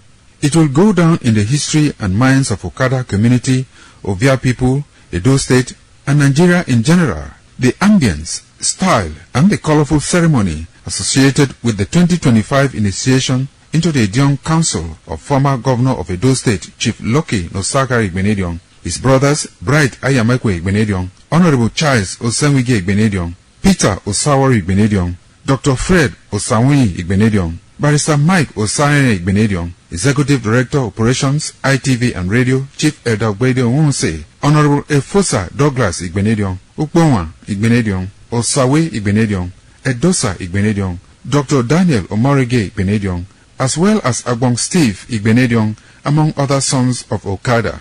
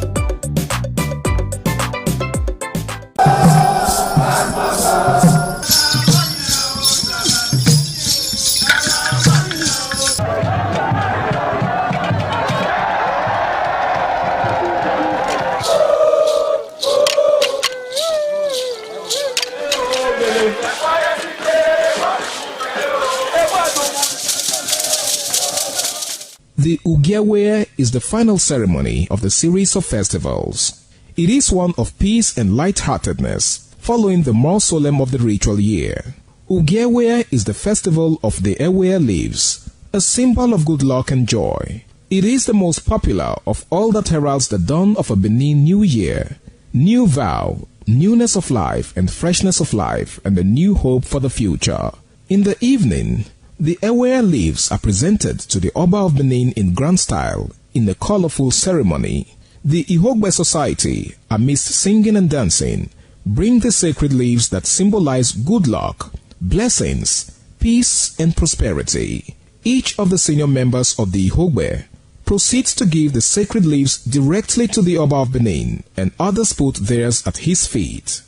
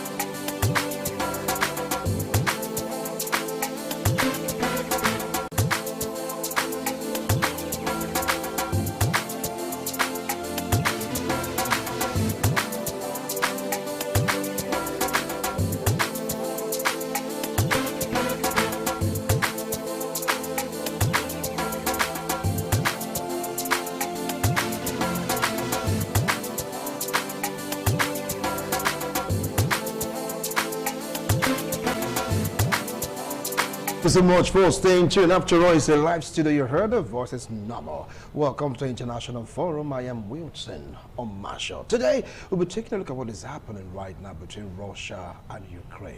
Have you forgotten that the war between Ukraine and Russia is still raging on? You've been carried away with the Middle East crisis. We're going to see Israel and, of course, the U.S. hammering Iran. But don't forget that over 3 years right now, Russia has been on Ukraine's neck, and Zelensky of recent has been crying to the world that his weapon armory has been depleted. He needs to restock. And who'll be the one to answer the particular call? And Russians, they're hammering away. Ukraine also targeting some good targets in Russia, but it's like the hand of Russia is mightily upon Ukrainians negatively. Kiev also once upon a time was attacked, unusual broad daylight attack that saw some people injured, some persons losing their lives. Yes, all these and more will take a look at today's installment of International Forum, all about the Russian-Ukraine war, the impact of U.S.-Israel war on Iran. Some are saying this is like over for Ukraine because U.S. that used to be their biggest supporter and European countries that used to give them weapons right now seems to be distracted because of the Middle East conflict. Do you think Ukraine will survive? How long will it take for Russia to really have its way with Ukraine? With me here in the studio is a political analyst, political affairs commentator, an entrepreneur. Join me to welcome Atiosa Igiebo. He's an honorable member of a political party. I don't want to go into that right now, but when you talk about the man with a British sense in Nigerian politics, he's your go-to man. Welcome, Honorable. Good afternoon. Good afternoon, viewers. I forgot to add Sunny. Well, with the shiny shoes. The shoes are always shining. Whatever. So very close to him is a legal practitioner, political affairs commentator. Join me to welcome Barrister Emmanuel Obakbaba. Barrister, thank you so much for coming. Pretty good afternoon to Nigerians. Good afternoon, Wilson. All right. Join us via Zoom. If you're able to connect, it's Elvis Brown, a political analyst, political affairs commentator. I believe that once you're able to establish contact with him, definitely you get to hear his own side of the story. Honorable, over 3 years, the war is still raging on. This time around, there is a major distraction. At first, it was Israel-Hamas war that distracted the world from helping Ukraine. Zelensky was crying to the mountains, whoever cared to listen. And of course, the war has ended, so to speak, right now in court in that region. But right now, we have a major war in the Middle East. U.S.-Israel tag teamed against Iran. All eyes seems to be on that particular region. Where does Ukraine stand in all of this? I think the Ukraine war is a war that should never have started from the start.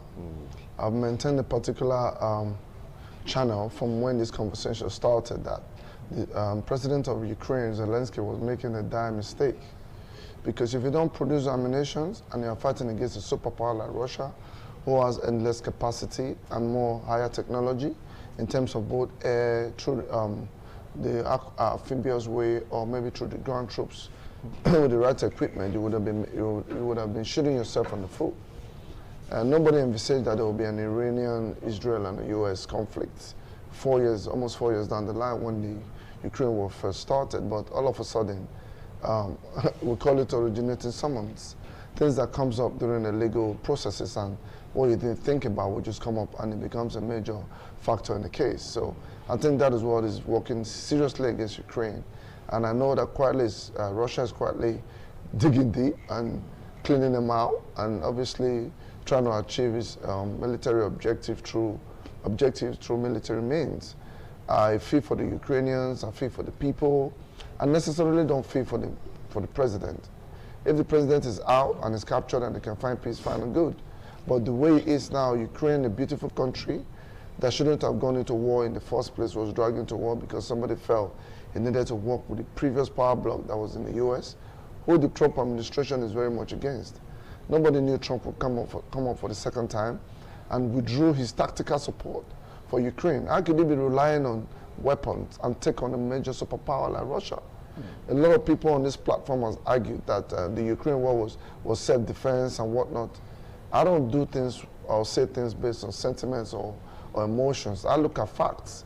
And those facts are born out of experience and things that I've seen real life. I haven't lived in the Western world as well. So I'm not surprised that we're here today.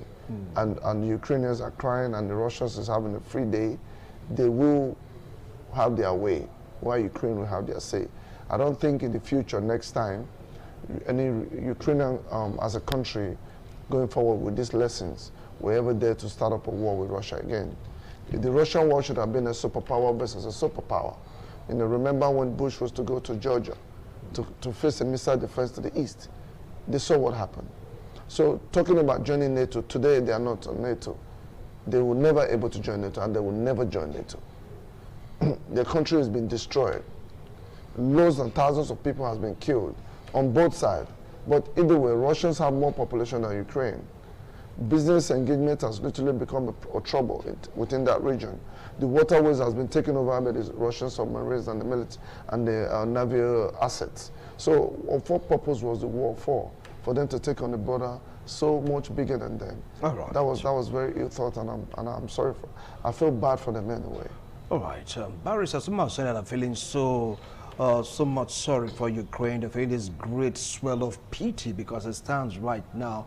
Nobody seems to be looking at that direction for now. Everyone is just concerned about the Strait of Hormuz and, of course, the war between Israel, US, and Iran. Take it up from there. What's the fate of Ukraine? And, of course, Zelensky that went out shouting that his armory has been depleted, he needs help. Yes, it is not just only Ukraine. I want to look at our discussion topic this afternoon from two factors. One, the oil crisis or oil conflict. Two, Ukraine's quest for global support. Now, let me take the first one, the oil crisis. You cannot see because of the America, Israel, and Iran crisis, war, so to speak.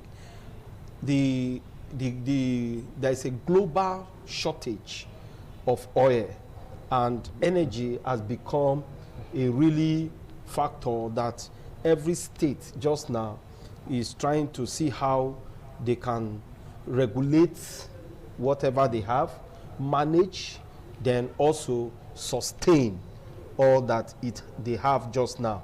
And you can see that even here in Africa, we are feeling the heat so terribly. And Nigeria is one of the countries that is facing the heat just now.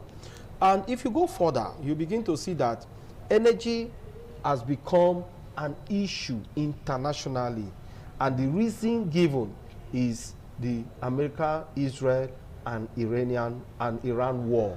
So if that continues the way it is, Russia herself is going to face a lot of a problem because Russia has sanctions hanging on her neck.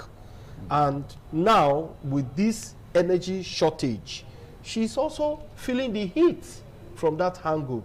So some of their machines, even their program, the war plan that they had before now, Russia didn't know that there is going to be a lot of shortage as the world is facing just now. Though Russia had to rely on some of the soldiers, even from Africa. The other day I heard the Kenyan president shouting that some of Kenyan soldiers were also among those who are assisting Russia. And the man was cautioning South Africa with what South Africa is doing over all that is going on. And you have Russia also depending just now on assistance from North Korea.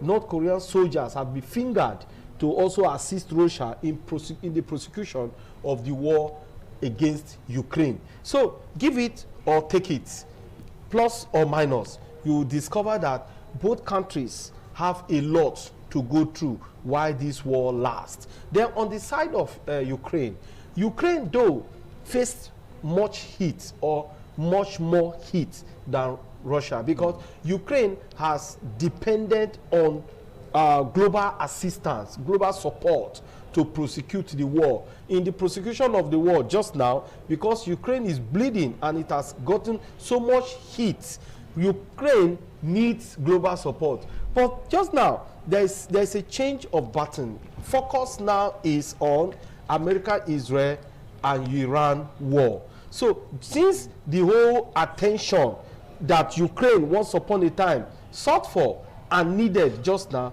is no longer given to Ukraine, because just like my co-panelist said, even the NATO now, they are not member and they cannot be member. NATO has not given any assistance. I must be frank here. Though some may argue, but do you know whether NATO is from behind doing this? Even Zelensky at a point was shouting leopards, armored leopards, that Germany even promised Ukraine. They couldn't give them to Ukraine. And here we are with another big war on our hand. So you cannot see that there is a distraction of the conflict all over the world. Once upon a time, it was Israel, Hamas, Israel, Hezbollah, Israel, Iran. Now, it has metamorphosed to America, Israel, and Iran. Then the question is, what support or where is Russian-Ukrainian war? Who is not discussing this war? Who is not ready to give an assistance to Ukraine that she is craving for? So a lot of questions begging for answers. All right. Okay. As it stands, we're not trying to establish contact yet again with Elvis Brown. Elvis Brown, if you're there, good afternoon. Okay, well, we'll get contact. Definitely, we'll go to his own point of view, part in this particular discussion. Of what he said Russia also is going through a lot. But some may just opine that right now, Donald Trump even suggested that the world should start buying fuel, oil, from Russia. At least to cushion the effect. That means Russia, they have oil, they have gas, they can refine. If that is the case, even that Russia is going through a lot, as you opined. Yes, without doubt, Russia is going through a lot, but at what percentage? If Russia had 100% on their throttle, and then there's a bit of a hiccup between the war between Israel and America and Iran, it may reduce the Russians' 100% ability to buy, say, worst case scenario, 30%. You see what I'm saying? But when you look at the firepower that Russia has ever exhibited, it's way more ahead of that of Ukraine. After all, they produce their own arms. No matter how bad it is for Russia, Ukraine will wish that they have such ability to be the best days in Ukraine. You see, you just mentioned something very, very strategic just now. You've also identified that the American president has suggested that people should buy temporarily product from crude oil from the Russian Federation. That is invariably lifting some sort of sanction from the Russian Federation, which means the Europeans themselves may end up buying it. And the more Russia is selling crude oil, the more money they make to offset the drop that Mr. Bakbalo have talked about in terms of what they're going through. So either way, because Russia has more leverage, he spoke about North Korea supporting Russia. He spoke about African country like Kenya supporting Russia. Now you forgot to mention China. That is a neighbor to Russia, who is also supporting Russia. But then again, if Russia now has the opportunity to sell their oil to countries that were sanctioned before, invariably it may not even want the war in Iran and the US and Israel to end. Because the more wars they fight before the ROGC, which are called the evil government, gets taken down, they will constantly maximize the benefits and profit they will make on that aspect. So, but Russia is an ally of Iran. So invariably, Russia may constantly tell them to fire lesser ballistic missiles based on the ability that they have to make it look as if they are still doing well in the war, while the Americans is depleting them. Eventually might even lead to ground invasion before the government and the country is settled, before the country is rebuilt, before they're able to supply oil again. Russia would have made so much money, which will enable them even hasten up the taking over of the Ukrainian state. So whichever way we look at it, what Barrister Bakbala has said is pretty much it makes a lot of sense from both angles when you look at it. Nobody envisaged all this will happen. But then again, we cannot ignore the interest of China in all of this, because China is a big supporter of Russia. We'll come to that aspect of China. And for Russia to have a situation whereby they have a limitation because of the war in Ukraine, and then in Iran, and then get the permission to sell crude oil, I think it's a win-win for them. All right, let's get to hear from Elvis Brown. Elvis Brown, are you there? Good afternoon, Elvis Brown. How are you doing? It's just like we are having this network issue. Well, you've heard of Honorable Etiosa Igebo. You're going to react to the comment he has made after this break, all right? It's all about international forum. It's all about the Russia-Ukraine war that have gone beyond, going to 4 years, more than 4 years now. More than 4 years. More than 4 years. By February, it will be 5 years. Yeah, and it's still raging on, but right there seems to be a distraction for some to start shouting and crying, clamoring for, you know, someone to help him out with weapons that is completely depleted. Armory personnel, you just name it. We'll be right back after this break.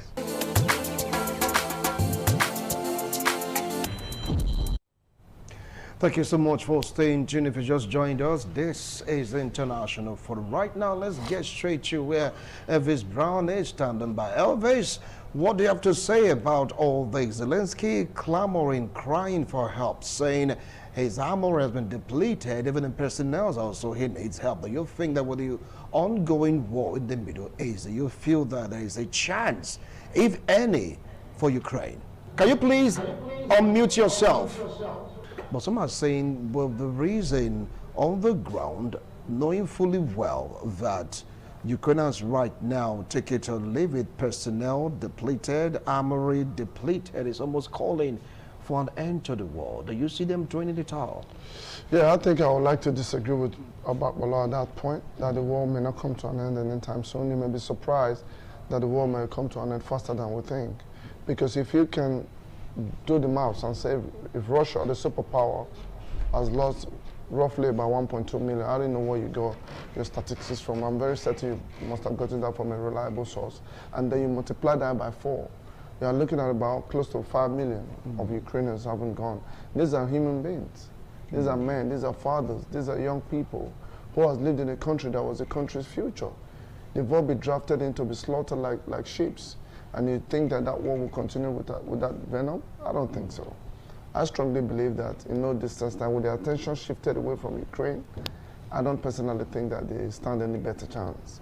I believe that, just like you rightly said, Russia being able to produce, Russia being able to develop their own weapons, they have the refining capacity, they have a lot of oil on the ground, they have support from a big country like China and North Korea and other like certain African countries, and Ukraine on their own being so corrupt that whatever they give to them is siphoned through the back door. Who and which this country in this so-called open world will want to put their money into a black hole? I don't think anybody would. Ukraine is a very corrupt country. Are you saying this from the fact or just from hearsay? No, I mean, most of the, over the years, they've known that Ukraine has been a country in Europe. In Eastern Europe that is very corrupt. In terms of financial misappropriation, because remember, they have that Russian influence in them. Russians are not to be very cunning people. Though the cunningness goes across the Western world as well. But the level of their cunningness is very, you can compare them. Minimal compared to Ukraine? To maximum. So Ukraine, if they put in, say, 100 billion, I believe Ukrainians will siphon 70 billion through the back door. Even with equipment, they sell it to militias in other countries. So that has been an aspect that the President Trump, who was not really a fan and caused the Biden war, has constantly hammered on since he came on board. And nobody has ever come up to say what he's saying is not correct. So because of that corruption aspect that affects Ukraine, I think they're just in a dire strait, like I said. And I believe that in no distance time, not that the US president and the Russian president, like he said the other day, the president said they discussed Ukraine, they might be looking at ways to end the war in Russia's terms. There is no way you will lose 1.2 million people in a war, and you want to negotiate with your little brother who was working with your so-called adversaries to have a way to come back again, just like what Israel and America is doing with the IRGC in Iran.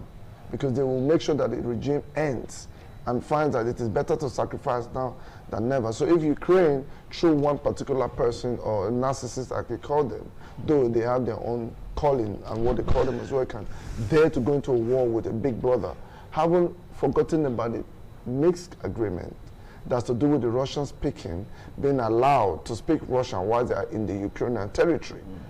With the thought of hindsight, if you go back now and you ask Ukrainians with what they've experienced now, to say that we're going to take it back to the start, like you two or Bono, and ask to say, look, would you rather allow this Russian-speaking indigenous in Ukraine speak Russia while they remain as a Ukrainian citizen, or would you want to go to war? I bet you 9 out of 10 times they will tell you that they will allow them speak Ukraine. Speak Russia because of this agreement. Yes, and then the issue of Crimea, before they took over Crimea. So that, we call it when you're gassed.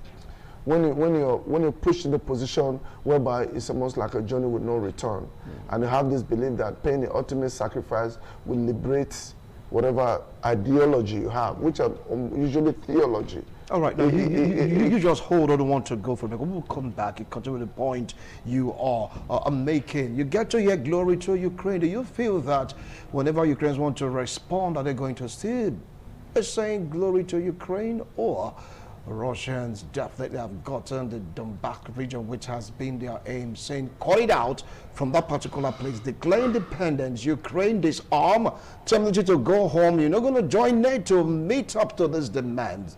The war will come to an end. Is the war truly coming to an end after all? And like I said, we are depleted. No weapons, no personnel. How do you think this will pan out? We'll go on a break. We'll be right back.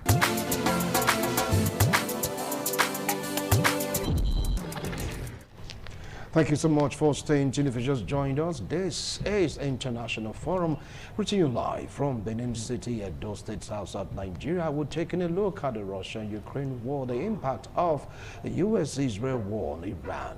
Yes, who is looking at Ukraine? Zelensky has been crying right now to whoever cares to listen. That has been depleted.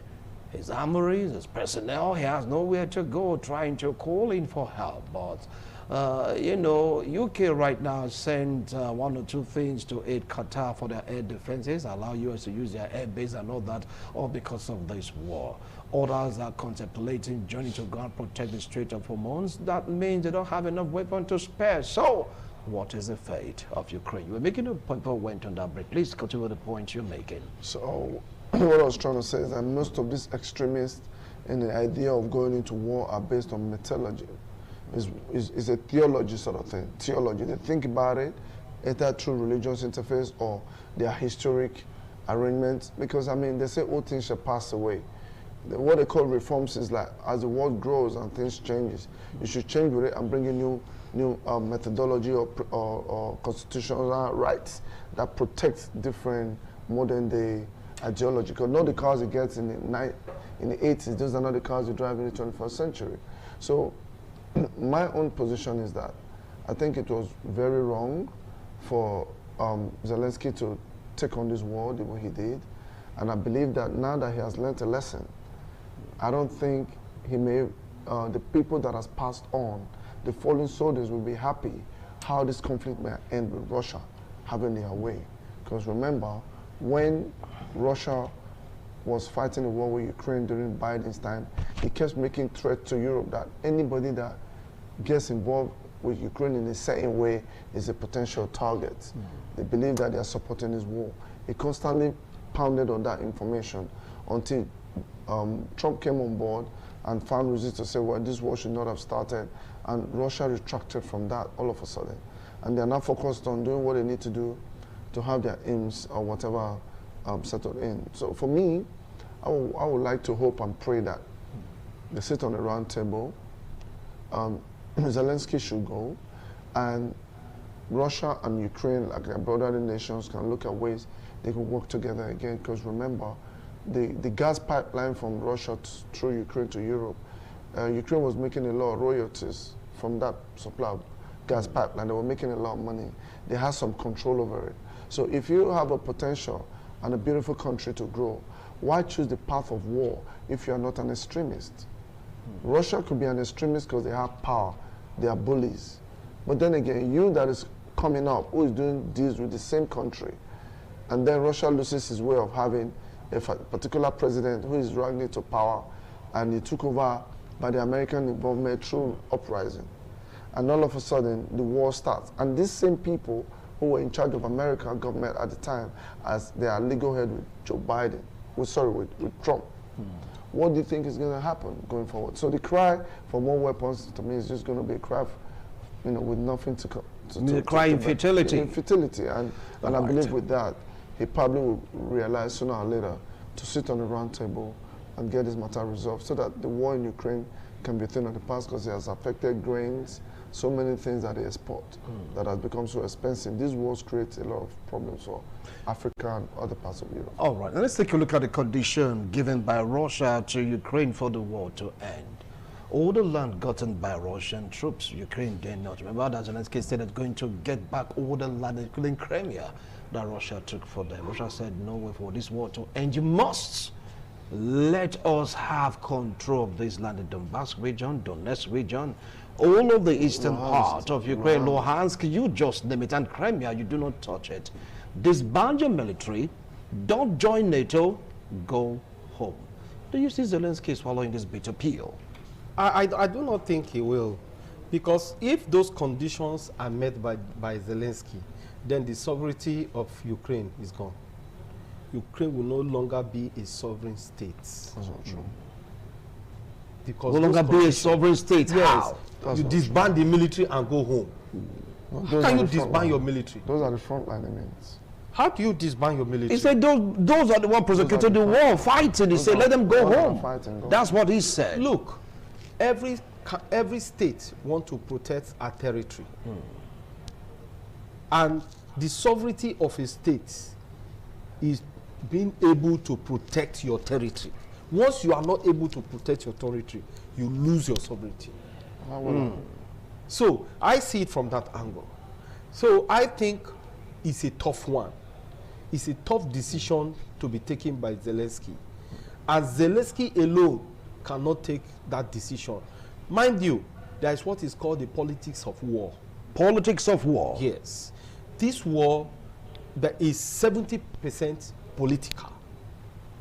And that's why the solution to end this war should be a political solution. So I feel it is better for those, the negotiators, or those who are vested with the power or who have interest to see that the war comes to an end, must look at it from a political angle and see how the prosecution of this war should not continue. Hence, Zelensky may, out of shame, not throw in the towel. Out of shame? Yes, not throw in the towel. And the war continues. Mind you, there are sponsors of this war. Whether we look at it... But it's like the sponsors are no longer forthcoming. No! For him to start shouting and crying that his armor has been depleted, personnel depleted, crying for help. What if it's a strategy? It cannot be a strategy. Look at it. What is a strategy? No, yes. That cannot be a strategy. So, in a war, there are strategies that could be employed to see how the war is either won or settled. So, peace is very expensive. And that is the reason why, like I did say when I was making my own contribution, I said on record, it has it that Russia has lost 1.2 million personnel. That is not a small number. You cannot now say that Russia is not getting the hit too, despite the assistance from North Korea, China, and other African Ukraine countries. also been getting assistance from other countries. Yes. And also Ukraine has support. But the problem with the Eastern Bloc is that they are more of conservatives than progressives. And that is why you see that the support, the way the conservatives give you support, is different from how the progressives will give you support. From the angle of Russia, China, North Korea, and other African countries are progressives in war. So they give their whole heart, soul to the war. On the other side, Ukraine does not have that kind of support. However, the best bet to see how this war is seized from prosecution is to come to the round table and said, okay, you have given us 4 strong conditions. Out of these 4, we take 2, you take 2. We take 3, you take 1. Or you take 3, we take 1. It could end in that format. And it is going to be a win-win situation. If not, we say let us continue with the war. All right. And see how it may eventually cease. He said this could just be a strategy. Talked about the way to share the spoils of war. You know, we have this negotiation where you win some, and of course you lose some. He also opined also that if Ukraine should say yes to Russian condition, that means they've lost their sovereignty as a nation. I wonder which planet is living on. Planet Earth, of course. I really wonder, because you see, sometimes we don't need to have a conversation if it does not make sense. But it's not a lot of sense. It could be a strategy. I'm just telling you that now, and I'm still on my feet. Yeah. You don't need to have a conversation if it doesn't make sense. I remember when this whole process started, it was telling me that Ukraine will win the war. Remember, 4 years ago. It was one of those pioneers who said that Ukraine will win the war. And I said, no, from what I understand and what I know, I've been to Russia. I've been to Ukraine once. Beautiful country. But I know that they do not have the capacity, looking at the influence they have, to win that war. He argued for more than 2 to 3 years. For the first time, he's now realizing himself, Mr. Bakbalo, to say, okay, I think that Ukraine is losing the war. With all due respect, we should have told us from being real-life information that Ukraine is talking and crying about depleted weapons. How can he fight war without weapons? But he said it could be tactical. How could it be a tactic when the U.S. president is telling you at the Oval Office that you have no cards? What else do you need to hear to understand that he's in trouble? I don't get it. That is the kind of ways you keep pushing them. If 1.2 million dies from Russia, which you've repeated 3 times, and 5 million plus dies in Ukraine, with Russia having more population, who should be coming up achieving peace through strength? Is it Russia or Ukraine? They've just told you that these are the terms that they want to follow, and they are not budging. And I'm telling you that Ukraine have no option. They will give in, and Russia will have their way. If they cede those territories to Russia, what does that stop them from having their sovereignty?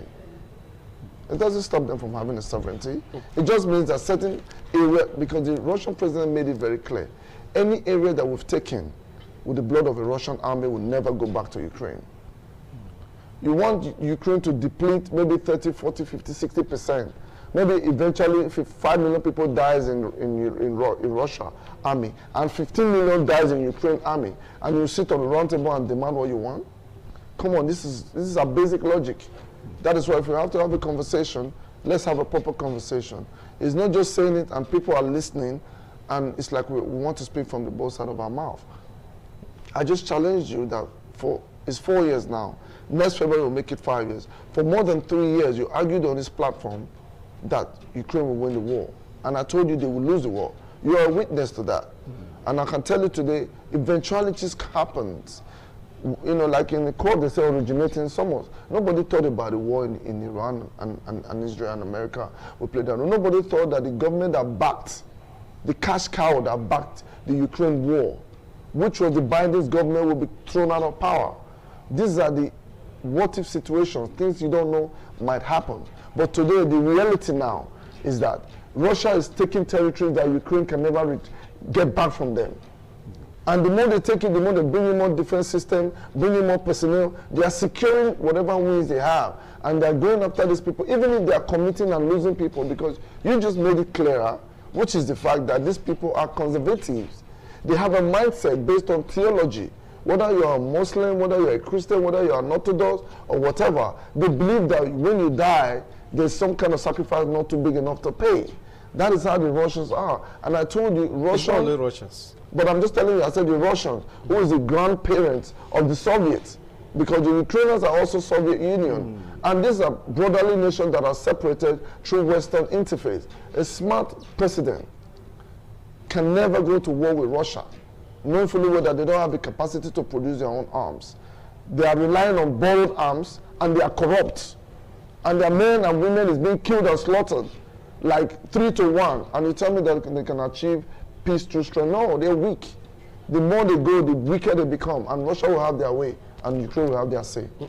And that's the fact. No, fine. Please express your own opinion. You don't agree to what you just said. That the more they go, the weaker they become. Don't forget that when you talk about strategy, we talk about war. Sometimes you have to look at the cards on the table. What card does Zelensky have to, place right now on the table to hold Russians by the ball? Remember, I did say that there is what is called the politics of war. War is not just fought without first counting the cost of But right now, all the so-called big politicians are busy in the Middle East. It. You forget The politics of war. Hold on. Let you him forget have that the floor. Iran is also a strong supporter of Russia. Why is Russia not supporting Iran in the war against America and Israel? Why should Ask they? yourself that question. Why should they? Hold on. It is all politics. No.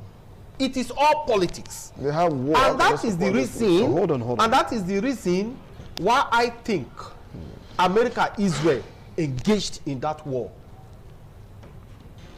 So, in course of taking weapon to all American allies, some may get to Russia, to Ukraine.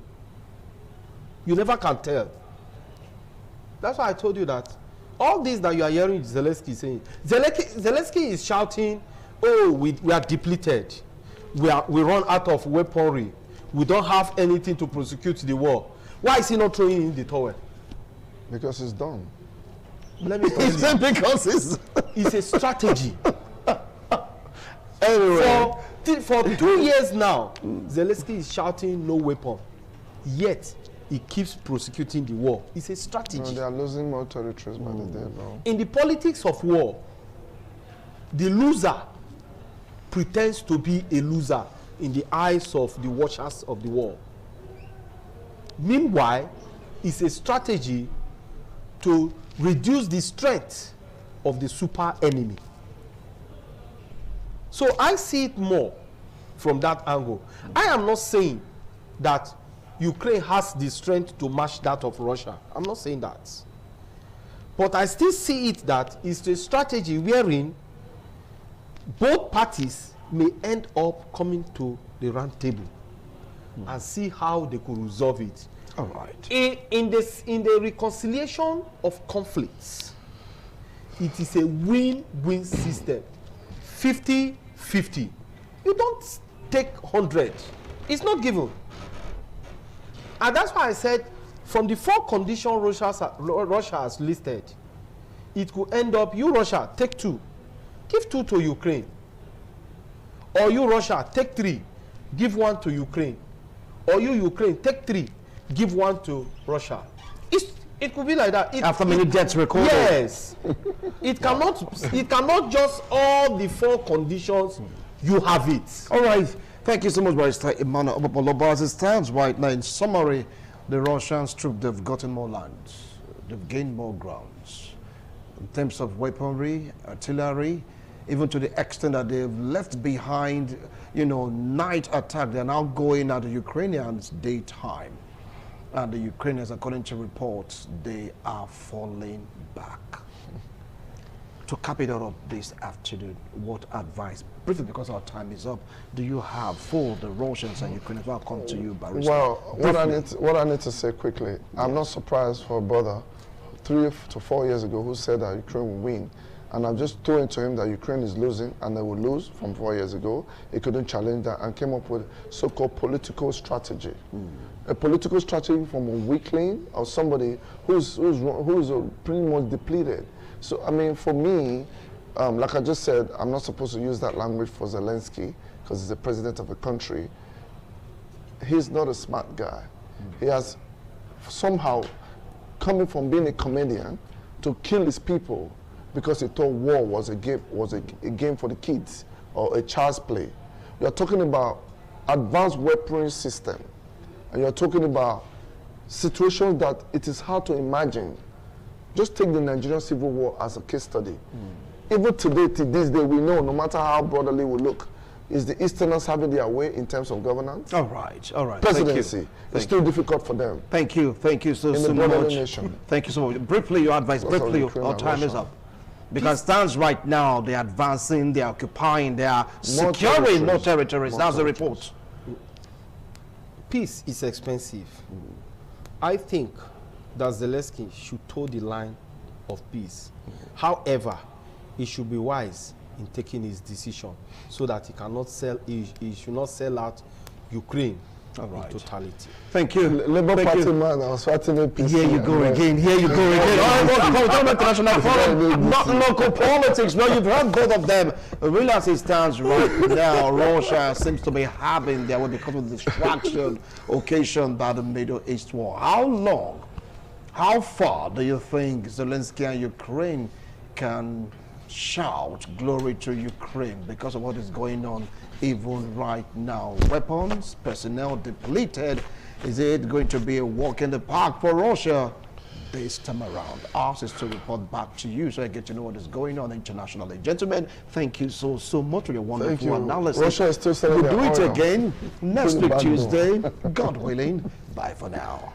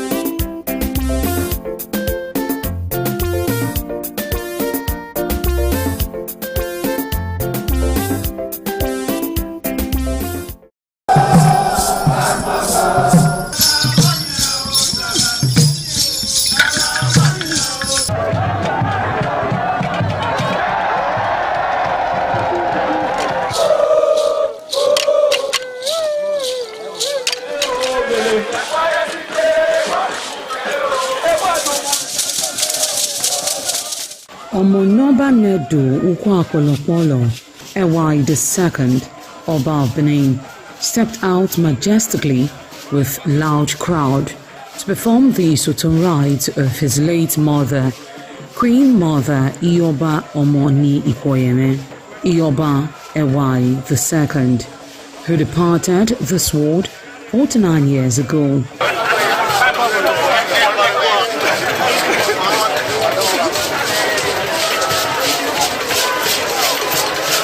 Isoton is a traditional rite of the procession in memory of the departed person's spirit in Benin Kingdom.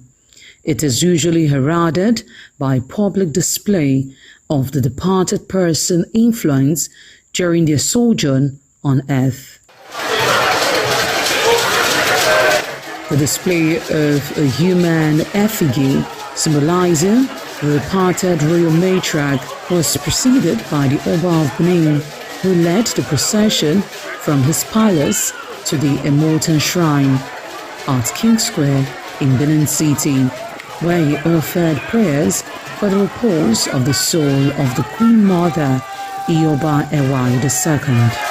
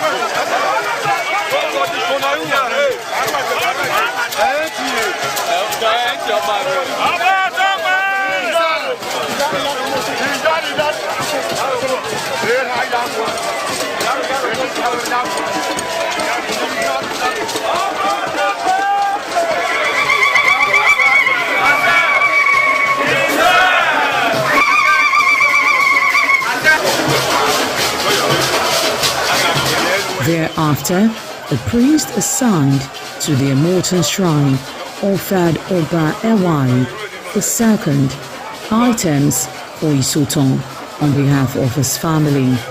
However, Chok, known as Uri, represented a mischief from royal fans after ancestral spirits were invoked to bear witness and announce his arrival. On his way home, Oba Ewai paid tributes at various pilgrimage sites, including Queen Idia Tomb, beside Oba Market, where a cheerful crowd of traders abandoned their wares to catch a glimpse of the royal personage and join in the celebration.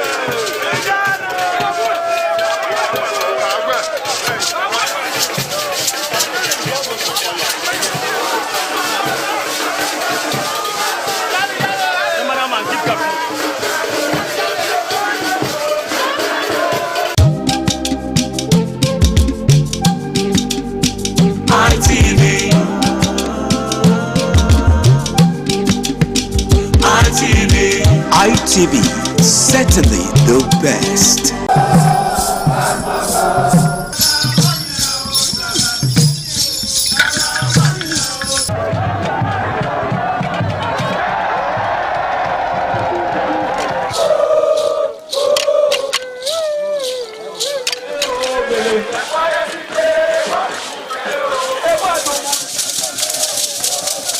The Ekoko masquerades from Ute village, whose cult is connected with Obaeware and his mother, Elere, appear on this occasion to bless the Oba.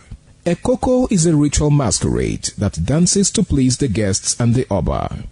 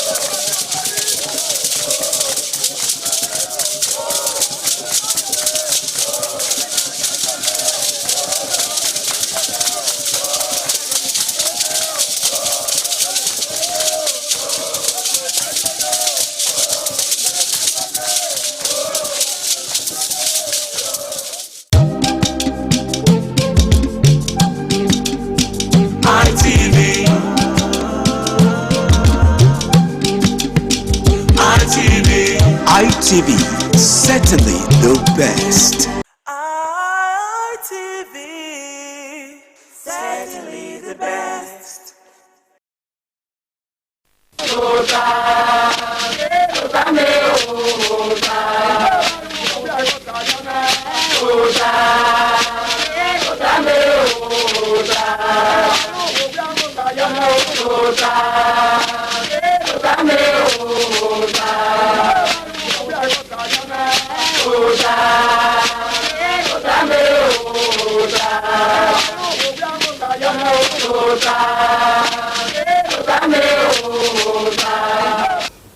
Waya bota now.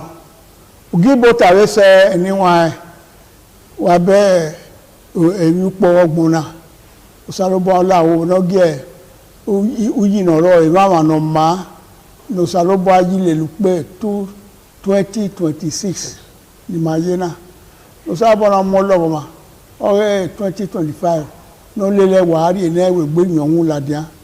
Ezo no ebi no ga no ebi ne ma no eyi ano arupo no gbera Osalu dazi nla onika oredo ya fere na mo yare anyway edene na me bota ma we sun na bota na we ka 1000 no gbera na we iba ati iba na to tayi akota aya ro erenede ena na iri aga yo na oni ma ti ibota maka we tamani mate na arena wani agwo egwa ibota ede na ore ma teme bisugbe Victor edonebu wa donebu zomo wa ya selo gbe popogbo ni mala na ogogo no lo wa imi igbe wa imi mu wa imi ebe o oba atope ise ore ma teme pastor ka vari una mure ibi edonowo me ofo igbo sa ogbago yaro iselo gbe wa be na ka wa bi tota wa bi dawe ofo igbo sa ogbago waro oba atope ise me so abo senge no bia o no ri edo ba yo ko awe do ya fere me we to wa ya o sa ru da no jo hin aro no jo fun igbe aro me o bi aro nu wa ni wa ri ano o sa lo bo ai ni ka o adino de nu wa ne do ya fere oba atope anyway even magwakana afi worie no ro de were iru na na me we obi no ye no sulu nupo nema otano laja we uwabi gbe no ihe na te no gano kinu dono no ma defio okianu kian ayi onuwa aze emonuwa agugun a iyama ho odo ame na we ezo raaro yaro okuriri o wa bieleme ezo na waro ege ya de kerezo ni kede agwalo to okunu we aye ya yin no odo we aye ale le kan no ri o eyo na do biele ya eni ya fero kekinado ekinade se ye ni wa ma ho ni ma ge sesemesi so pa uwo wa ma kege bo ye bo wa we ota pastor domo ja ko wa ge ko lo gbera ya fi wo le na ge why say no wa many culture we so no gbera we upogmo agala oyo ma no ti papa oge be fun ne abi gwe obono pa ebe gwe ladia eri em pogmo yi ma be ti oge nu pogbera ne eri fo e ga o eri amuru pa ti de o eri tomatoes ya iyo boka abe gwo ni ne ogbon eye so pe o imi no wu nupo iya gire ni majina no re mortuary egire ni majina na mu yo to ne nupo egire ni majina we no ra gbon ka we yeri eke ma mi o ma so mo na no gire yi wo ye eke ya fi yo to no ma oke pa o so no dazi apa ma o yo le orie tini mani maya sukpo na sokma ukpo ogagise atuta na waju ulebo kia la we vekrikri ude dagba kia we yo enegbo we tota ogogmo o sa bari enu na de kenu we mana njise nupo da fi weri eso nu onu ri eyo kigio wa pa uwi wewe ye ebe so wa la ya wa we azu iga papa abon agari de ka ota idi ya wa lowi e lori wari ase ma no wa bi agari palo ofo ro egbere ya wi we wa la wi palo ni o wa we azu eso ro kupo ya kupo aipe na we mo la ego kwa pe oka afi weri eni bu iro upogbo wa ire we itota wari ba yu po na ede nu ya bi eni aito egbesu mu na we o we deni so de kini na ko ukpono gbera de kini mana use ukpono gbera de mi no wiwe ukpono gbera ba ze no na wiwe e na ya fe we itota o yo wa yo we gbe mama ze nu ke ya gwan do ba na mi we urere simuna urere seki egen we ya seki ba no gwa lore awa ka ba wiya iye we ma de ba we dia e ko so ba no ri e ma do gwa lo si o si gie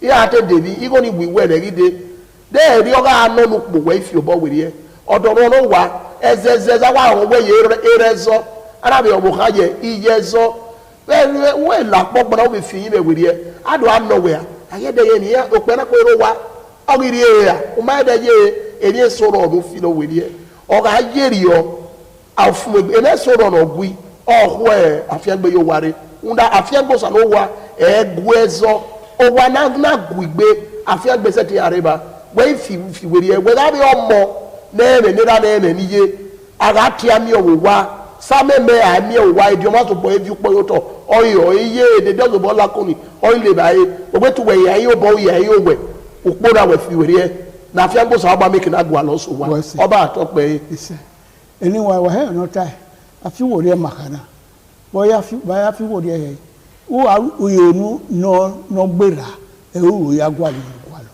muda be so lo no e kame o no amon lele no kwa eno iyo no kwa eno e no eno ananeru yi waro odigwe ubi obodo dasaloboa ubi obodo danika emi na ni mu dana ekina ni mu dana jeduro dem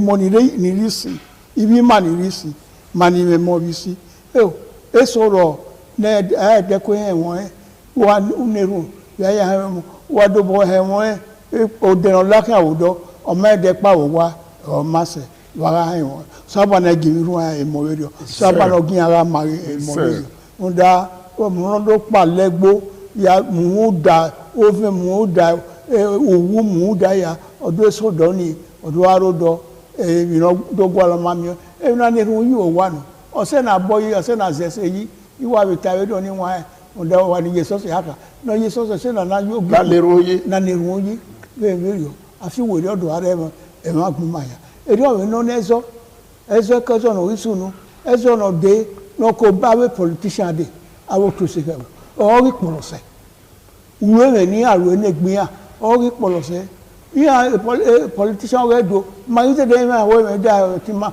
obi ra arona obi ye na arona yan iku etu egbe eyo ka ye de ni wa a megba we gie me ko we ri na no pa we ja we hewe so pa we ni ya do na e ko ma ri e ma ni bun yo ye wala wo wo ga fi wo di aro wa ga aro o tedo wa ga aro o tedo no ba yo ga aro o tedo state na mi o gbo so we politics ni waru osu wa ogiwa ya dole gbe yi ogiwa ya dole wo yi ogiwa go ba dole to yi o ya se gbe yin so ni o ni inuka ni ka yin inuka de ya se o to ni ma me e won mu ma mi ma to fo emi na re o tedo ni ka gbo sun general post office no re agbo o tedo la do lu ni gbe do la dia ami ma e wo ni gbe ami ma e wa gbo do la dia wi ye ki gba won hotel forest we go mo kwa ya awami mai do la dia mo so gan ya la dia be gelegele do la dia be niko ga we ya e do nya ni ya fe ni wa ni ma hon ya awe iyan so iyan la dia ya wona fi to nya ni ya we niko ga kere gelegele hotel do mama ye gun ayo mama gwa ma wa hon wa ga fi wo ri aro po la ye da wa ga fi wo ri aro na gwa to se la nya to ni e won no do go ma dia onya to ari to le no dia bo ye kere ni ade ba enyo Nigeria na te map na ya we na eya ro na ya gbeso o te me àwa gbé náà àwa gbé ukpọgbọn ẹ mà lánà ibùdó ẹ mà yeye kẹkẹ bẹ bí náà ibè kí náà yàwé ukpó náà yẹn ọwẹ ukponukpo gbéra ni ukpọgbọn náà yẹ lánà àfihàn gbẹnọrọ kẹwàá aláwùdá ọrọ ẹdọ wọn àdọwọ ẹgbàá lọ ibùdó náà bẹ́ẹ̀ ni màbùdó ní èmi màbù wá ọ̀dọ̀ wa mi nìkan ẹ̀dẹ́dẹ́ ẹgbẹ́ ààrẹ ọba ní gbẹ òtún ní àfihàn yẹn máa ń yẹ ọ̀bọ̀pẹ́ ya mú ya ó wà nẹ́sọ̀ yé àwọn mami láàrọ̀ ó tí yé àmì ẹ̀bọ ọ̀sàbọ̀ ní ó tí yé láì máa wá ààrẹ ọba wà rẹ̀ mànùwà gbà ó rẹ̀ ihe dè má mànùwà má rẹ̀ yóò tọ̀ rùpọ̀ gbọ̀n náà yìí lánàá ní mànùwà gbà ó rẹ̀ gàbí yálàwò dá ó ní ẹ̀kẹ́ àkẹ́nà kí á mọ̀ kí á ẹ̀dẹ́dẹ́ gbégbé wẹ̀rú sún ẹ̀ náà gbọdọ̀ rẹ̀ nọgbà ó gà bọ̀ gbogbo à láti ẹ̀ Ministry of Agric fertilizer na wa viore na ya mewe to ọ̀pá àti ìlú ẹ̀ ìpúgi ọ̀yà abíyẹ̀nyà ọ̀yà èmi kọ yìí máa wọ èrò àríyé ní òtọ́ nínú òtọ́ mẹ́kì náà rí iná máa nà wọn lu wà viore tó ẹ̀dọ̀ wà ra ẹ̀yà ọ̀rùpọ̀ náà lọ́ọ́ bí de wà rẹ̀ màmá ẹ̀ ọ̀pìà àyẹ̀sẹ̀ tí a dọ̀ yà ugama àṣẹ̀tí a dọ̀ ẹ̀ olímà nàti ẹ̀ ìfàl àṣẹ̀tí a dọ̀ ẹ̀ dàrí ọba di onàrí ọba màmá na ya mewe ati subsidy ọrẹ ìfọ ẹ ọ̀pá amáyẹ̀rẹ̀ kẹ́nà rẹ̀ mi náà rẹ̀ subsidy yìí dẹ́rẹ́ ọ̀pìà nínú náà rẹ̀ dènà ọ̀bùn wẹ ọ́fíìsì ọ̀rẹ́ gọ́ọ̀mẹ̀ntì ìpàdọ̀ ọ̀pìà àhìnwá ugama èmi náà ya gbogbo ya àhìnwá wẹ̀ yà á dẹ́rẹ́ yìí wọn máa kàn gbé ọ̀rì ẹ̀tí náà ọ̀ma òpè akẹ́wọ́kọ̀ ní gbogbo ní ayé àtẹ̀tí múnimúnà ní àhó ní àwìnà ẹ̀ wọ́n ní bó wàá rọ̀ ọ̀nìyàn yẹn náà yóò náà yàtọ̀ tí ẹ̀ẹ́dẹ́ ọ̀pìà ama ìwé adídẹ́ àjọmọ́yà yà fi à àbí adídẹ́ àjọmọ́yà yà gbọ́ àríọ́bá àwẹ̀wọ́ wẹ́ àríọ́bá àwọ̀ rí à mà ní ìró wa náà àwẹ̀wọ́ rí mà àtúmùràrọ̀ mà rí láwùdá o ọ̀gbẹ́ náà tẹ́lẹ̀ má ní ọmọ anyàmíà àrí ìrọ̀nà rí èmi náà yọ̀ ní ìrọ̀ní ìyàn dorí ẹ̀ wúkú ọba àtọ́pẹ́ yìí. ìṣe ẹni wa yá ìwà dàn ní màtánà lùsàbọ̀ ọ̀làwọ̀ iyì bí nílẹ̀ náà kẹ́kẹ́ náà rọ̀ òpó náà ma gùn kan ẹ̀ nọ gbéra nọ ma dé fi ọ̀fọ̀ ma náà yìí nù kan ẹ̀ ma bẹ gùn kan ẹ̀ nù ni ma yí fìlò bẹ́ẹ̀ mi náà rẹ̀ ní àti ẹ̀ mídíà nù ni dó ìyá gùn à ní ìyá gbégbé gùn à ma ní ma miọ́ bí yà wá ma parẹ́ wọ̀ náà ma parẹ́ Nàìjíríà ma pa lu èmi náà rẹ̀ mi àti ẹ̀ yí utamuta ọ̀rí ma wá ìfihàn rẹ̀ ni wọ́n ẹ̀ ma ọ̀rí ma yá ẹ̀ lẹ́gbẹ̀ẹ́ wọ́n sùn nù wàlá owó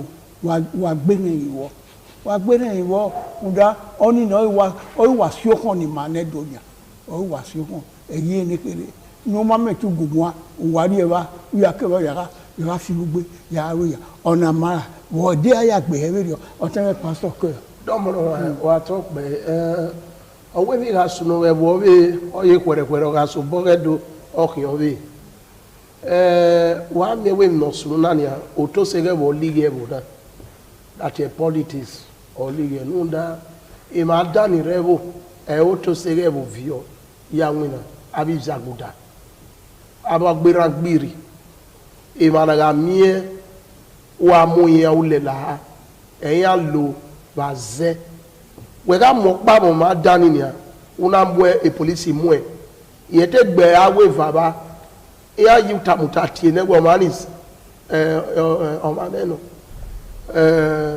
se a boy meno ni ze bonio o ha meno se a ge ari kinoni o iba mo ise we se a ge abe keke ni bie kana ya gba ore gbe ano ayu no dai no do ra no tie we o ma ni po ma no agele se a de mi ze da kana ga we ni danya ni da demi na tie agwa na gere ga agwa ọwọ́ mana ye kwa mu obiera bi je ne obiera emu wa eni dana gele sunu wo ye gbe no sunania we okari ọba ke oge okari ọba ye Nigeria ya ipa senator no ma ona du igomu o ma ye gan e de do gara mani opa na yopa egbe no sunu e ga li igoro masigo dati wa na giobiere yin ni ba egeni bi diagbo yara wele geni o government abe ba no mura o tese gabu ni muna bari oba egbe da odo na gwo o ga gwo wa ke afege wo fiase wa ke gbe ebe to we gbe gede uke mu ari o de kire permanent secretary ye we be na gbe na ki that do mebu mosa so pe gedi ki pa mo to o na ga do mi na 10 million ana ga do emu ara ba gbe yo gbere no pa no yi ara bo ye ka ba we wa do gbe mi na mo so po wa ke ara se o era negere wa ka bo wa ra se eya wa do mu e uje ibozere na o ya igun ya nu ni ka ewe ya lu e ya yo we awe e do so wa unda gbo uri e ba gbo ge ba e o ri emi no gi sunu tebo na ni a e bi ke na mi kolo yo kwa da ya dole mi o ge nu we gwa ka ba no sunu nebo te social media owe o ma no ka ge bono rebu ye ige to eni e ga wi eni e ga wi egwe ni mari dia dogi ya mwe egbe gboto mwe gwa gboto ne mara iwa sobo kan obi yo ba dogun ayo obi wo boy dogun ayo obi Hausa dogun ayo obi egwa na ke na iya zanko egbe mi ri oni e ma no ja pa na ti pa so be mo ma nya ogwe ya eku ogwe unda be na bia kwa aga he ara agbite ga e owo ri obe ga yo bo geke na mojo ewebo obo moto oji wagi malige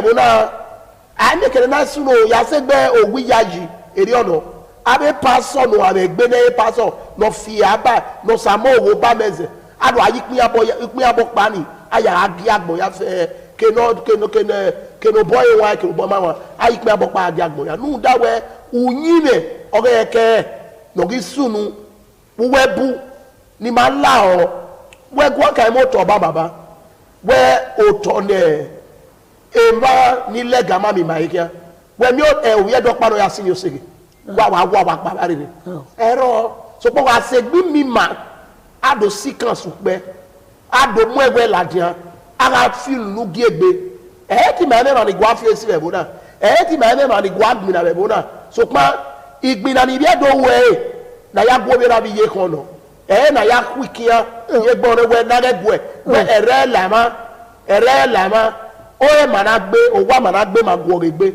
so po ga se we ya akori e bare amie we ala gwo popo pada be ni kata e no gbera ibi e go benue o gi adin ni amako unda e kagele mi ago ne abe ranu regbo ni aya agia kagele mi ago ne o ebu we gwe go gwa o bi benu o bi ka ba o bi ogoja no unda ekmene gbi mani ma wa mo fanu de kolo yo pa mo paga e yo bo o se e na ya fe do ri abu na ya fe ne i ma ki akoko ni ya mo yo to na imi o to segebu ni agebo na man egwa na gebo na man o mo no ba na la wo o mo ga we mi dana ka ye mi dan o o be we si aka ma ge mi si o nu da we have to be no we are le na ye be de do ri o ya be de na ko oba atokpe we se no we ko edene na oba e ba ku o sare bo ayiyi ni yo to ne ebe na ta eni wa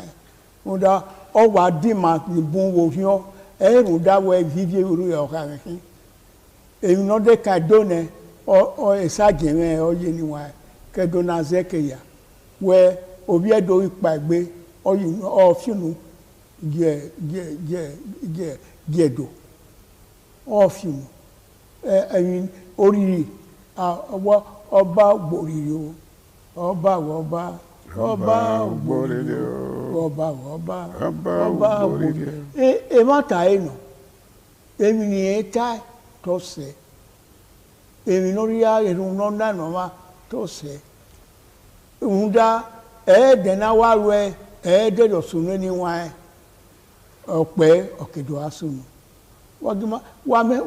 wa mi owe egbe ìrànsùn lè díẹ̀ náà orí ọ̀wẹ́ wà hàn wẹ́ ní àdánẹ́yà nọ́màbà ǹda South Africa ọbí mana ọ̀rí ìnáwó pọ̀lọ́sẹ̀ nọ̀rọ̀ òtẹ́ Egypt ráde kẹ́pọ̀ rẹ̀ ráde ǹda ebore yàtẹ̀ lìyẹ̀ wa anáwẹ̀ hẹ́ o anáwẹ̀ gbé mọ́ ẹ̀wòrẹ̀ gbé wàgí máa rú yìí nọ́ máa sẹ́yìn.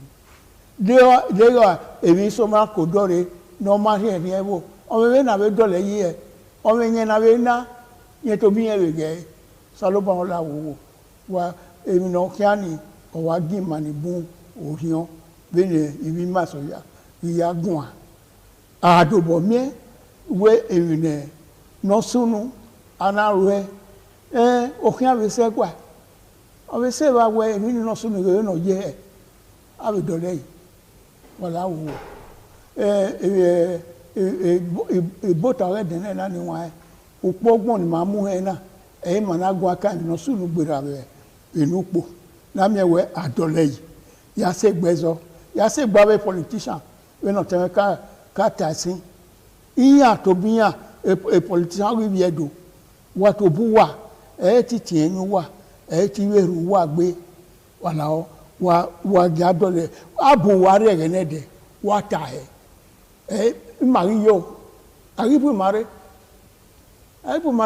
eti man ri o ma ya yin loge ra esi mabo ona yeri o ona yeri o edo we bo na yeri o Ewa Nigeria, Ewa Nigeria, where my boy Mose, Rory Nigeria, no Marque, no Mose, Rory Nigeria, Salabon Lawu, anyone, give out the Nena, Mahamu, who to a pastor. Am I 10 or wrong with you? When you get taken here, who de Mabuna, Wado, Raven or Hoa, Venuku, Bob Marina, Fiwere, Vareko, Arioba, Waratemi Manu Wagbaori, Wafi Were, the Wagme Puna, Aluga, or the Arrow. A week in Nagaru, no Maggi, Malago down, no Assi second or Magieke, but the Maki with the Bevo, the Malago down. Ọba atọpẹ ilé wa tukpẹ atuku ètò ọsẹ tuyọma wáyé dàmú hẹ ugina ọfúngbẹgbẹgu wáyàrọ ọba atọpẹ. ẹdùnúpẹ wo wẹ̀nà mú na lọ́gbà oge ọ̀ka mi wẹ̀kíyà ọ̀ka ìwò wẹ̀kíyà ọ̀jọ́wé wẹ̀kíyà enogi wẹ̀kí òpọ́gbọ́n láyé náà wẹ̀bí mami máàmù gbọ́n lè lù pọ́gbọ́n lẹ́wọ́ yá dẹ̀ lẹ́wọ́ yá fìwérí ẹ̀. Na hawe enoge wa fi bo wiri e o iwa ma o ri dami o wa ni o pana te wa dero e yeri o mega isun ke na pa mega isun ayiko wa ma me so fi bo wiri e le bo ya de enu e no ya ma no ba no ya ma na gbon ya no ya ma negwa oba atope ise anyway ya yi wadai ma bo ne zebere tewe ta ave jon we wa mi ni jon we ni ari yu lame ake mawe ka ula me ni ge eme mi no ki ariana asari abe no elegbewu wona we da o do una we yin se ari abe aye be ye were awe go mana na ro ijo to wa ya fe abe jon we katikata o tan ge da osa odon we o igomo kwa eri we jo to abe o ka ge le ya fe wa we mi no ka ge lo mo no ba o mo tin ya wa na gwe yen do lewo yi ka bo do le se wasetiwe abiko kugbe ugewine emina tada ogeva no pa wege aye we ro we na wa ro pa o no etewe kagele gabo de to ya fe o tewe no rugbo gbo je to we ya fe ya fe ni ke na ke o kagele ni re dade wo mani rubota na ma je to wa wala o wakabo anwu na se ne komike na re na gbo ya fe ma je to o don we abe nigi abiku ikweki wala wa be dueki yari wa yore ke wa na dueki e ma mana mu gibota o de na yoto ọba atope se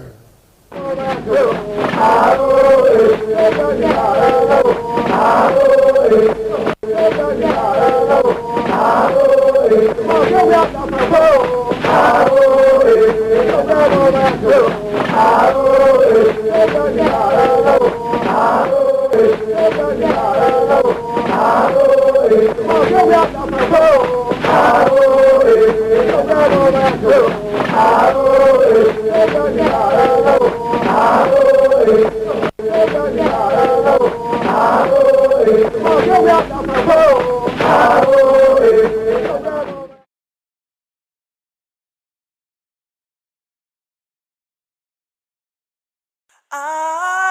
ITV, certainly the best.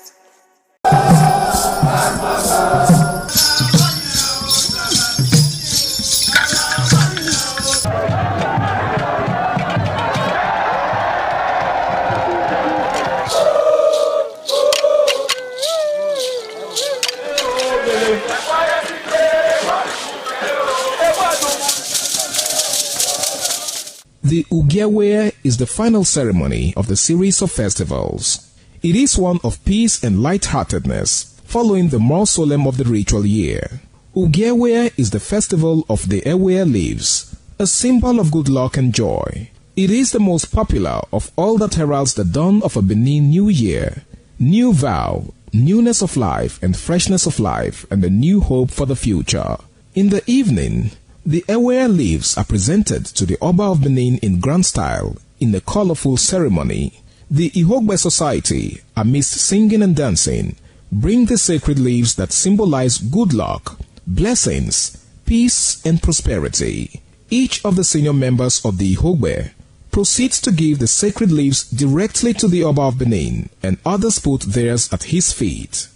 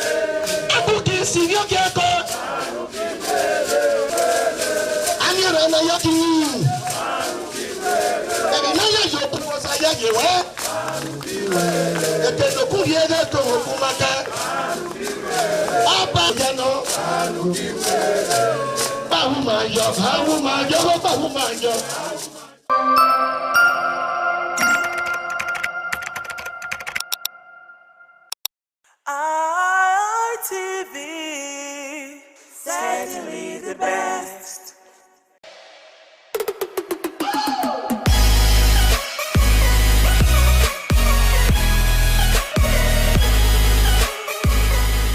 All right, ladies and gentlemen, it's another lovely, lovely Monday evening. And of course, it's my pleasure to have you join me on yet another amazing episode of the Guys Hangout Show on independent television, reaching you live from the city of Bronze. I'm talking that city where the king is truly king. Now, I'm sure there are some persons that are just joining us for the first time. Well, for those of you that are new to the program, the Guys Hangout Show is a very unique show that teaches men to prioritize themselves, to put themselves first in a society where it seems like the voices of men are hardly heard. It airs every Monday on this station. My name is Harry Aigboje, and of course it's my pleasure to have you join me on this episode of the show. Now today we're having a very interesting conversation. It's something that has to do with what men have to offer in a relationship. Now a lot of times when women are asked what they have to offer in a relationship, some of them take, offense, all right? Especially when you ask them, what do you bring to the table? So in retaliation, they usually ask what men bring to the table as well. So it's like a tit-for-tat situation. So tonight we're going to be having this conversation. And of course, to do this with me is a brother, a friend. He's a seasoned analyst. And of course, he's also very passionate about everything that has to do with masculinity. And lover of the program. Absolutely. Yeah. Of course, he goes by the name of Momo Lawal. It's good to have you on the show. Thank you very much, Ari. It's always a delight to be on the program. Absolutely. I mean, it's always a delight to have you on the show because I know that every time you're here, there's going to be a whole lot of, buzzwords. You know what I'm talking about. In a good way, yeah. Absolutely. So, let's get right to the business of the day. Now, I'm going to start with a post that I, stumbled upon on social media. Okay. All right. Sometimes you're just scrolling down and then you see something quite interesting. So you decide to, pay attention to it. And of course, there's always something to learn as well. Now, this one says, my babe brother, it's actually in Pidgin English. My babe brother, they do everything for him. Now, once she they ask me for things. And if I tell them, say I don't get them at the moment, she go just talk, okay. If I want to do them when money don't enter hand later, she go tell me, don't worry, my brother has done it for me. Now, here's the part that I find quite interesting. He says, I just feel useless for our relationship. Useless? Useless. Wow, that's a powerful word. A strong word, right? Wow, that is fascinating. Why does it feel useless? Question, and which brings us to the question: okay. What do men offer other than money in the relationship? Okay, other than money, what do men offer in a relationship? It's a very interesting one. There are a whole lot of packages, different categories, different things that men bring to the table and even outside the table. A man. Yes, of course, we know money is important in a relationship. Money can buy you gifts, Absolutely. but money cannot buy you comfort. Money cannot buy you really? Someone that will be... Money cannot buy comfort? Yeah. A lot of persons out there will disagree with you. No. When I mean comfort, from a comforter, someone comforting you sometimes. Sometimes you are crying, you have money, you need someone to cheer up, a cheerleader. Money cannot be that compassionate. Money cannot buy you... emotional comfort. Emotional comfort, emotional comfort. And money cannot buy you that stability. A man coming into your life is not just to buy you gifts. I'm surprised that guy is saying that he feels useless. Not to buy you gift. It can also be a form of a security for you, an emotional support for you. It can also be one who cheers you on, one who supports you. You have shared visions together. You have this goal, and okay, let us achieve this together. Okay. He's going to be there. He's going to also be there to provide for you in ways that are emotional. Women are very emotional beings, and men are sometimes, we always say men are logical. So you need this emotional support from this figure, and you also need to be, the protection may not just come from just bringing a security guard or having security, being your security and all of that. It can also be, it can be a form of an assurance, because they steadily need this showing of love to one another. So you see, for the brother that is saying that he feels useless, he has based his own relationship based on money. And I wouldn't blame him. Society makes us feel that way sometimes. But then, it shouldn't all be all about money. As a man, how decent are you? As a man, how loving are you? Because even if sometimes you see, that's what you see sometimes, a woman as beautiful as she would be, would go for a man that is not as handsome as you would think. Not so good because looking. there's something else that is in the character. It could be in the way the guy is hardworking. It could be that the man is just a comedian. You know, you can have all of these packages. Yeah, it makes her laugh, like being a comedian for her. All of this packaged into what you call a man. Then the money is the extra part. The money is the glamour. The money is what makes it smooth. Okay. You know, if you have class, if there's way you treat your woman without you having money and all of that, when the money comes, it's now you treating her well with different surprises. Okay, I just booked a place for you to just go and take your spa and relax. That is money talking. But ordinarily, if there was no spa for you, when she gets home and she's complaining about that backache, you are there to massage her. You are giving her massage. Some persons say, I'm tired, I want to go and relax. There's no emotional support there. The emotional intelligence is low. And there's this bond that's created in the process of, you know, probably offering that. Doing that, yes, because then you now become one as partners. You know, I'm talking about husband and wife now. So if you are saying that it's only money a man brings to a relationship, it's you are just selling a half-baked story, because it will bring a whole lot. And most of the times, the money may not even come from the man. The money may come from the woman, and they will be happy together. Wow. Yeah. So the brother that he says if he uses this, of course, let him also think about what he's saying. The brother is the one providing. People just give out some responsibility to themselves. I'm in a relationship with you. You are still under your father's house. You're still staying with your parents. Yes, I can provide certain things for you. I shouldn't feel low self. I shouldn't have the low self-esteem or feel less of yourself. Myself when the brother of your brother is providing for you. I should even be encouraged. Okay, your brother provided this for you, got you a wristwatch. Cool, I like that. He has taken that wristwatch burden off me. Don't think that it's only when you provide for your woman that the woman will not attach that love to you. It could just be your listening to her. Women love men that listen. Anybody, not men or women. Women especially love whoever listens to them. Be that listener. Not trying to, tell her, reply to everything that she said, but just listening to her and just hearing her vent.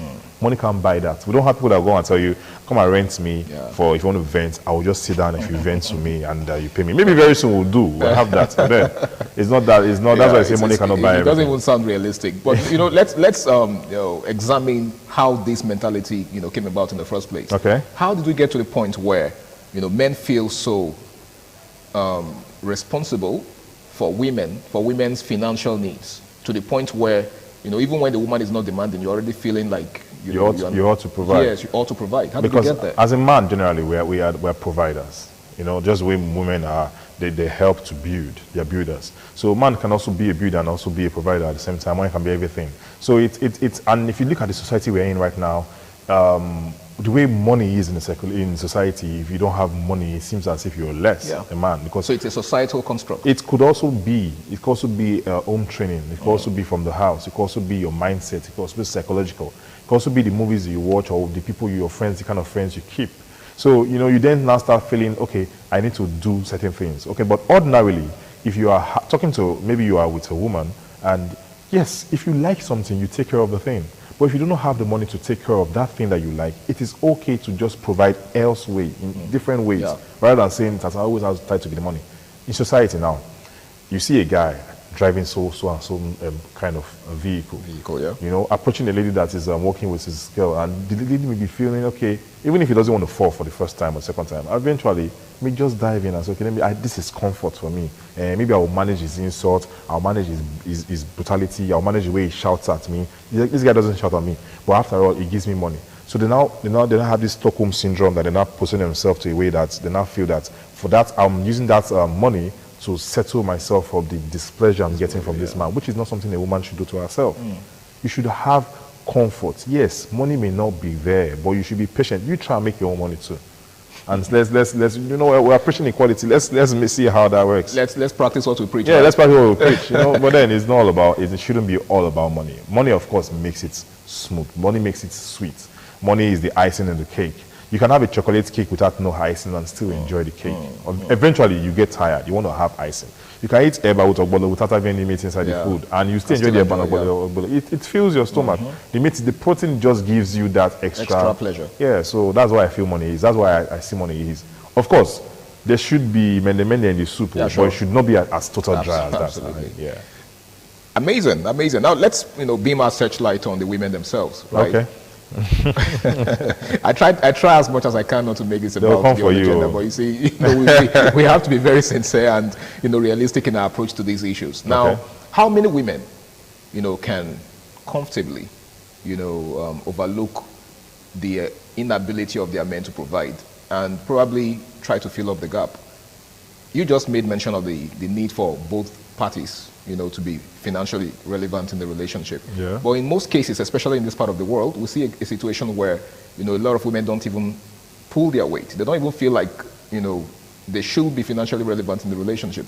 They feel like it's the responsibility of their man to take care of them. So all they just need to do is, sit back, relax, and, enjoy the baby girl lifestyle. What do you make of that? We have different women with different categories and different mindsets. I always want to think that every woman has a bit of that character you mentioned, but some persons just have a way to suppress it and say, okay, I'll allow it. They have different tolerance level. You see a girl tell you that you have to place me on a salary. If you are dating me for a relationship, you have to be on a salary. That is what works for her. And you still see another girl that tell you, I don't want any bit of your money. Don't spend any money on me. And you still see another girl that Big question, how many of such ladies exist They nowadays? do. They may not come out open to you because they know people may take them for granted. And sometimes when they experience these guys that take them for granted, it makes them now go into their shell to say, okay, now I'm not going to be wicked. They not develop this mindset. And of course, society will always tell you, no trust man, no. You go to trust man. Man will stain your white, huh? Man, no, we're not stain white. We don't stain white, by the We don't way. stain white. No. You have boys. Boys do stain white. That's why this is not true. a That's boys the difference show. between men and boys. Yeah, Right. it's not a boys show. So real men themselves are always responsible. Even if we're not perfect beings, okay? But then you should be able to own up to responsibility. Now your question, you said how many women out there will be able to stay with a man? There are a lot of women out there. Our mothers, okay, we don't know about this generation now or the next generation, but our mothers are a good example because when I look back and say, okay, this was what they were going through now, I'm an adult. Oh, and she's still, And they manage level like of this. sacrifices they made, just to make their homes work. Back Yeah, and you see some stories on social media, they'll tell you, when this man was approaching me, he was riding a bicycle. There was one that guy there's always that Yeah, story. true. So it just tells you that they were not after the money, they were after what they were saying, character. Well, it seems like the all of that. narratives are changing, especially as regards this generation. Yes, now money is now like everything. Even you see the worst part of it is that you see parents who tell you, don't try to. Don't say, they'll tell their children, the girl's child, they'll say, don't try, don't tell me that it's because of this. Ensure that the guy is loaded. Boxed up. If he's not loaded, don't bring him home. I've heard stories like that. I've seen a friend of mine that told me that was what the girlfriend told him. And it really affected the relationship. Even if there was love, they could not proceed further because now he cannot even go because he wasn't really, it's not as if he's broke. He has a car, he was driving a vehicle, but he was still staying in rent. They wanted someone that was boxed up and a Google sort of.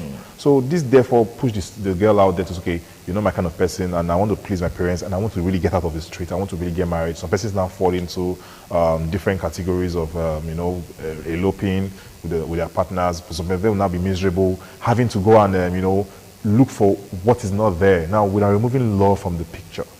So, of course, there are women out there that are still ready to stay with a man rather, without you having, all the sufficient thing. But then just have the basic. Just be hardworking. Don't be lazy. I think that's a prerequisite for having that kind of woman in your life. If you're that man out there and there's a woman like that in your life, I think the best thing for you to do is just try not to be lazy. Try not to be, try to give an assurance, try to ensure that you are working on something. Try to go out there. It can be devastating. It can be like that movie, we've seen a lot of times. It can push you to a point where you're like, okay, I'm going to, break bad. Or I'm going to do this, but then still keep on trying. And that I think would really help in a relationship. Because women, when they see that you're trying, they are happy. But when you're just there, lazy, they get to feel that you don't Awesome. Get something doing. Do not be lazy. Have a vision. Women are attracted to vision. They are attracted to. I'm talking responsible women, though. I'm not talking about slay queens, and baddies.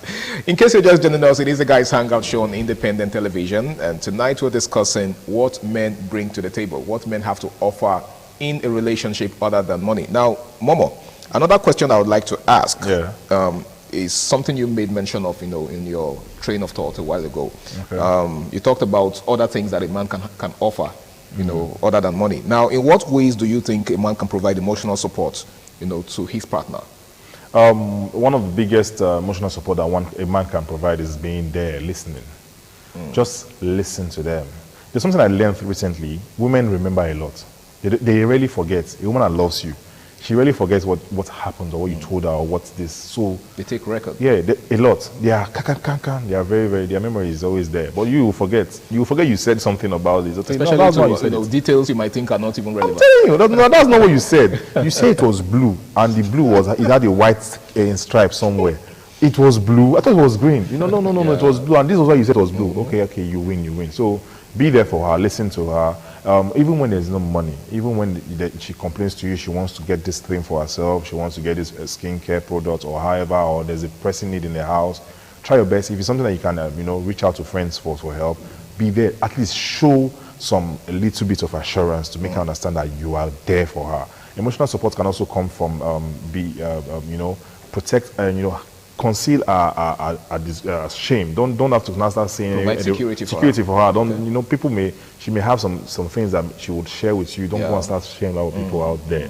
Or help her, build her. There should be some level of confidence. Confidence that you must imbibe in your woman. Okay. And also of course even if, like I said, making her laugh is an emotional support. Humor. Just have a good set of humor. Don't try to always bring up quarrels. With women, they say women we rarely say sorry. Try to say sorry. Talk to her in a sweet way. Be sweet to her. It's your partner. It's someone you are saying we are in this together. Unless it's not anyone you are serious with. You are in this with me together. Your fight is my fight and your love is my love. Whatever we're doing together, we should be that emotional. They say you need to tell a woman she's beautiful. She sees it, believes it. They know they are beautiful. Yeah. But they still require you to tell them. Need the validation. They know you love them, but they still require you to tell them. Why? Before they end that call, they'll say you have not said it so. Yeah, even if they know you've married them in the house, you have kids with them, and they still tell you that I've not heard it. It's been a while you told me. But you don't require such from that before, because man will just know, logical. So they are emotional beings. Try and come to their emotional side, and it doesn't make you less of a man. Don't see yourself say, be that person for your woman. And of course, they would definitely, a real man out there will appreciate it. I know that. Word, amazing. So let's talk about providing security in more practical terms now. I've seen situations where a man tries to be that man, that provides security, that protects, and then in some cases, his woman sees him as being overprotective. For example, I think I've made reference to this a couple of times, even on the radio version of the Guys Hangout show, where your woman comes to you, for instance. I'm trying to give a scenario, right? And she tells you she's going on a night out with her friends, her girlfriends, and then you tell her, okay, but I don't like what you're wearing. It's inappropriate, right? You can't go out like this. And she insists because her friends like it. And of course, the reason you're doing that is not because you're trying to, boss over her, but because you know very much that there are so many predators out there, people who might want to take advantage of her. And you're not just saying it, you're saying it from experience. Right? And in most cases, the man is more experienced in this thing. You're already laughing. It's from experience. Right? No, experience in the sense that, you may have seen one or two women not that you have done it. No, not you, not personal experience. Not personal experience. Now, he is telling you not to go, but you insist on going, only for you to go with your friends and, get probably assaulted or harassed by someone. And then your friends now start calling him to come be a man. Be a man in terms of come protect her. Whereas the protection actually fight for her, so to speak. Do you understand? Whereas the protection actually started from the house. Where he told you not to go. So what do you make of that? How do you handle this as a man? For both parties, you must listen to your partner, because that's something that I know that, like I said, we're still going back to listening. Okay, now if you claim you love me so much, and I give an advice to certain things about you, you know when a woman, when you start seeing signs that your man really love you, certain things you just share that you don't like about her. Whilst you're dating her, you say, I don't like this thing about you. The way you put on this makeup, I prefer if you do it like this. And slowly you just see that she just start adapting to that thing in your way because she wants to please you. So telling your woman that maybe she did not know, oblivious. Maybe she just wore a jumpsuit that is, revealing some part of the shapes of her body, and she feels it's just natural because she's using it before. But now maybe she's added and she's not. And then you try to, and you say, okay, no, put on something, this, and all of that, and she still insists that she's going to go that. That the man does not listen to you. There's no respect there because now you're saying I'm not comfortable because they would hold it against you if you try to go out with the endless shirt and you say, okay, I want to flex my muscles and they'll tell you. So what are you? I don't want you to. What are you showing those things to? True. I'm driving to go and buy bread at this mall. No. Please wear a shirt.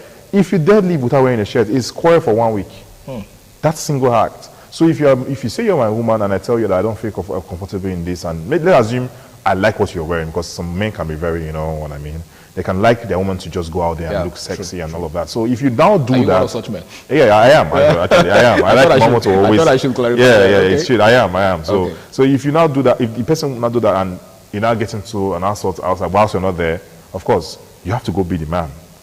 You have to go. I don't want to say the things. You have to go be the man over there. You know, it's. So do you think it's right for to expect that man after trying to play his part at first, right? After no, for that reason I disagree. Would you encourage the man to go be the man? If I was the man in that situation and I tell the woman, okay, don't wear this particular outfit, and you still insist on wearing it, and you left the house and you went to the place, and you got assaulted. If I love you so very much, and if you're my wife, if I love you, I will go there, of course, and I will try and handle the situation and see if I can talk to the person that you shouldn't have done that, or if I need to press charges, I press charges. But I'll just ignore you. I'm just doing that because of our partnership. Because it's not just your name, it's staining. It's also staining my wife. Now you are staining my wife. So I wouldn't want you to also stain my wife. So I just do that. But then I'm not happy with you. I'm disappointed in you because if you are listening to me, this would not happen. But then it's not every time you know. So if she listens to me and she goes out and denounced that one is even worse. I'll be the man and be the man. Be the man and be the man. Yeah. Okay, a quick one. What unique perspectives can men bring to problem solving in relationships? Like, brand new, ingenious perspectives that men could bring to problem solving. Like the problem you just raised now. It's a problem. It's a problem. You understand? So how do you solve it without necessarily falling out with your partner?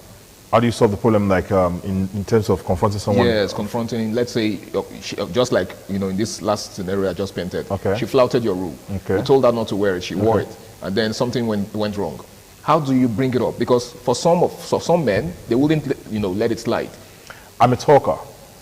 I like to talk. I like to communicate.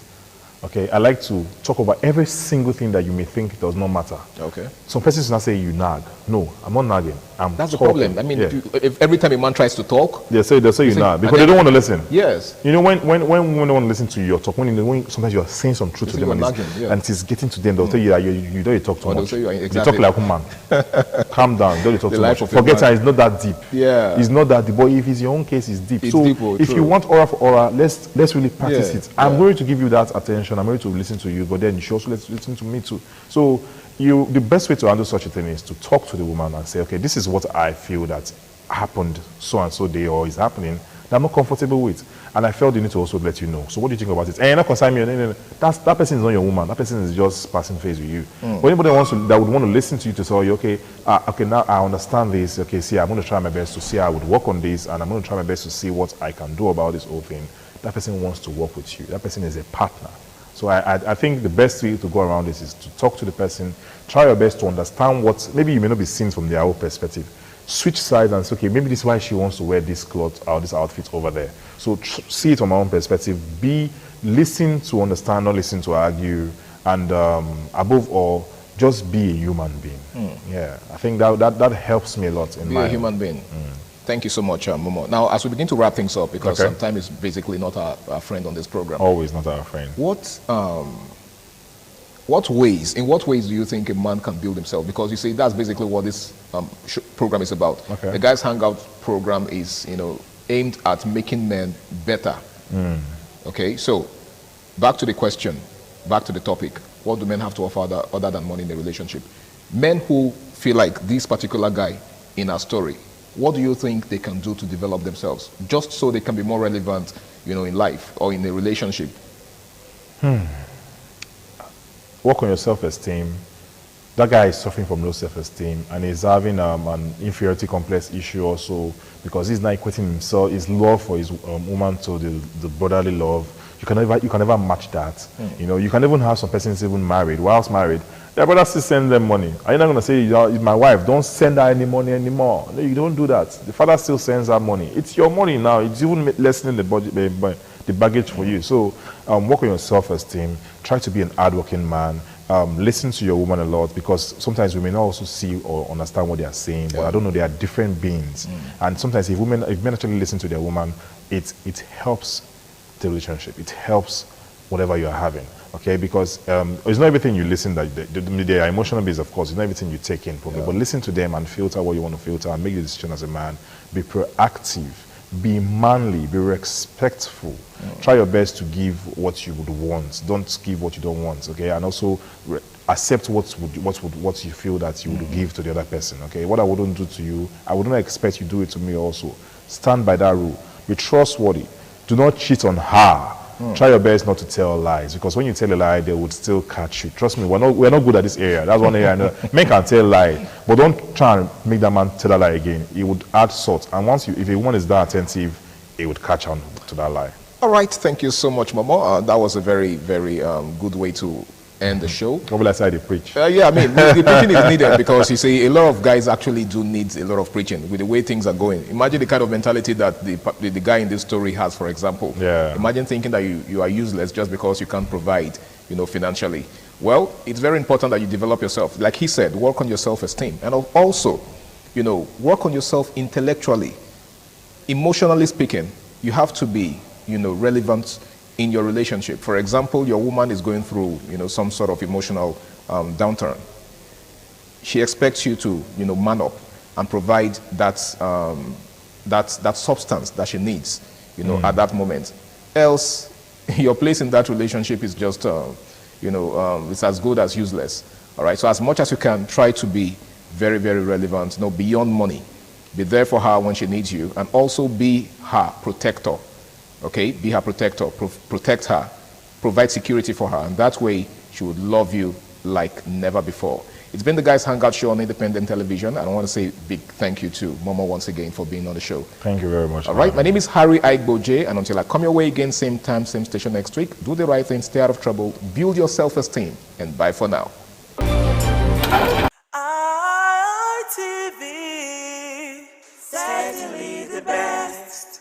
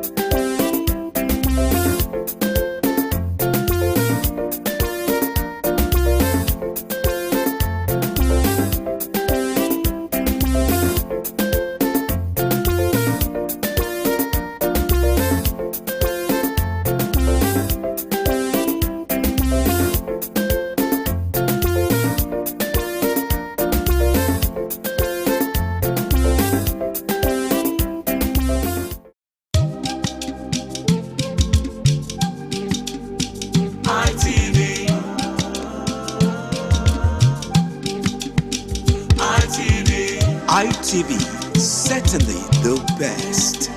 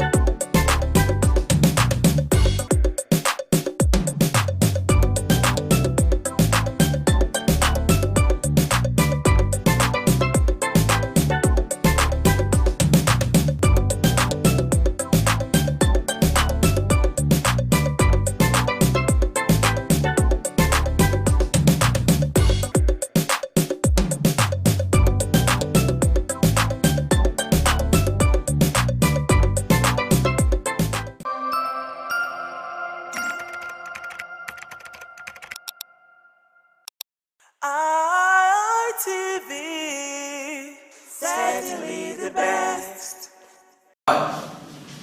Once again, welcome to this fitness show on ITV this morning. I'm Gato Destiny, aka Man of Steel. Already, I've introduced us to the use of cardiorespiratory exercises and aerobics. This morning, once again, we want to take another variation of the aerobics. Thank you as you watch. We will be stretching first, of course, otherwise called the warm-up, which is very essential and necessary in every workout. Afterwards, we'll do a cool-down. 1, 2, 3, 4, 5. Inward, please. 1, 2, 3, 4, 5. Outward. 1, 2, 3, 4, 5. Please return that, please. 1, 2, 3, 4, 5. Inward. 1, 2, 3, 4, 5. And outward. 1, 2, 3, 4, 5. Alright. For our waist and of course on our torso, we have to do some stretching. Please place your hand by your side. And let's go this direction first, please. Let's go. 1, 2, 3. Alright, that will be fine. And of course this way. 1, 2, 3. Alright, and before the last one, let's place our hand behind our back. Mind you, it's proper this way. Don't go like this, it's wrong. Just do this or alternatively do this. Alright, but I prefer this personally. 1, 2, 3. Yeah, that should stretch your back for you. Of course, let's do our thigh stretch. 1, 2, 3. Remember, when you pull your thigh, ensure that your elbow is directly facing, your knee is directly facing the ground. Alright? 1, 2, 3. Yeah, that'll be fine. Guys, are we good? Alright, the first program to be run this morning will be the mountain climb. Yeah, many of you are conversant with this move. And of course, we will be introducing more to you. But for now, let's hit this. Alright, let's step down to it. Yeah, all good? Yeah, good. Let's go. We're going 3 sets and 10 reps each. Let's go. 1, 2, 3, 4, 5, 6, 7, 8, 9, and 10. Woo! Alright, please. Woo! Yeah. How do you feel? Yeah. That was set 1. It's necessary you do your workout, the reps, and it's set. Alright, so that was the first set. And we're not wasting time waiting for the second set. The minimum break duration for every set should not exceed 20 seconds and a minimum of 10 seconds. Alright, we're good with 10. Of course. Let's do it again. Right. Let's go. 3, 2, hit it. 1, 2, 3, 4, 5, 6, 7, 8, 9, and 10. Alright. When you do this, more effect will come to your abdominal region if you just look up while doing it. What I mean is this. Alright? So not body weight is. But there's nothing wrong with staying this way. However, breathing your head might place more pressure. Alright, for the very last set of this mountain climb, let's get down, please. Let's go. 3, 2, 1, go. 1, 2, 3, 4, 5, 6, 7, 8, 9, and 10. Alright, at this junction, we will take a water break. We'll join you in the next workout for this very session. Thank you very much. Once again, I'm here for Destiny. Alright, let's do this. 1, 2, 3, 4, 5, 6, 7, 8, 9, and 10. Whoa. Yeah, the other leg, what time is this? 3, 2, 1. This is when you do this, ensure that your knee gets to the level of your chest. Okay? Well, that's the maximum level you get. And of course, the minimum here. I understand not everyone is as flexible as I am or as anyone here. Please, but just keep it safe and do the right thing. Thanks very much. Alright, we'll go on the left. 3, 2, 1, go. 1, 2, 3, 4, 5, 6, 7, 8, 9, and 10. Whoa, that's exhausting. How do you feel? Yeah, thank you very much. And this is the last set of this workout. Remember, every workout should be done this set and the rest. Alright, thank you. Let's do this. Let's go to left, to right, brother. 3, 2, 1. Let's hit it. 1, 2, 3, 4, 5, 6, 7, 8, 9, and 10. Yeah, we'll also let's go. 3, 2, go. 1, 2, 3, 4, 5, 6, 7, 8, 9, and 10. Whoa. And that'll be all for this morning. Alright, remember, I said in the beginning, before any workout, there's need for a warm-up. And after that, there's also need for cool down. And this is the cool down. Alright guys, just suspend back, watch this first. Ensure that your knees are locked, alright? This one goes to the hamstrings, the calf, and as well as the lower back. Doing this. Swing it, swing it, swing it. Got that? Alright guys, let's do this. 3, 2, 1, go. 1, just 5, 2, 3, 4, and 5. Alright. So, lastly, what we did before we started, let's stretch it. 1, 2, 3, 4, and 5.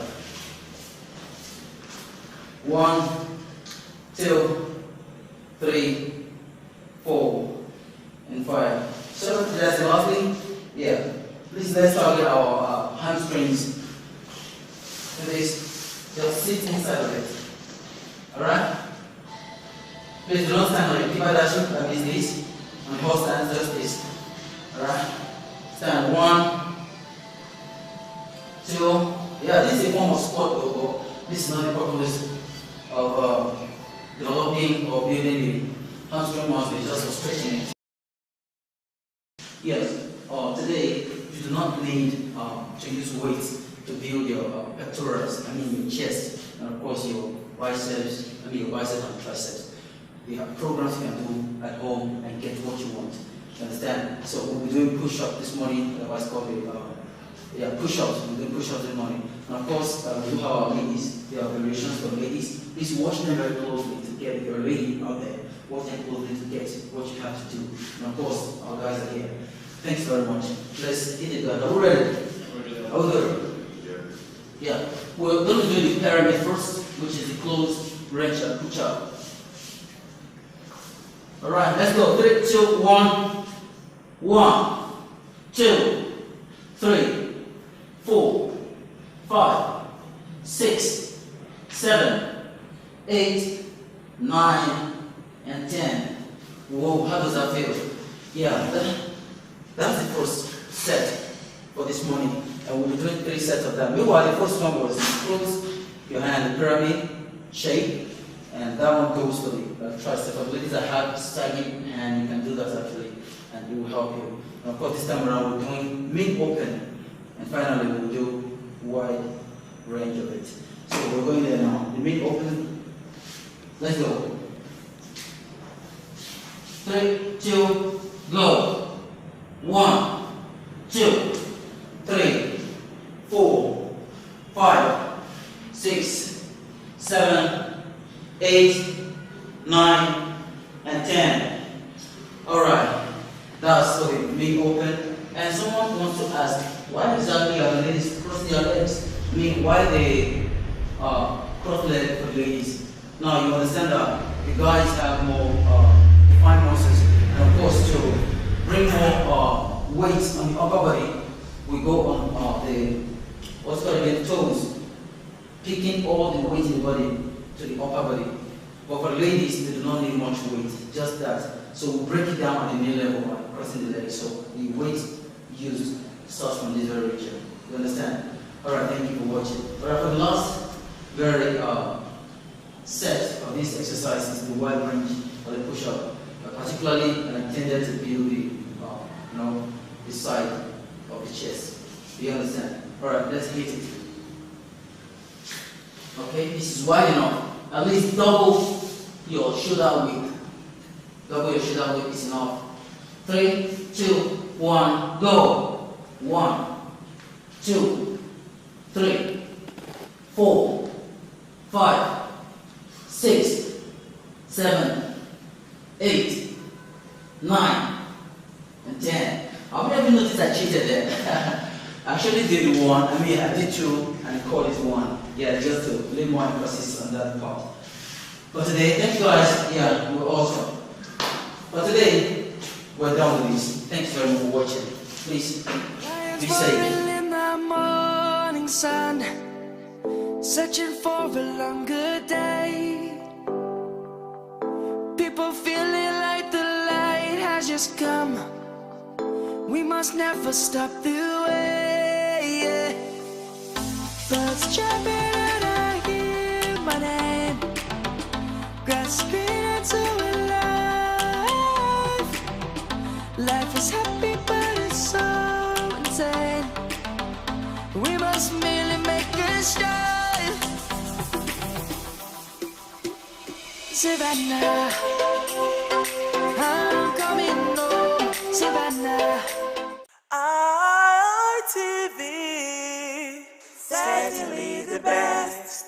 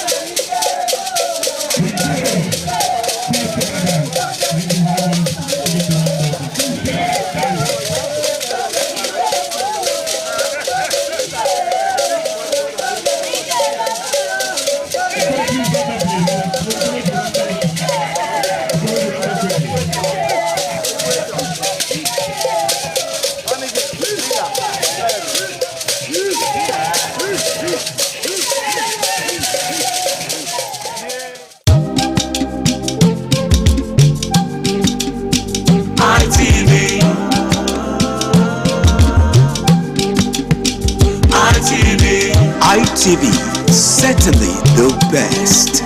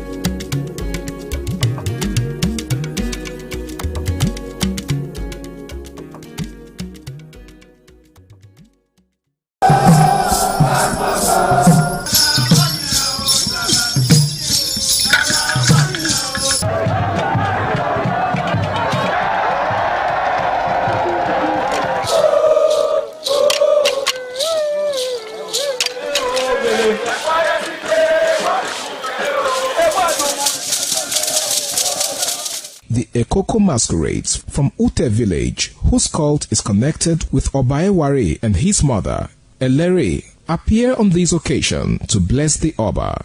Ekoko is a ritual masquerade that dances to please the guests and the Oba.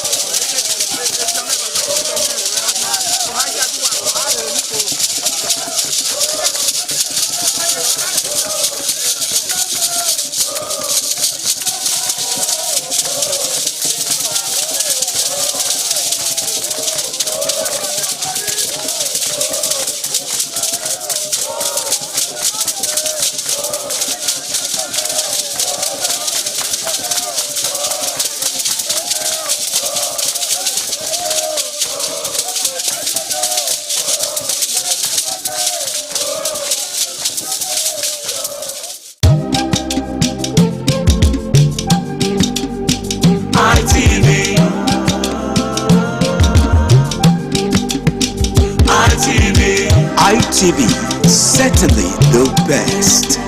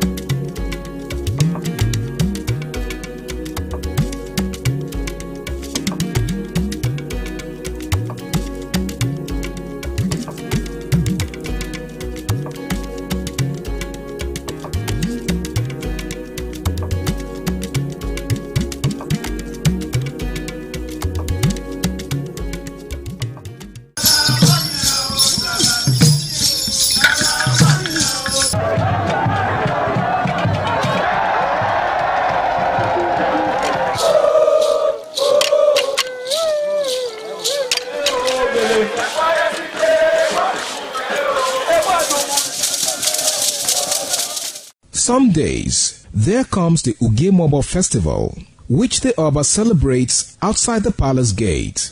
A pavilion is built of red cloth where rites are performed to drive away all evil spirits still unsatisfied by the year's sacrifices. The Ugemobo Festival is to commemorate an event in Benin history which dates back to 1504 AD.